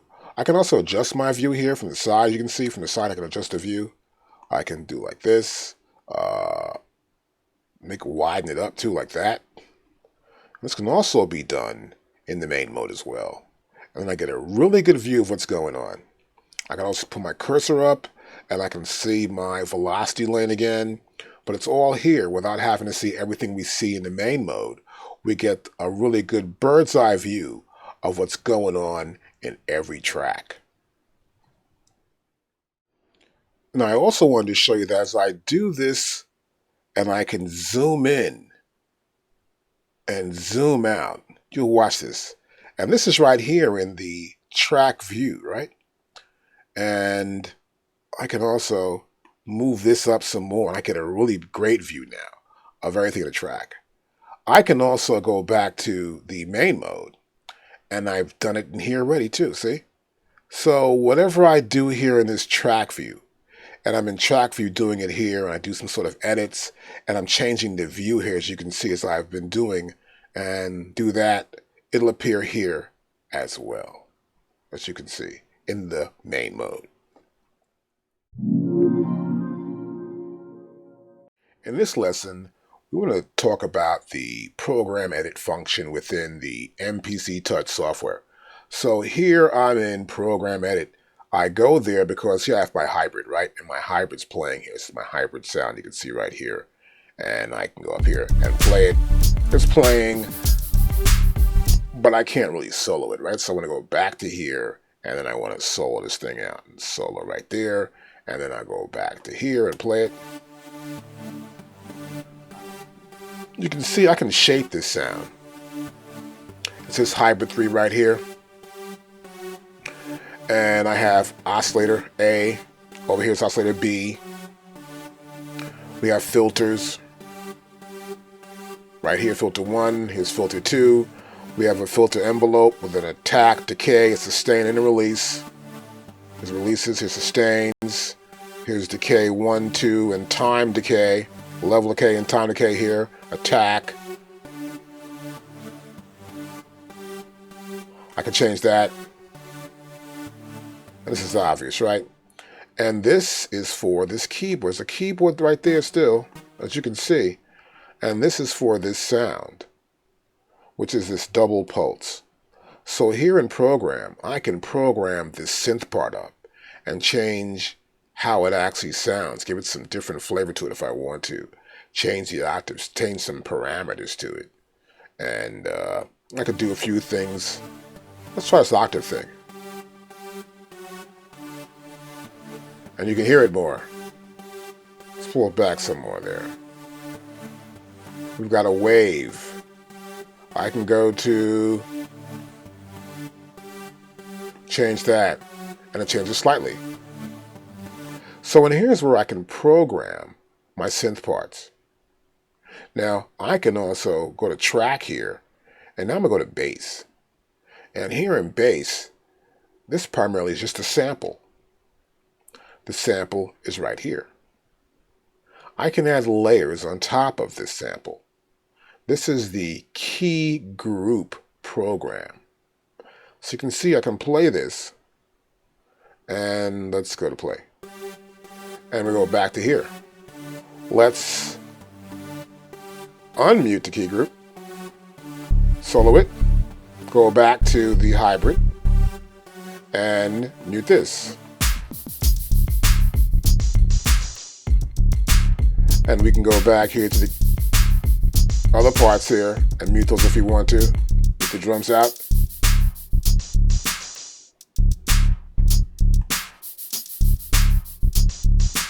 But I choose to solo that. Now here we are back in the program. And here I've got this one sample. I can change actually the pitch of this sample from right in the main group. Semitones. See, I can change the pitch of it here. This is just fine-tuning the pitch. In case it's out of pitch, with a real keyboard, I can also change, I can transpose. Here's my keyboard range here of where I'm at. My high and low keyboard range. I can layer more samples to this and make it thicker. All slices, forward, direct, lock them in. Let's go further down here at least. And you can see that if I move this bottom of this right here, I can get further down here, we can see more of it. This is the full range here, right? That's the velocity right here. And this is for each layer. So I can provide more than one layer to where a pad starts and stops. And this is the Keygroup mode, which I'll get more into. I just want to get you familiar with what's going on here in the software. Now, here I have filters, right? I can add effects right here. I can pull up, get in here in effects, and add an effect to this. Let's say I want to get a compressor out. I pull up a compressor right here.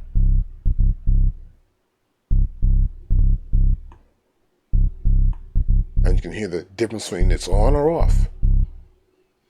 And this is a compressor on this Keygroup.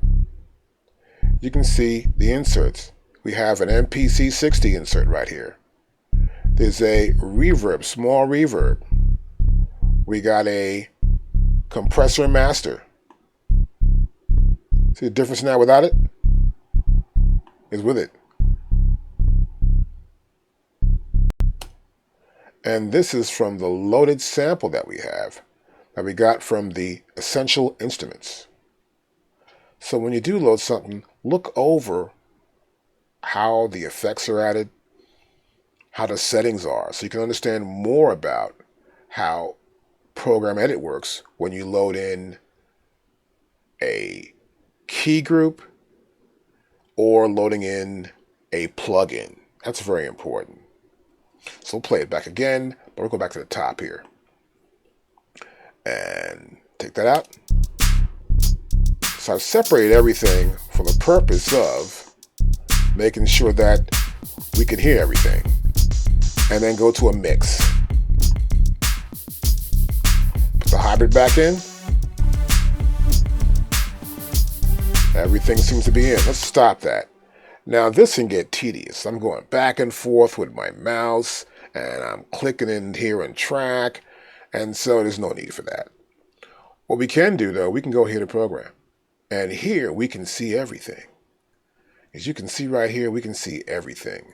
And this is, as I put my cursor here, you'll see it, the program mixer. Let's do this next.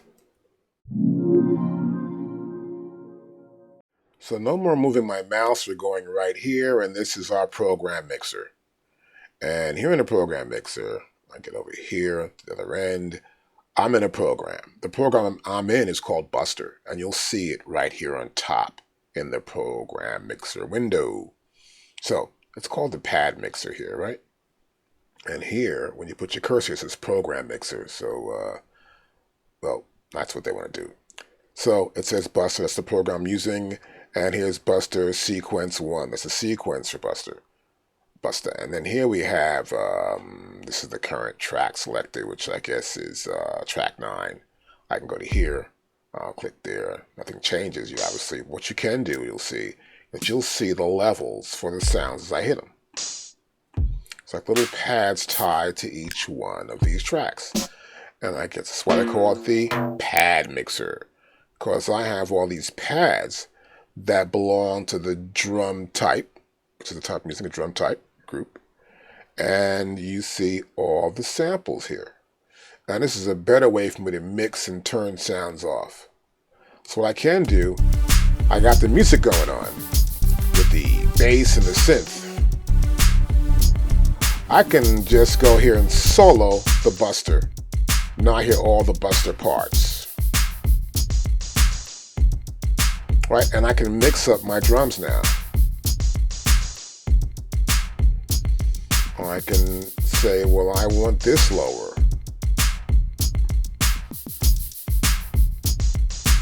I may want to hear this alone. So that, I may want to add an effect. Here, I can make it tighter. Let's use a compressor. I'm going to pull up a vintage compressor here. And now I can see this compressor. This is it right here. Double click it, it comes on. Click there, that little X, it cuts out. See, it comes on right there. See, it's on. Turn it off. On. So, a little more output. Bring my threshold level down. A little more input. Get my ratio so it just tightens it up somewhat.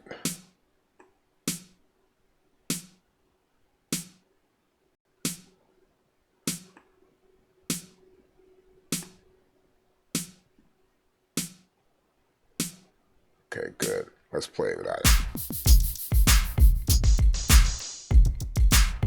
Good, it's adding support to that clap. Turn the clap off.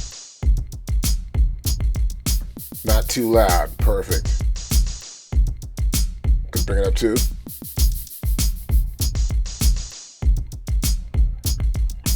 Come in here.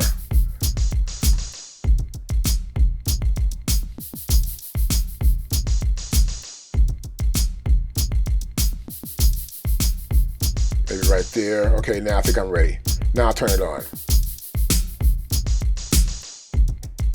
Now I'll put the clap in.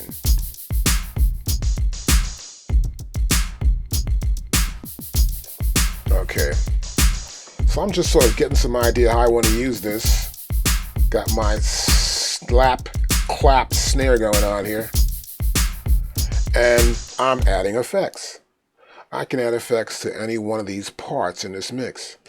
I may want to make this closed hi-hat sound better. I got two of these things going on here. I can go to here, press play.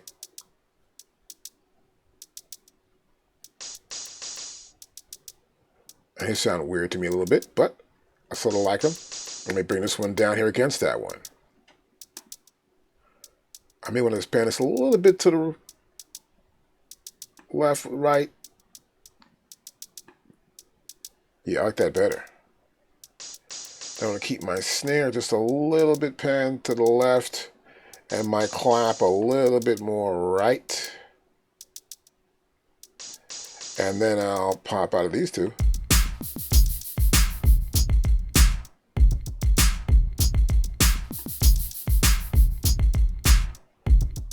Make sure my snare is right under that clap. So the purpose of this is to be able to mix your pads up and to get the right levels for your pads, right? And I can also add more effects to the overall mix of everything here. So I have an overall mix or overall insert for my buster. So I have effects on individual elements. I can have effects on the entire program. And to emphasize that, I'm going to put an effect on the program so you get an idea of what's going on here. And I'll do something that's going to be really weird. I'll add this pan effect, and we'll play it back from the top.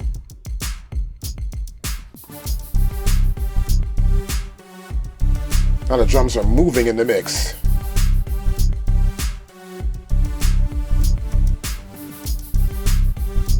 Stop. That's just to give you an idea of what we can do. We're not going to use that, but the whole idea here, of course, is to show you that We can do a whole lot within the pad mixer and the program that's the overall controller of the output of the pads.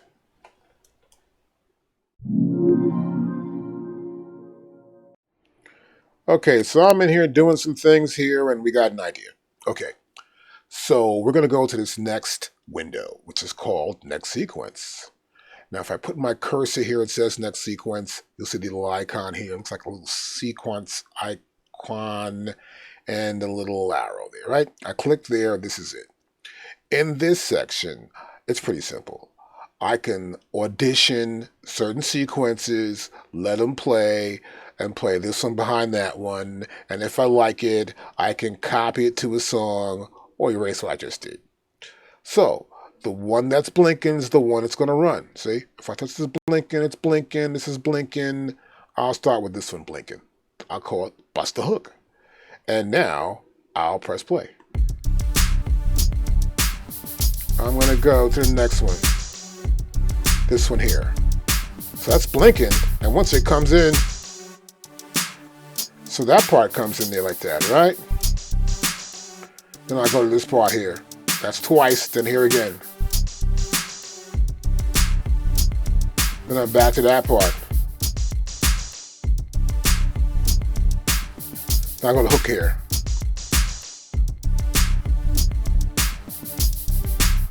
There you go, my hook's coming off there now. It's pretty good.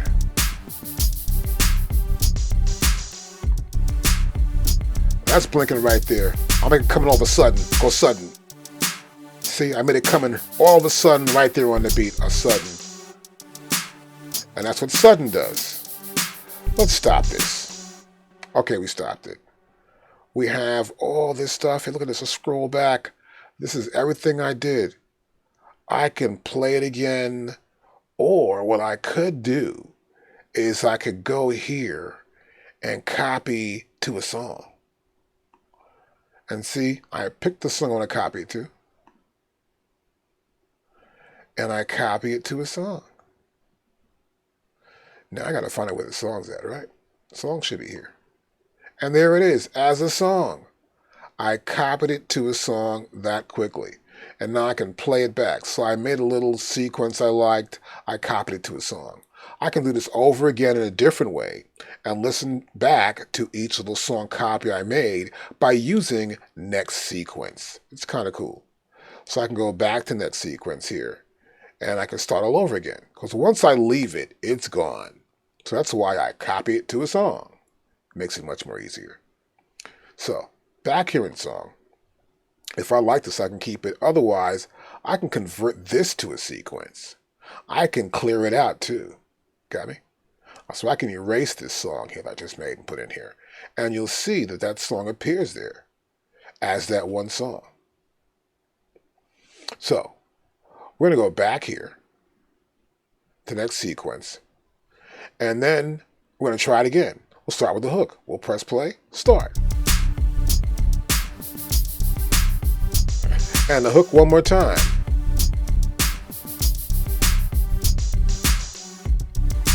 I want to bring it in all of a sudden right here, maybe on 7. I'm going to go sudden now. See that? I went sudden, but it skipped the 2 bars and made this go right there. Then I went to just Buster, just spaced Buster, where there's plenty of space in this one. Almost like a little verse rap thing going on. Then now I bring the hook in. But now it's a waiting. I'm not going to go there. I'll do a hold wait. So I stopped and did a hold because I felt I should go further. Now I bring this in, release the hold, and now the hook will come in. See that? And that's how the hold and the sudden work in the next bar. So I'm repeating that again. Now we'll just press stop.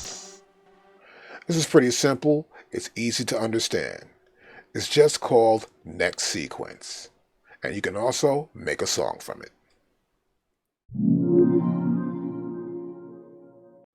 I go back here to File, And the next option I want to talk about here is the Save All Programs. I would click here, and then we get this dialog box here, and you see it says plugin, and it's inside my Documents folder, and it says MPC. So I would name it, and this file would be the all programs that I saved today. Let me cancel this out, and you want to make sure, as I go over here to the extreme right-hand side, lower right-hand side of the software, you'll see it says programs, and I just want to make sure always that the programs I'm saving have something in them. So this one does, but this one doesn't. So I'll normally go here and delete that program, and then I know the programs I'm saving are relevant. Okay, that's right there, perfect. I may play it back a little bit. Okay, I got an idea. Then I would go back to here, and then I would go to Save All Programs. But name it first right here. Now, next in File, I could go to Save Current Program. I'll click here. Dialog box comes up, but notice now, a new location, it's under MPC Drum Content, Drum Kits, right? So it's going to save the current program there. And as you can see here, it's saving this one, D&B Kit 1. And of course, the program extension is .xpm. Let's cancel this. So I'm going to explain something here. You'll see here under sequence on the track, right down here on the track, it says program. That says D&B Kit 1. If I go to here and change this kit here, let's say Fusion Kit, and then I go back into File, and I want to save the current program. Notice the current program name is changed, and the samples as well. So this is the current program, obviously, that's in there. It'll save it amongst these other programs already in here that are in that MPC Drum Content. So let's cancel that out. So make sure you know what you're saving and where it's at. So when you're going to save your current program, make sure you know what's right here in order to save it. Now once you do, just pull it up and you save that data. Let's do this. Okay, old school beats. So here, I can go to File, and let's say I want to save this current sequence. I would go to Save Current Sequence. The dialog box would open up, and we'll see it right here. The sequence name will appear here with the sequence file extension, period SQX, you can see right there. And we'd save it, and we're done. But make sure, let's cancel this. Make sure you have the proper sequence you want to save, which should be selected here. If I change this to a different sequence up to here, and then I go to Save Sequence, that name will appear here. So be careful. Make sure you know what you're saving and where you're saving it to.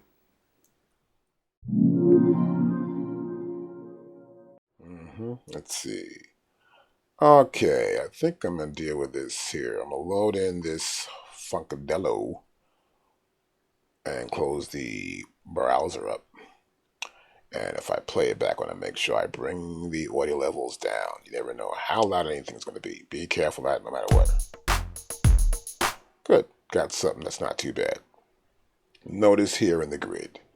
This is our grid. We've got a lot of little stuff here. And now you see my pencil. That's my pencil right there, right? So this is our grid. And we can see the velocity. You'll notice here the velocity is here at the bottom. And so the harder something's hit, the greater the velocity is going to be right there. So I can go to here and get my cursor as well too, right? And I can drag this up a little bit here. And now we can see it a lot better. And this is the velocity for the notes hit at a certain point in time from the beginning of the first bar to the final bar 4 here. And some are hit hard, some are hit not so hard, some are hit soft. And so the red ones hit hard. The not so hard ones here are almost like this tan look. Then it's this amber, then at the bottom it's yellow, right? And so that's velocity. And this is our velocity lane right here. We have automation as well. And we have modifiers too right here, which you can see some modifiers here. And you can move the cursor here to them. And you're going to see there's some tuning. Some tuning has been done on some of these instruments. And that's our modifier lane I was tuning. Let's drag this back down now. So get used to these tools. I went from a pencil to the cursor. The cursor allows me to go inside here, and I can do stuff like move stuff. I can get to the end. Look at that. It gets to the end, it becomes a trimmer. In the middle, it's a hand. In the front, it's a trimmer. I'm going to go back here and trim it down from the back end. Ooh, look at that. Trimmed it down a little bit right there, right? So I trimmed that one sound down. And it's all based according to this grid here, if I can trim something. And you can see this is set to, right here, time correct, 16th notes.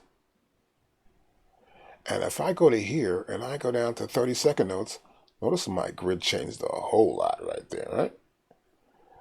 And so I have even more spaces to put something in. So let's do a demonstration here. I can go to here. And I'm going to check this out right here. Okay, back. I'm going to write this in. A lot of notes. Let's play from the top. Whoa, that's a lot. Those are 32nd notes. It based it according to the grid. My pencil dragged across that one lane there for that rim stick shot, whatever it is, and I got that. Let's undo. This here, that's an undo. Okay, you got that. Undo. How about redo? Redo, undo, redo. I guess you get the point. Next, let's go back here. Let's just do it in terms of eighth notes. The grid has changed again. I'll go from the top. I'll go to there. I'll play it from the top. Oh yeah, I can paint it in someplace else. That might work again someplace. I'll do it again from the top.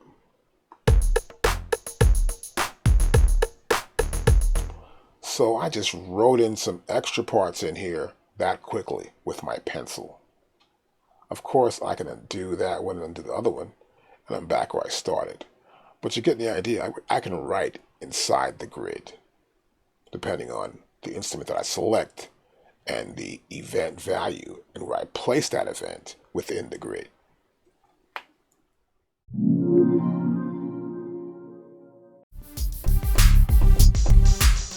Okay, so I'm adding some parts in here, making sure they're right.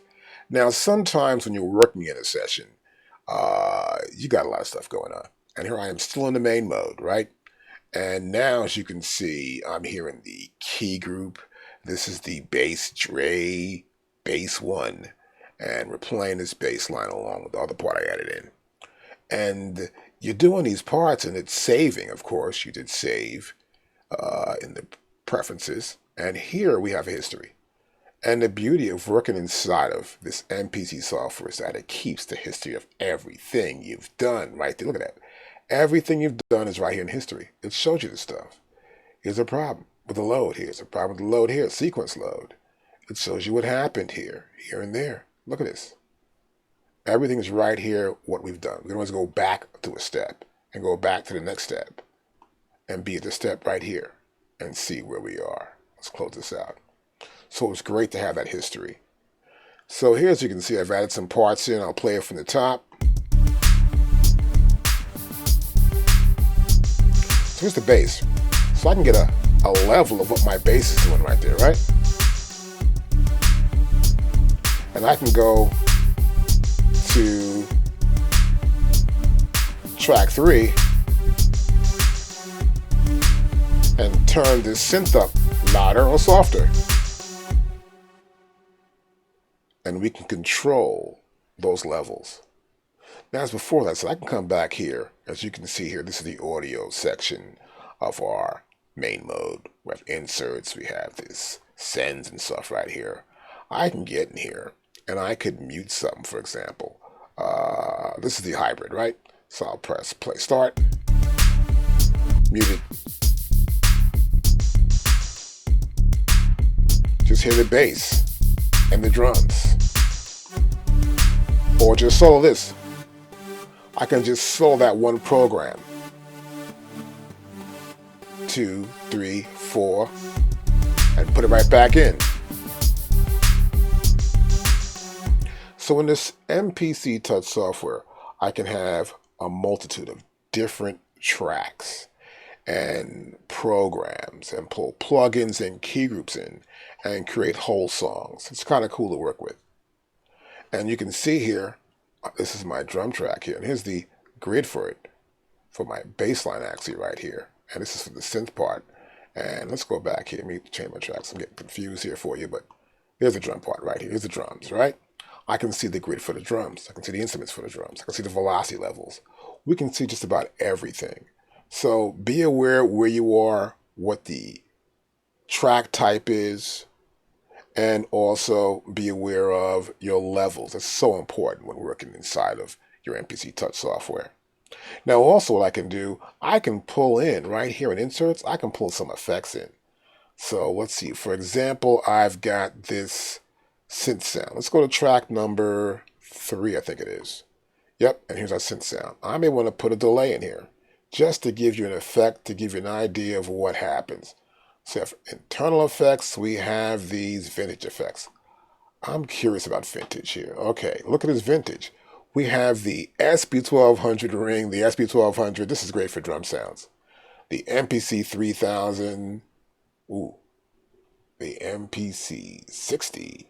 That's nice. Okay, let's go here to internal sounds.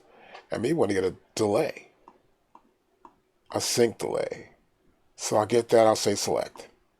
That appears there, it's going to be on this synth sound. Let's solo this sound. Let's play from the top.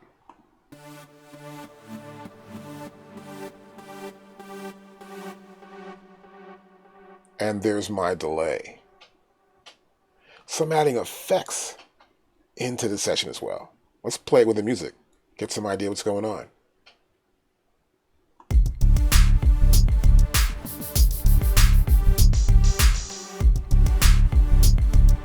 Now it's a little too much. It's drowning it out heavily. And I may not want to even use it for right now. I may want to put it in there and then come back later on and maybe get the proper setting for that delay. But I may want to keep it. So what I'll do, I'll go right here. And it says inserts and it says on. Well, I'm turning it off. Now I'll play it back. It's gone. I'm bringing it back right here.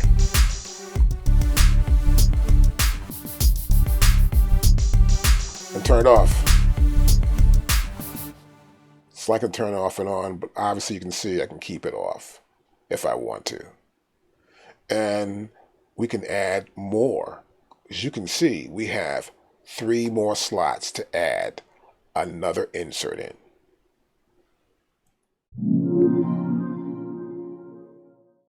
You're done creating your track, and you want to get an audio file of it, or audio file of all the tracks, or just an audio file of the programs. Well, what you want to do is you want to bounce it down or get a mix down of what's happened so far. So, for example, I may have enough done here.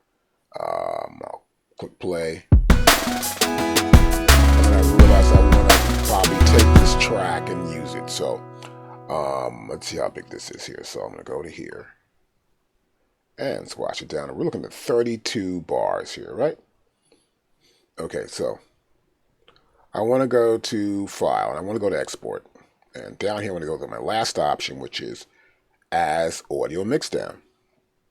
Now, I'll pull it up here, and you can see here, it recognizes that this is a 32-bar sequence. It starts on bar 1, ends on bar 32. That depends on, let me cancel this, what sequence you select. So it already realizes that. Now, to help you understand more, I have another sequence right here. This is a 2-bar. I'll go back here, Export, As Audio Mixdown. It shows 2 bars. See that? So just be aware of the sequence you select, make sure you get the right one, and then you'll bounce it down. Now, my next option here is the audio tail. Now, sometimes you're working with reverbs or delays, and they tend to continue on after the sound is stopped. And sometimes it's good to have just a little bit more at the end of the mixdown. In this case, I have it set for 1. The next option is the render source, and this is the output option. As you can see here, I have it set for output 1 and 2, and that's the 1 and 2 output I have that is on the program. So you notice here in the program, it's boom, it's 1 and 2. I can also have the separate programs. If I have a track where I have a bunch of programs, I can have the separate programs also be the source of the output for the mixdown. I can also just explode the tracks, which means that every sound would have its own mixdown. Okay, so if I go to here and do this, I also want to make sure that render options are selected here too, right? I can say master inserts. And these would be the inserts I'm going to have. I could be going to a master, so my master insert options. Also, here, if I was export, I could use my export returns. And we have save as project preview. Now there's also a file type. Now, most of the time I prefer to go WAV. AIFF, used to use that years ago. WAV's great now. And MP3, if you want to get one, you can make it right here too as well. Then we have our bit depth. I always keep it around 16 and never use 24 or 32. 16 bits is great. And then here for sample rates, up to you. 44.1 is the CD quality. 48 is going to be better, and so on. But it depends on what your end use of your product is. So be aware of that, whether you're trying to make something for iTunes or for SoundCloud, or make something you want to hear back on your iPhone or your Android phone or whatever you're using. Just make sure you have the proper sample rate set up for that device. Just make sure you have the proper output. Now, we already know mine's 1 and 2, but you can always select different outputs. We have submix 1 through 8, which I showed you in our mixer section. And we have other outputs here. On my Mac, I have from 1 to 32 different outputs, and they're in pairs. So it's 1, 2, 3, 4, 5, 6, up to 31, 32. So select the proper output.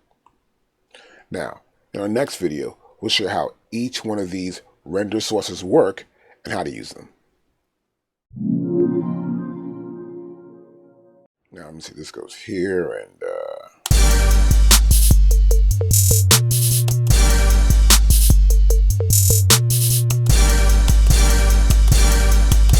I got it. Okay, I'm going to use this for a quick mixdown. So we're going to go back here, and let's check out export, and we're going to go to audio mixdown. So I've got a 4-bar length set up here. I got a 1 second tail at the end for the little reverb on it. We've got the stereo out. We're going wave. No MP3 or AIFF file. I'll keep it simple with a 16 and a 44.1 mixdown. And I want to export it, so I'll go to export and look at the, put it someplace, right? So in this case, I just want to go back up here and up higher and higher and then higher, and I want to go pretty much, I think I just want to go to the desktop more than anything else, right? So I'm going to put it someplace I could find it. Okay, I go to users right here, and applicants and desktop. And I'll put it on my desktop. No folder, I'll just put it there. That's the WAV file right there, and I'll select save. Hey, it's all done. Pretty cool. It's on the desktop. And that's how easy it is to export a file. That's pretty short though. It's just 4 bars. Okay, now I'm on my desktop here, and I got the file. Here it is right here. And just play it back from the top. And that's it. It's mixed down. All the tracks into one stereo file. That's 44.1 and 16-bit. That was pretty easy. And you can do AIFF the same way as I just did WAV, right?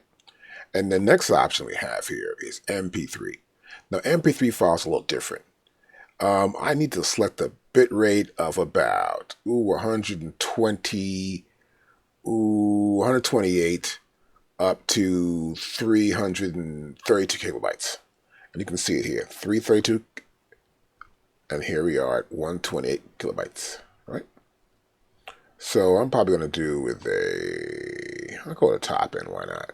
And here we are. It's going to be 44.1 or 48, but notice the bit rate has changed. If I go back here to AIFF or I go to WAV, those bit rates are pretty much the same, right? When I go here to an MP3 file, That's 128 kilobytes to 320 kilobytes. So you see the differences, right? So now I want to probably keep the same location. Let's go back to here. Let's go to export, and we're going to the desktop. Of course, there's desktop there, and let's press save. That's pretty easy too. Now let's hide this, and here's a new file. That says MP3.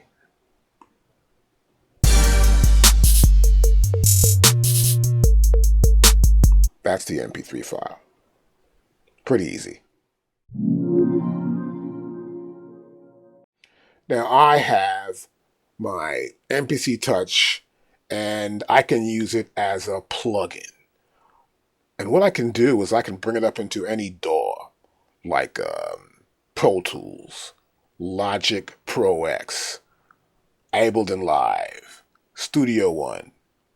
So I'm going to do it right now with Logic Pro, and we're going to show you how you can bring it into Logic as a plugin. So I'm launching Logic here, and the first option here is what do you want to do? So I want to create probably a new project from a template, and I want to create a new empty project, or from existing. I'll do it from a template.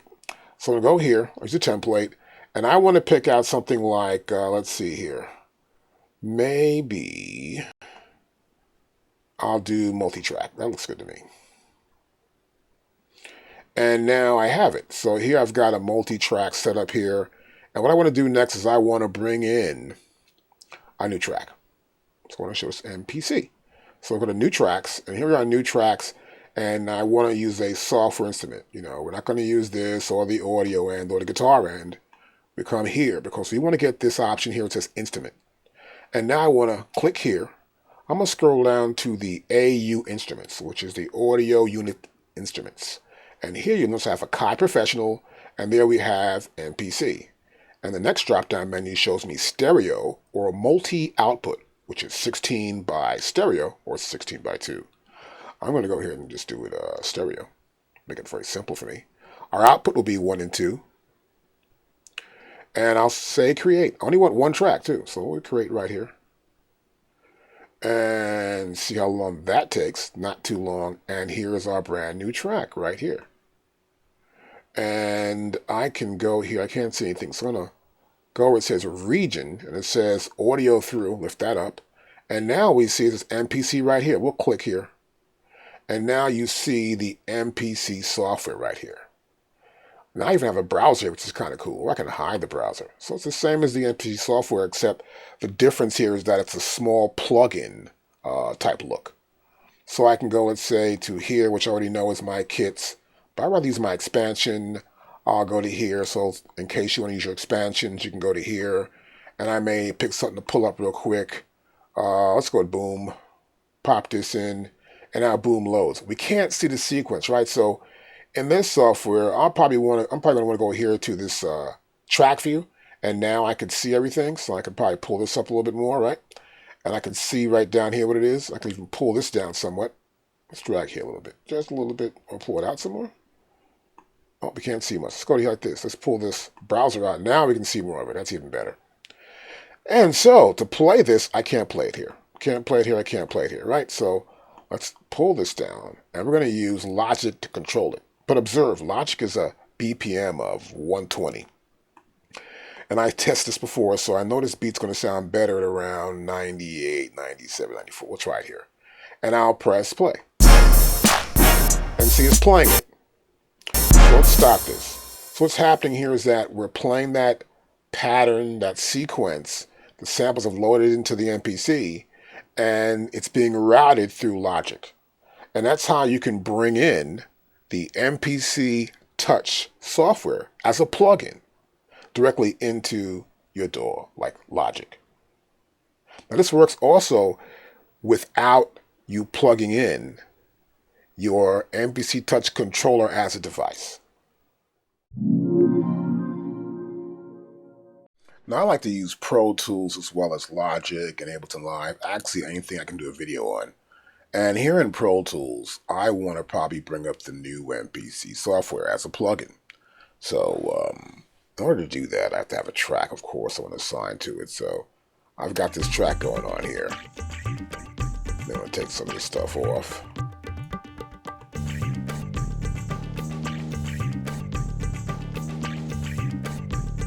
I want to bring in an MPC beat or something. So I've got this set up here. As you can see, these are inserts A through E. And right here we have a track. This is the reed drum. And this is the bass drum kick here. And I may want to just use this track and create a new track. So what I can do is I can probably select this track. And then what I want to do is probably go here to track and go to new.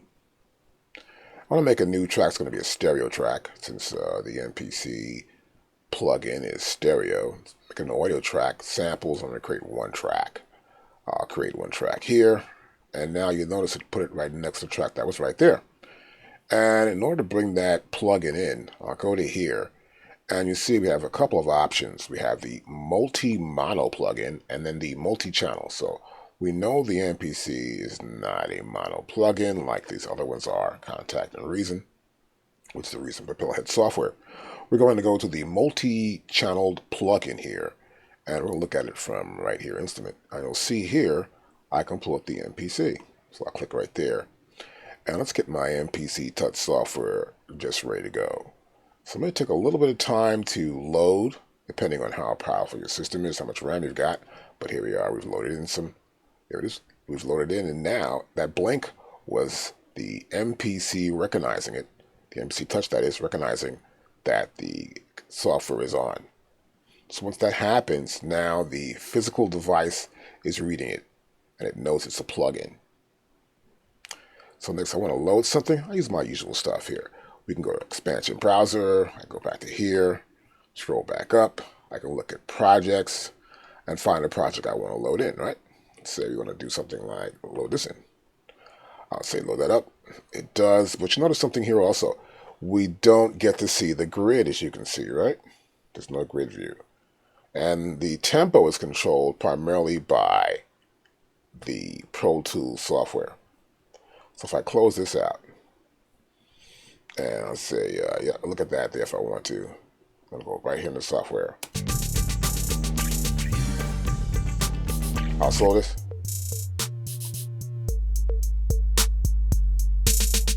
And that's my MPC.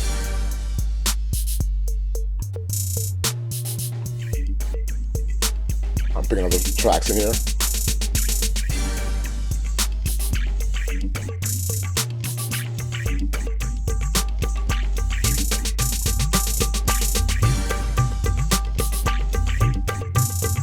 Almost like an Indian sound.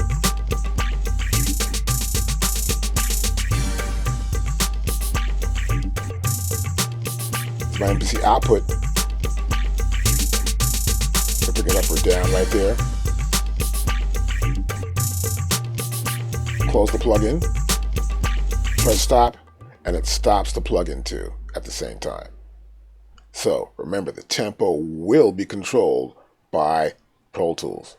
And that's how we can use our MPC Touch plugin directly in Pro Tools. Next, we'll show you some more features about outputs with the plugin.